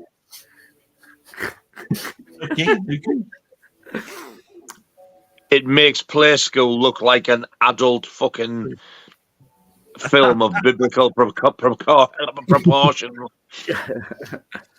Didn't Leonardo DiCaprio make his film debut in one of the Critter movies?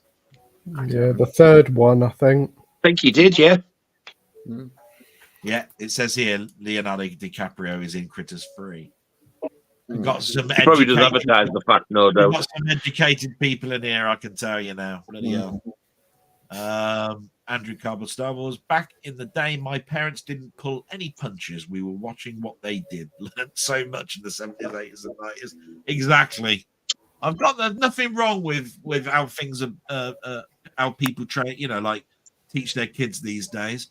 But I must admit, I had no problems with sitting and watching what my mother and father, I moaned about it. Oh, fucking Coronation Street again, fucking whatever, but it didn't do me. I've still managed to watch all the things that I've ever wanted to watch when I was around at that time, it just seemed like there was so much time back then.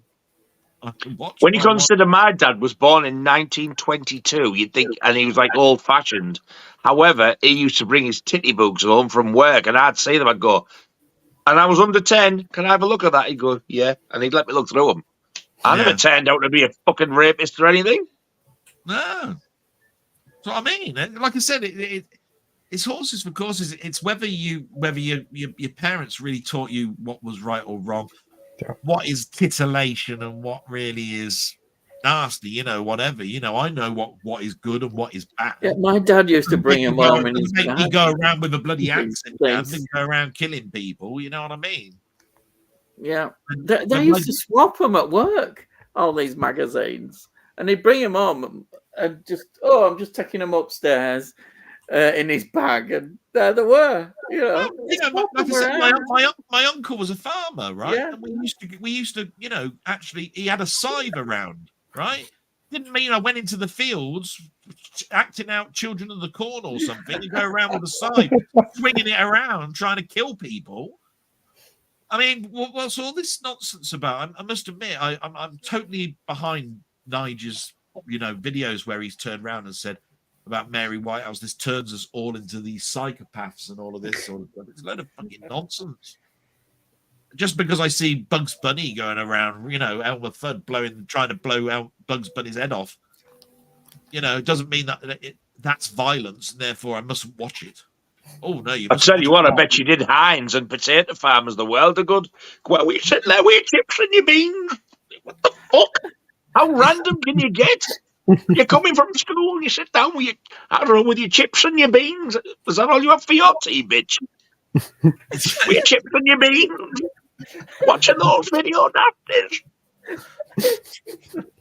Mary, go and wash your clop.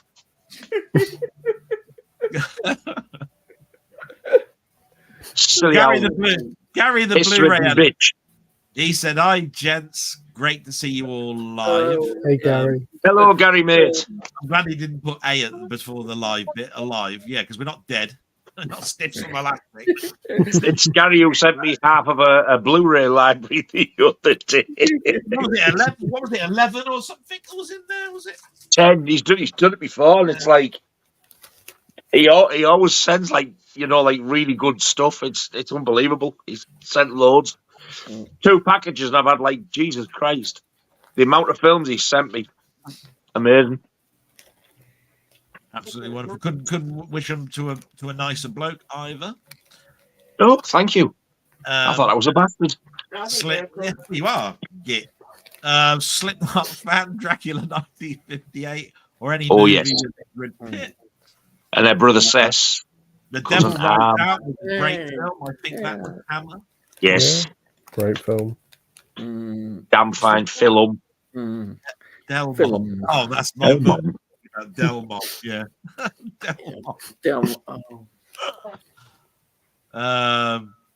smashing this stream, lads. Thank you very much. Absolutely wonderful. I'm really enjoying it. We're cracking through now. We're up to nearly 11:30.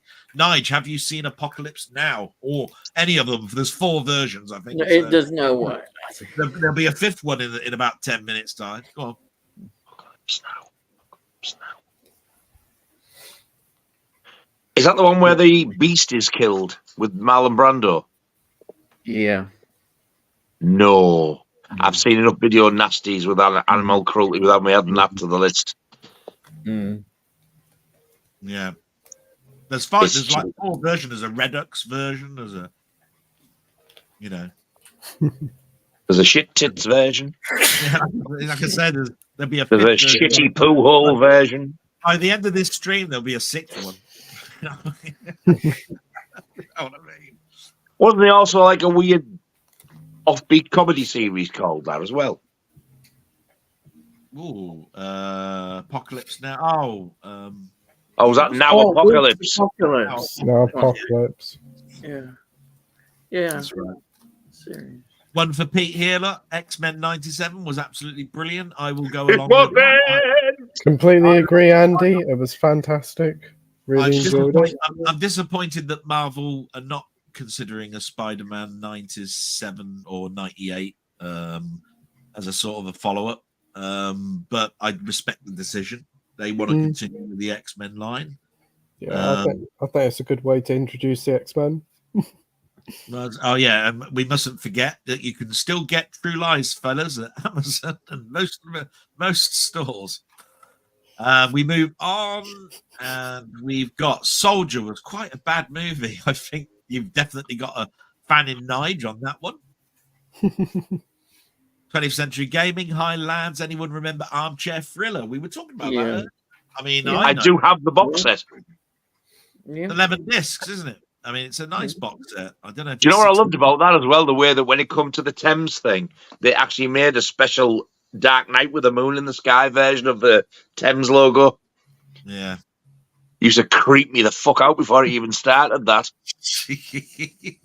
Here they are now, Morecambe and Wise, but pitch black with the moon in the sky. Like, oh, yeah, right, fucker. Yeah. When Morecambe and Wise went over to ITV, they changed that, didn't they? Yeah. Brilliant. Tony, I have Armchair Thriller on DVD. Personally prefer the Brian Clements created series, just titled Thriller. Yeah, I've got that as well.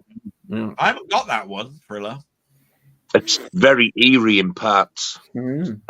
That scared the shit out of me when I was a kid. I remember being on telly on a Saturday night in the early 70s, and I remember being absolutely fucking terrified by it.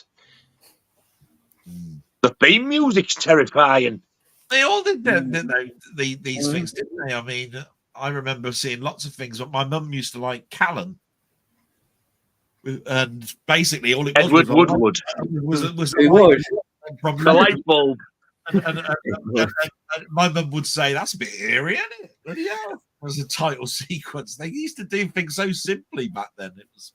I remember watching that, but I was too young to remember what the hell it was about. Was he a copper? Yeah, ex-copper, military copper type thing. Remember watching? I used to watch it week after week. I remember the light bulb smashing. I couldn't tell you a single thing about it though, apart from Edward Woodward was in it. The film actually is really good that they actually brought out for the cinema of Callan. Good film. Didn't even know they'd done one. Oh yeah. Muckman Movies just caught back up with the chat. Ari, It Follows. It's such a Marmite horror. Some like me absolutely love it, but I do know a few people who hate it. I think it's a modern day horror masterpiece. Decisions or consultations on that? That's another one I turned off before it finished. Right. Any particular thing that offended you about that in that particular film, Nigel, for you to turn it off? Was there? It was just fucking stupid. It was just absolutely stupid. It wasn't gelling as a film for you then. No, you just went, nah, I've had enough. It made no sense. I was like, oh, what's going on? It started off really promising as well when she's like going down the road and then she's getting chased by somebody. And then it just went weird and fucking pointless. I mean, have you seen it, Pete? Have you got a similar story with it? I've seen it a couple of times. I think it's quite an original little film from the 2010s. I definitely see how it can be Marmite, but they're doing a sequel, which I don't really understand why. Fuck me. They can't help themselves, can they? I love Marmite, if that's any good. I do love Marmite. Yeah, can I have a jar of Marmite instead, please? And Marmite peanut butter is food of the gods, let me tell you. Really? Mm-hmm. It's fucking beautiful. It's getting hold of it now. Can't find it anymore. The crunchy one. Oh, crunchy. It's beautiful. Have you got any thing to say about It Follows, Ian? Have you seen the film? No, I've not seen it. I've heard a lot about it, but it's passed by. I think it's followed somewhere else.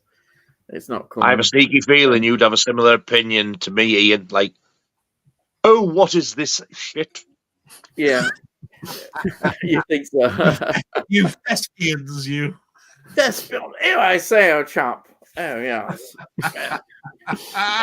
Oh, God. Wait. You guys never heard of Birdemic?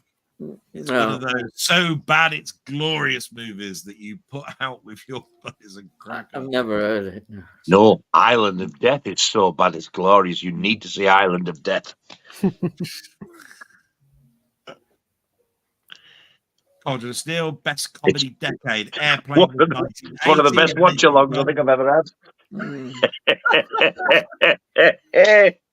Best comedy decade. Airplane was 1980. Naked Gun was 1988. End of discussion. 80s. Yeah, if you look at things from an American point of view, and I totally get that. You know what I mean? You have to take into consideration here that a number. Porky's was 80s. I love Porky's. Yeah. So this is tons of fun. I'm absolutely loving this chit chat. That's great. Chit chat. Mark Chat says Cold Check is great. Cauldron of Stardust Pete for the win. Casablanca is phenomenal. Oh boy, thank you. Pete's very easily pleased. Do you guys remember the beginning of the UK Freddy's Dead VHS? There was a phone line to listen to stories hosted by Freddy called Freddy's Gory Storyline. Did you ever call the number to hear a story? I don't remember that. No. I don't know. Nope. That's a cool little thing to do. They'd never do it now. I feel like I'm missing out now. Yeah, where can I get those recordings from? They must be on the internet somewhere. Do you know what? I've been fancying the Elm Streets as well. Well, ever since they've announced that Steelbook, isn't it? The first one. The 4K, yeah. That's exactly why I haven't watched the first one yet. I'm waiting. Then again, they haven't given us a concrete date yet. From my point of view, that day when all these, because on that day there was an announcement of about 5 films, all 4K, all collector's editions, and I went, fuck's sake, will you stop? Because I kept having to go back and go pre-order like this. Fucking Twister. Oh, I'd love that, but 45 quid. Yeah, I know. And you can only get it Steelbook and all that sort of stuff. I think they'll change their mind on that one. Personally, it might be like The Exorcist, and those ones where you get the box and the booklet and stuff in. I think that's why it's going to be expensive, because a lot of them issues, a lot of those releases have steelbooks in, don't they? Yeah, I mean, I do recognize the fact that when they do the artwork for the second Twister film, that it will match really lovely if you've got 2 steelbooks together, but not everybody wants steelbooks, and I get that. I love steelbooks. I'm as happy as Larry, but I mean, for people that don't, I just go, oh, surely they're going to do a standard edition. It's stupid, that decision. You're forcing people, and that's wrong.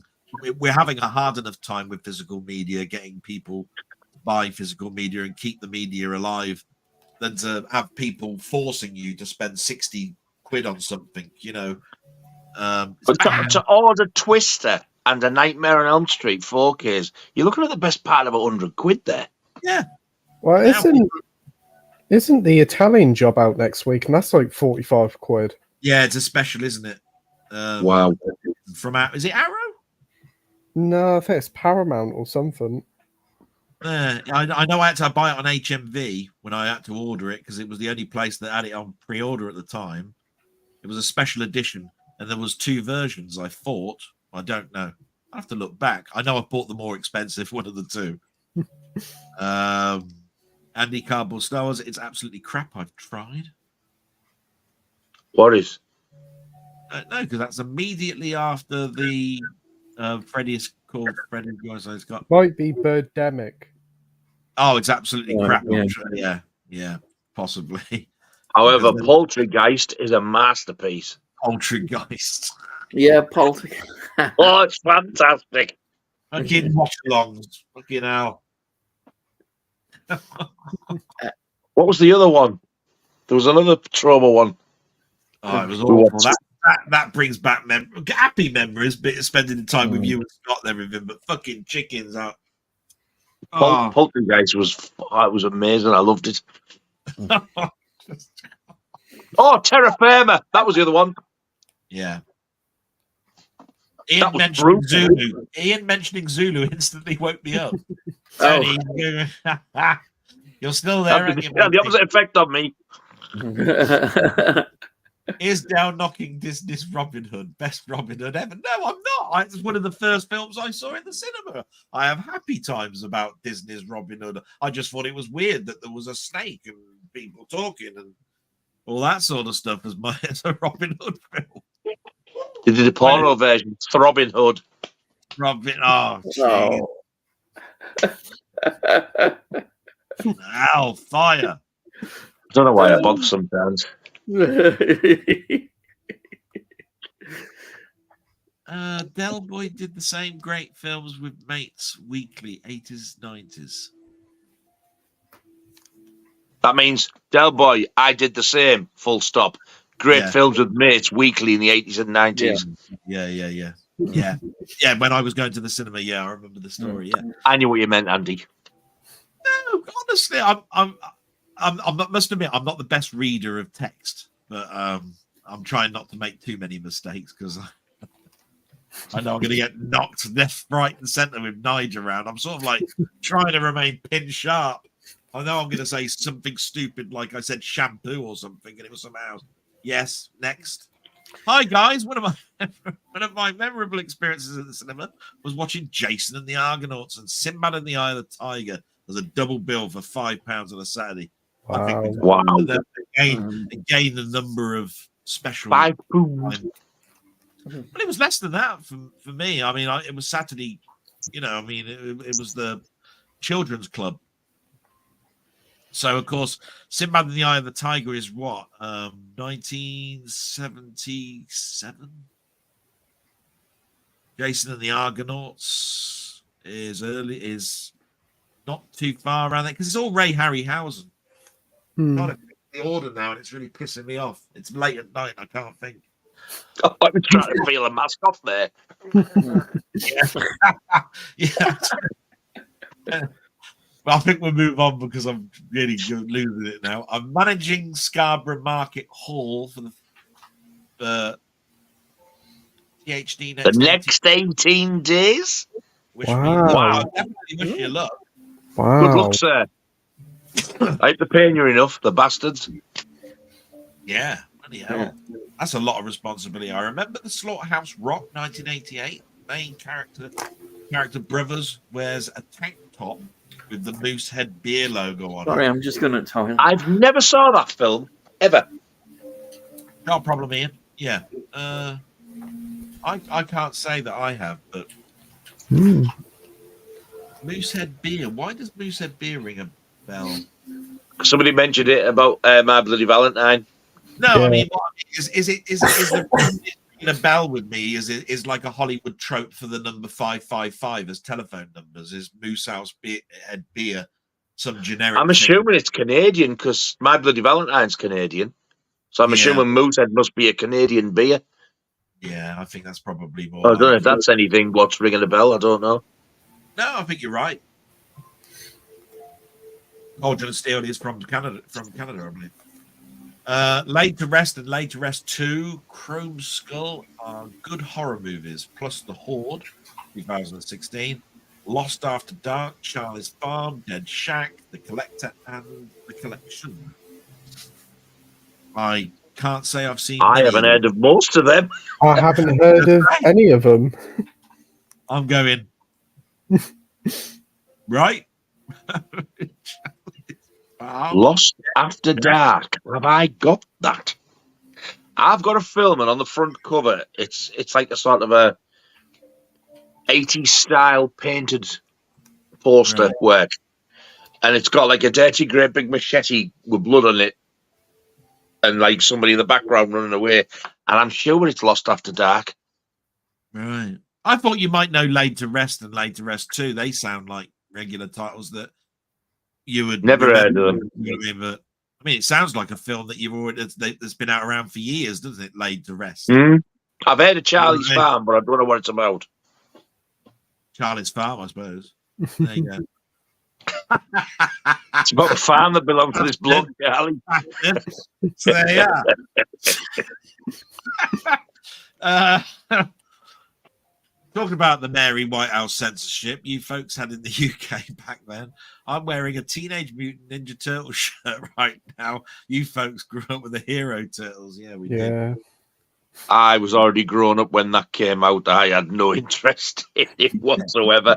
I think this is why now, because I was older at the time, I'm astounded why grown men get a hard-on for Ninja Turtles.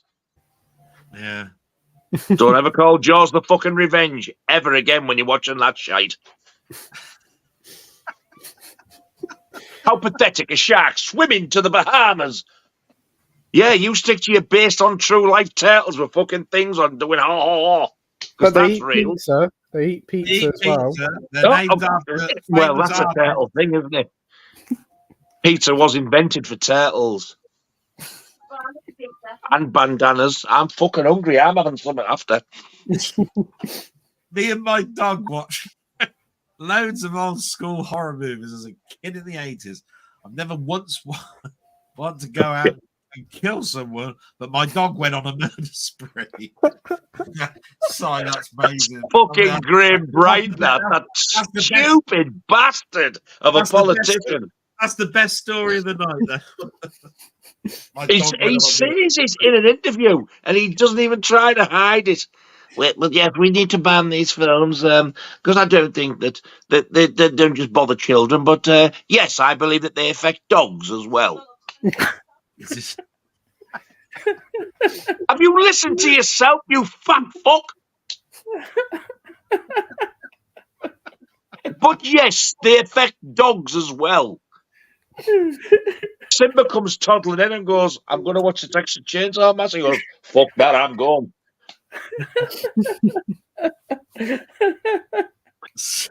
This was a Tory politician, boys and girls. That was a politician, was it? Said that? Yeah. Oh, if you watch either those Video Nasty documentaries that I've got, or if you watch the one that the guy from Severin made, Ban the Sadist Videos, it's in 2 parts. You can get it on YouTube. You'll hear him say it. He's in that interview. It shows how out of touch a lot of these people are. They just see the titles and just go to conclusions. Both of them, didn't he? They didn't have a clue. They didn't know what the fuck they were doing. It was all a thing for the Tories, basically, to sort of instill power. You know, look what we're doing. We're looking after your kids, banning this filth. Yeah, Toby Hooper's Funhouse. John Carpenter's The Thing. It's beggars belief. And if it was Section 1 films, you could not walk around the street going, hey, look what I've got. You'd be fucking tackled to the floor by a bunch of coppers and took the court.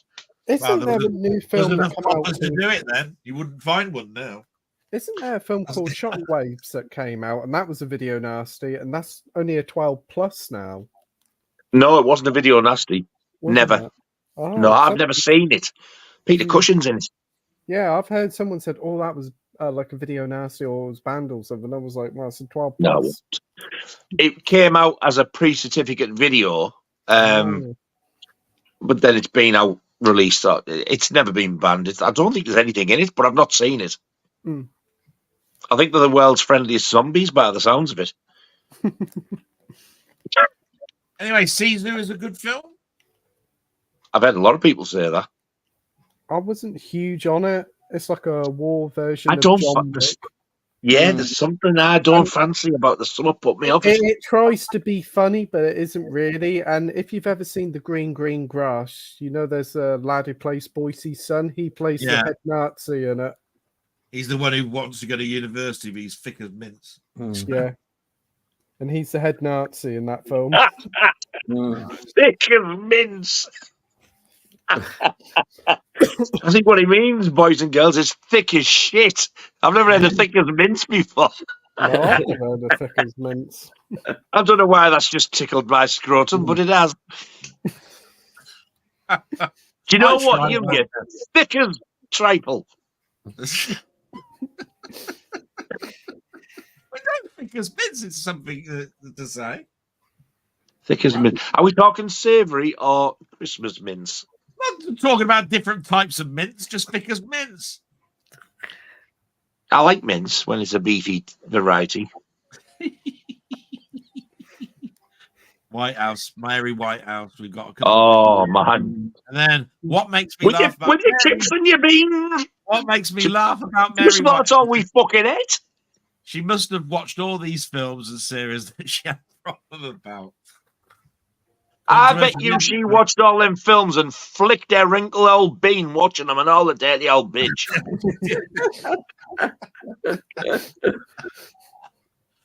Have you guys heard of a movie called Seizure, 1974? It's a grindhouse-style horror directed by Oliver Stone. The stars Hervé Villechaize. Fucking hell. Hervé Villechaize. Nickname from the man with the golden gun. I should know how to pronounce his surname by now, but no, I don't. Seizure? No, I've never heard of that. No. No, never heard of it. But if it's got her vile chafing in knick-knack, I'd watch it. It's about a copper, I think, because if that copper sees you doing that, he'll come over and he'll seize you. Fuck off. Too late at night for that.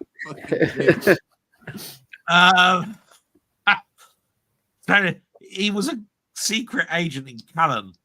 Got that on network DVD. Oh, I didn't even know they'd released that. Yeah. Peanut butter is rank. Nah. Agreed. Where with yourself, Simon? Go and try the Marmite one. It will make you orgasm. I've heard this. The worst horror movies I've watched recently were Winnie the Pooh, Blood and Money, and its sequel. It is. It's but I do believe the last time. I do believe this last time somebody mentioned about Winnie the Pooh, Blood and Honey was it with your mutual friend, who died recently. Wasn't he like somebody who wanted to watch? Oh, I think he watched it, didn't he? Yeah. Yeah. I wish I knew him better and so forth, but I do Dave, know that was. Yeah, Dave watched it. Which just goes to show I tried to listen to everything and remember, but a bit hard sometimes because I've got a fit brain. Stephen Miles. I'm going to watch a double bill next week at my local cinema. After somebody turns around and says, that bag of shit, I'm going to see a double bill of that. It's a Mary Whitehouse double bill. The first film's called Chips, and the second film is called Beans. I'm going to watch a chip with your beans. I'd rather reword this next one. Look, it says, I wonder if we will ever see Gremlins 3. I fucking hope not. After this long. I'd rather someone turn around and said, I hope they don't make a Gremlins 3, or should they ever make a Gremlins 3? Because the answer to all of it is no. No. Like I say, Gremlins was a thing of its time, and even later on, they did Small Soldiers. You could see it had a Gremlins influence, and it's the same director. And if that didn't sell, then why is continuing a Gremlins tale going to? They did an animated series. They did, but that flopped. So I just think to myself, let Gremlins just be like it is. You know what I mean? Even the second I one. know people who like the second one is either as much as the original or better. I don't think it's anywhere near as good as the original. Trump Tower and all of this. It all seemed. I don't know what it is. I think there's a sort of like, you know, when you watch a film and it's got some grain in it, and you go, "Well, this look." You can show how old this is because it doesn't look clean and pristine. Gremlins 2, or you know, it looks clean. I don't know, and then everything therefore looks plasticky. The Gremlins don't look right because they look sharper, say, than the original one. I don't know. It's something like that. There's something about it that makes me go, "I'm sorry, but you look too new for me." There was just even the story and everything. There was just something lacking. It was nowhere near as good. Yeah.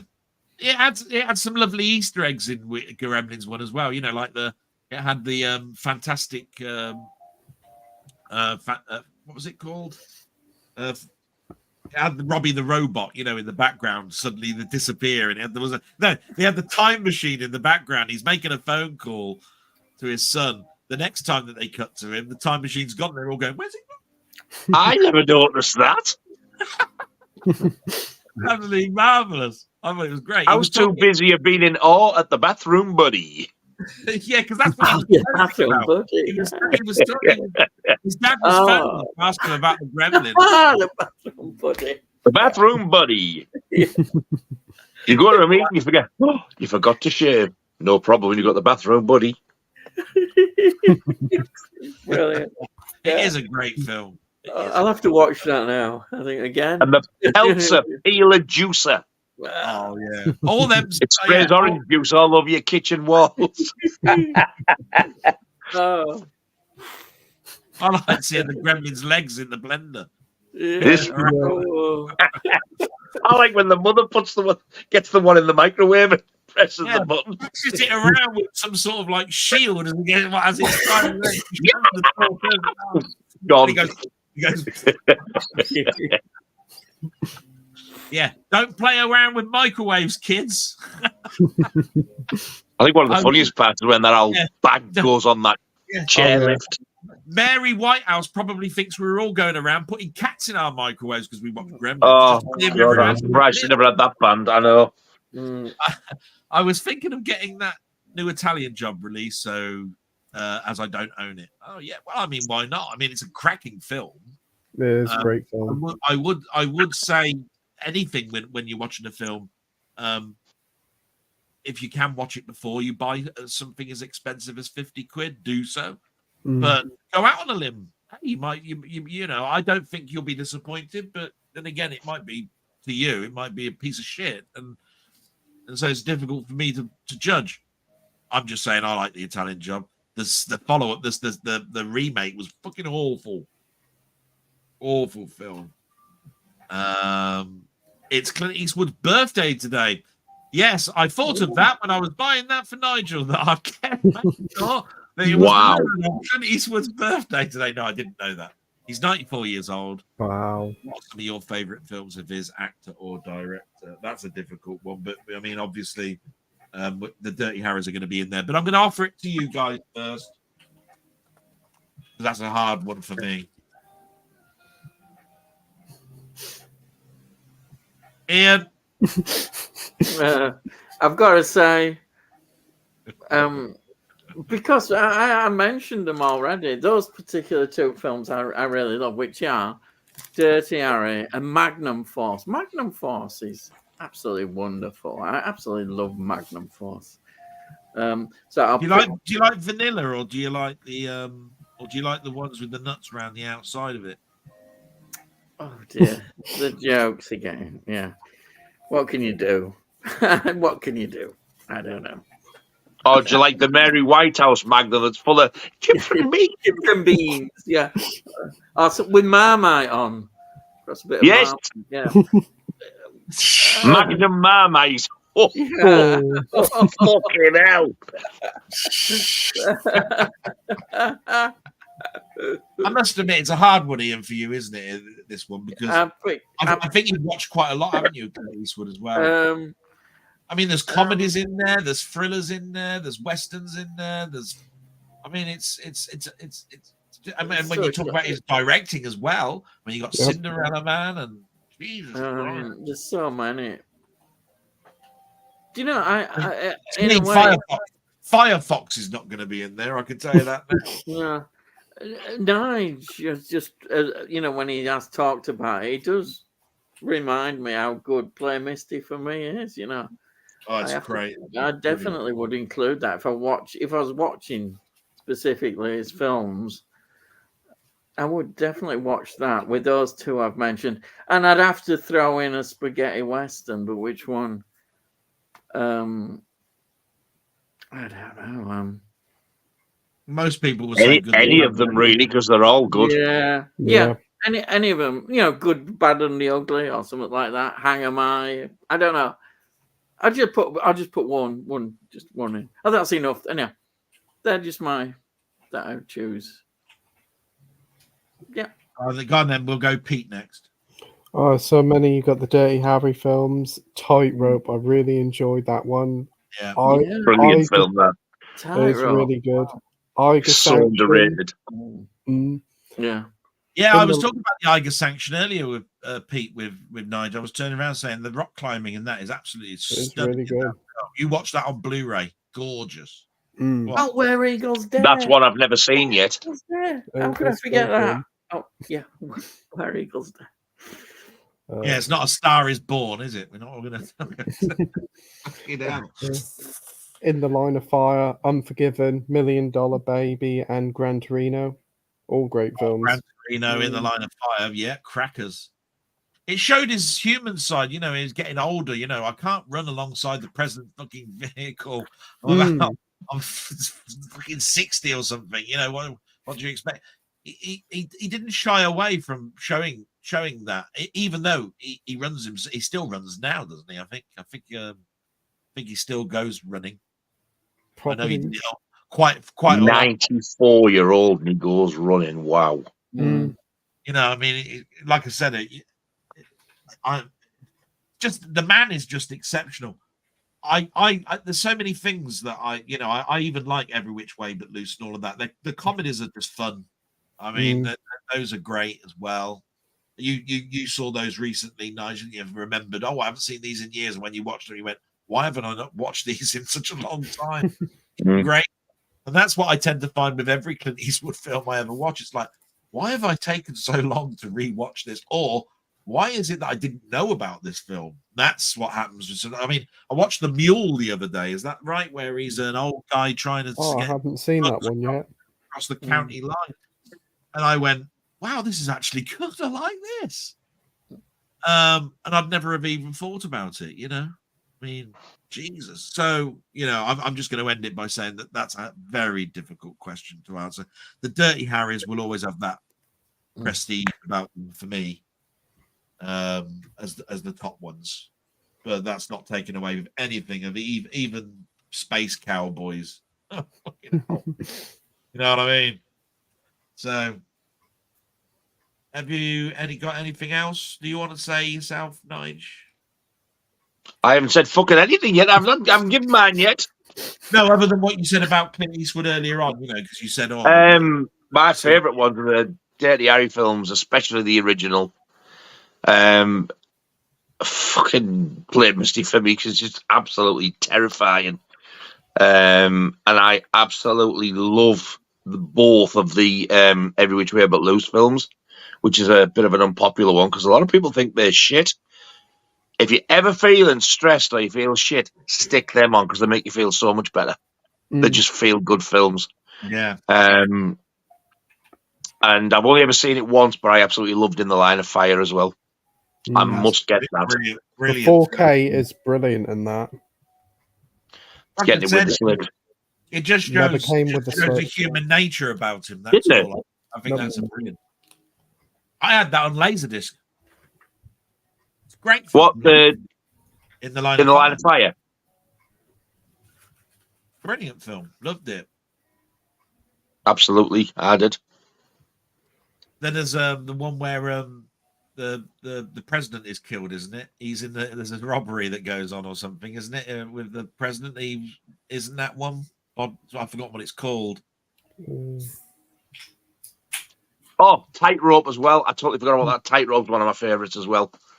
Pete said, I fucking love that film. There's Gauntlet, there's Thunderbolt and Lightfoot, isn't there? And number of films, a lot of people didn't mention. Isn't there the one with Kevin Costner as well? Perfect World. That's pretty good. Kevin Costner Packet. Yeah. Costner Packet. Yeah.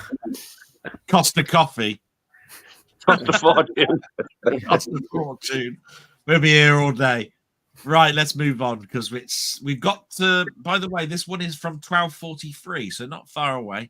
Is True Lies available on 4K? Any chance? Why didn't I read it? Funny enough, it's funny you should ask this because I have been trying to keep it quiet. But yes, it is, and it looks absolutely fantastic. The transfer is amazing, very reasonably priced as well. Highly recommended. If you can't get one, then basically Nigel's got about 15 copies. He's putting on eBay. No. The only one I've got, nobody's getting this bad boy. So Steve Moss says it's amazing that True Lies 4K. Great what they did with the AI. Okay, moving on. I wonder why grown men get hard on for Ninja Turtles. Nobody tell him that I'm a 40-year-old man who still loves the Care Bears. There you go. I'm 56. I'm past all that shit. I get a hard on for sharks that swim to the Bahamas. We'll get mocked for it. Tell you what, good to see Tory politicians are so much more sensible than 40 years ago in video nasty. Oh, God almighty, you have no idea. It was ridiculous. Slipknot, Yay to Rest stars the bad guy who looks like a biker from Michael Mann's Heat, 1995. Fair enough. I'm no wiser. Steve Mills, I watched a really funny martial arts film starring Weng Weng. I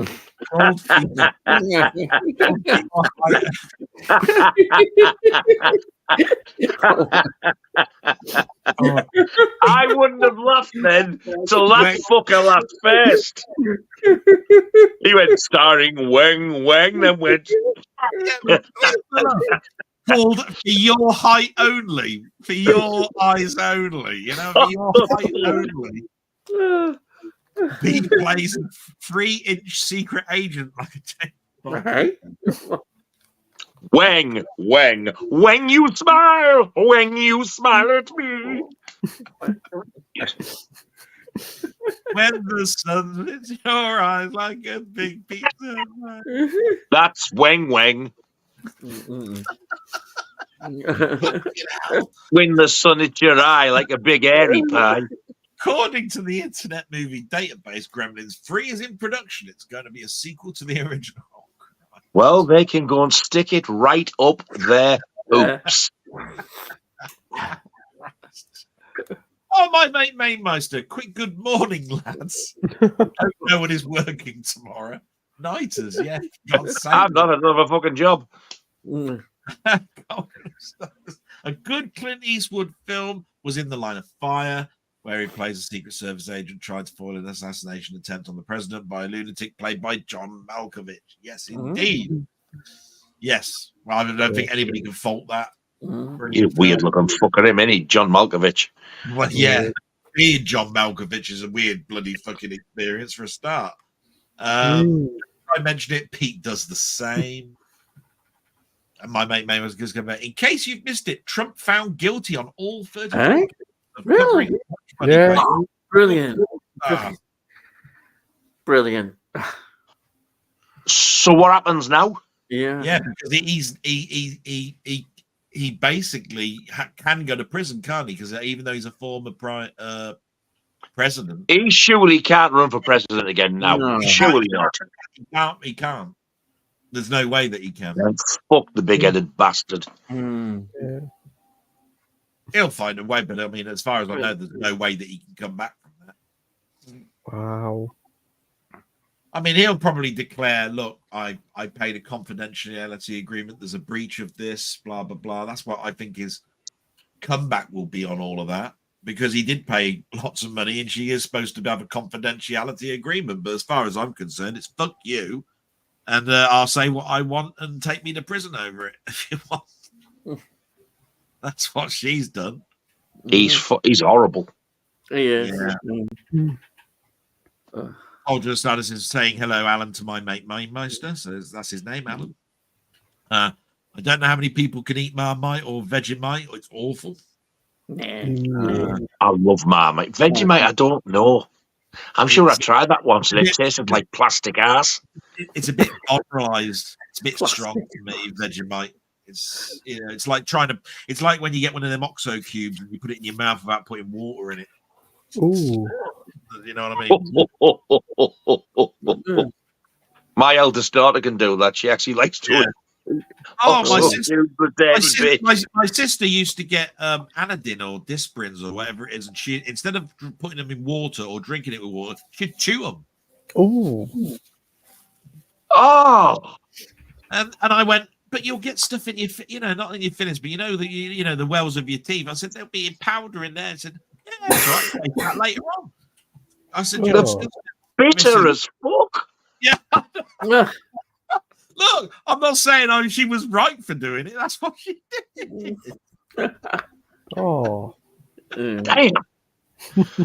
Evening, Cauldron. Hope you're well, fella. I'm just heading off to sleep. Hopefully catch you on Sunday night, fella, night, lads. Thank you very much, mate, for turning up. Good night, mate. Cauldron, agreed, but I'm an American. Nobody here really eats that. Yeah, that's the Vegemite stuff. Will Trump have an Oval Office in jail instead of the White House? I hope he gets bummed senseless in the next week. There's going to be no end of jokes, isn't there, about prison and the Oval Office and stuff, isn't there? You can just know it. My favourite is strawberry jam on toast, right? I've had that for years. Do you know I fancied that the other night? We don't have any fucking jam. Most of the inmates use his wig to wipe their asses. Well, at least it'll give him a better fucking hair colour. Where's he going to get his tan from now?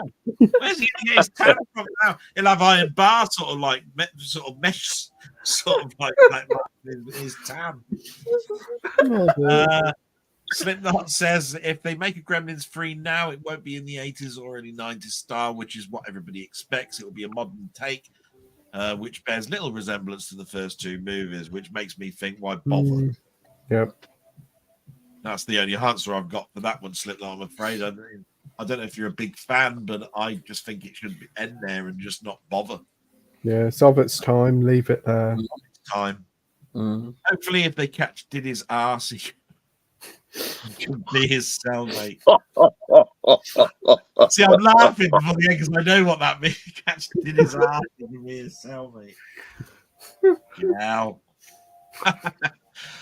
Cy Robinson, hopefully Trump gets Epstein's whole cell. Bloody hell.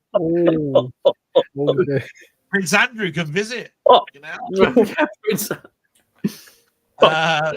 Cy Robson, yes. And by the way, that is the last comment of the evening at the moment. Oh, wow. He did get caught up. Thank you so much for watching this stream. Is all I can say. It's actually been an eye-opener.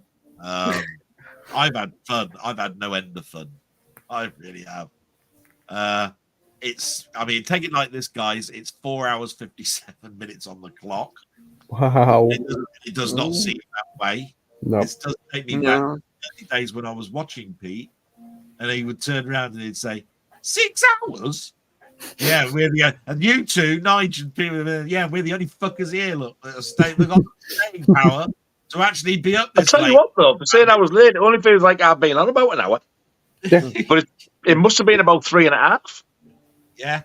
Yeah. He came about 9:30, I think. Yeah. Yeah, is he getting up at 1 o'clock? Fucking 1:15. 1:15, yeah. Damn. But I do thank everybody. Look, they're all coming in now. Look, we've caught up. Thank you very much, gents. Good morning. Night, guys. Night, matey. finish my cigar. This is a perfect timing. Yeah. Thanks very much to all of you. I mean, these are the perfect guests that I could have had for the first time me trying to do something like this. Ian, always a big supporter of me. Nige, what a buddy. Pete, I mean, Christ, you put me on your first chat. Jesus Christ. Such a knowledgeable head on young shoulders, and I put that, I really mean that. Oh, I can't remember me being your age and knowing that much. So, my God, I can see you being, like film 2028 or whatever it is of the BBC bring it out. So I just want to say thanks to all of you. Thank you very much. Really Thank you. It's been a wonderful stream. Thanks for having us. I've really enjoyed it. I have. Yeah, it's been great. Please, later on, I will be, after this stream, I will be putting the links down. Although most of these guys, their links are already in every single description for any video I bring out. I'm just not quite sure about the live ones, which is why I'm going to put them in afterwards. So please sub to them. They want to bring joy to us by giving us entertainment with their knowledge and stuff, and portray what they love as a hobby. We all love this as a hobby. Let's all appreciate what it is, and try not to sort of like cock it all up in the process. And with that, I'm just going to let them have how they end their show. I think each time, I think I know what Nigel's is, and I think I know what Ian's is. So, Ian, you go first. How you normally sign out with your channel? And all I've got to say is, I'll see thee again. We'll go with Pete next. Pete, how you normally sign off? What did I say? Bye or something like that. And we then turn our attention to Nige. To Mr. Embarrassing, who will say to you, thank you all for watching, all two of you. Really do appreciate you watching, and I shall see you very soon on the next video. Ta-ta. Absolute classics, a lot of them. And all I can say is please do subscribe to these guys. And with that, I'm going to say salute. And Ta-ta. hope you continue to watch our stuff. Thanks very much. Bye. Bye. Bye.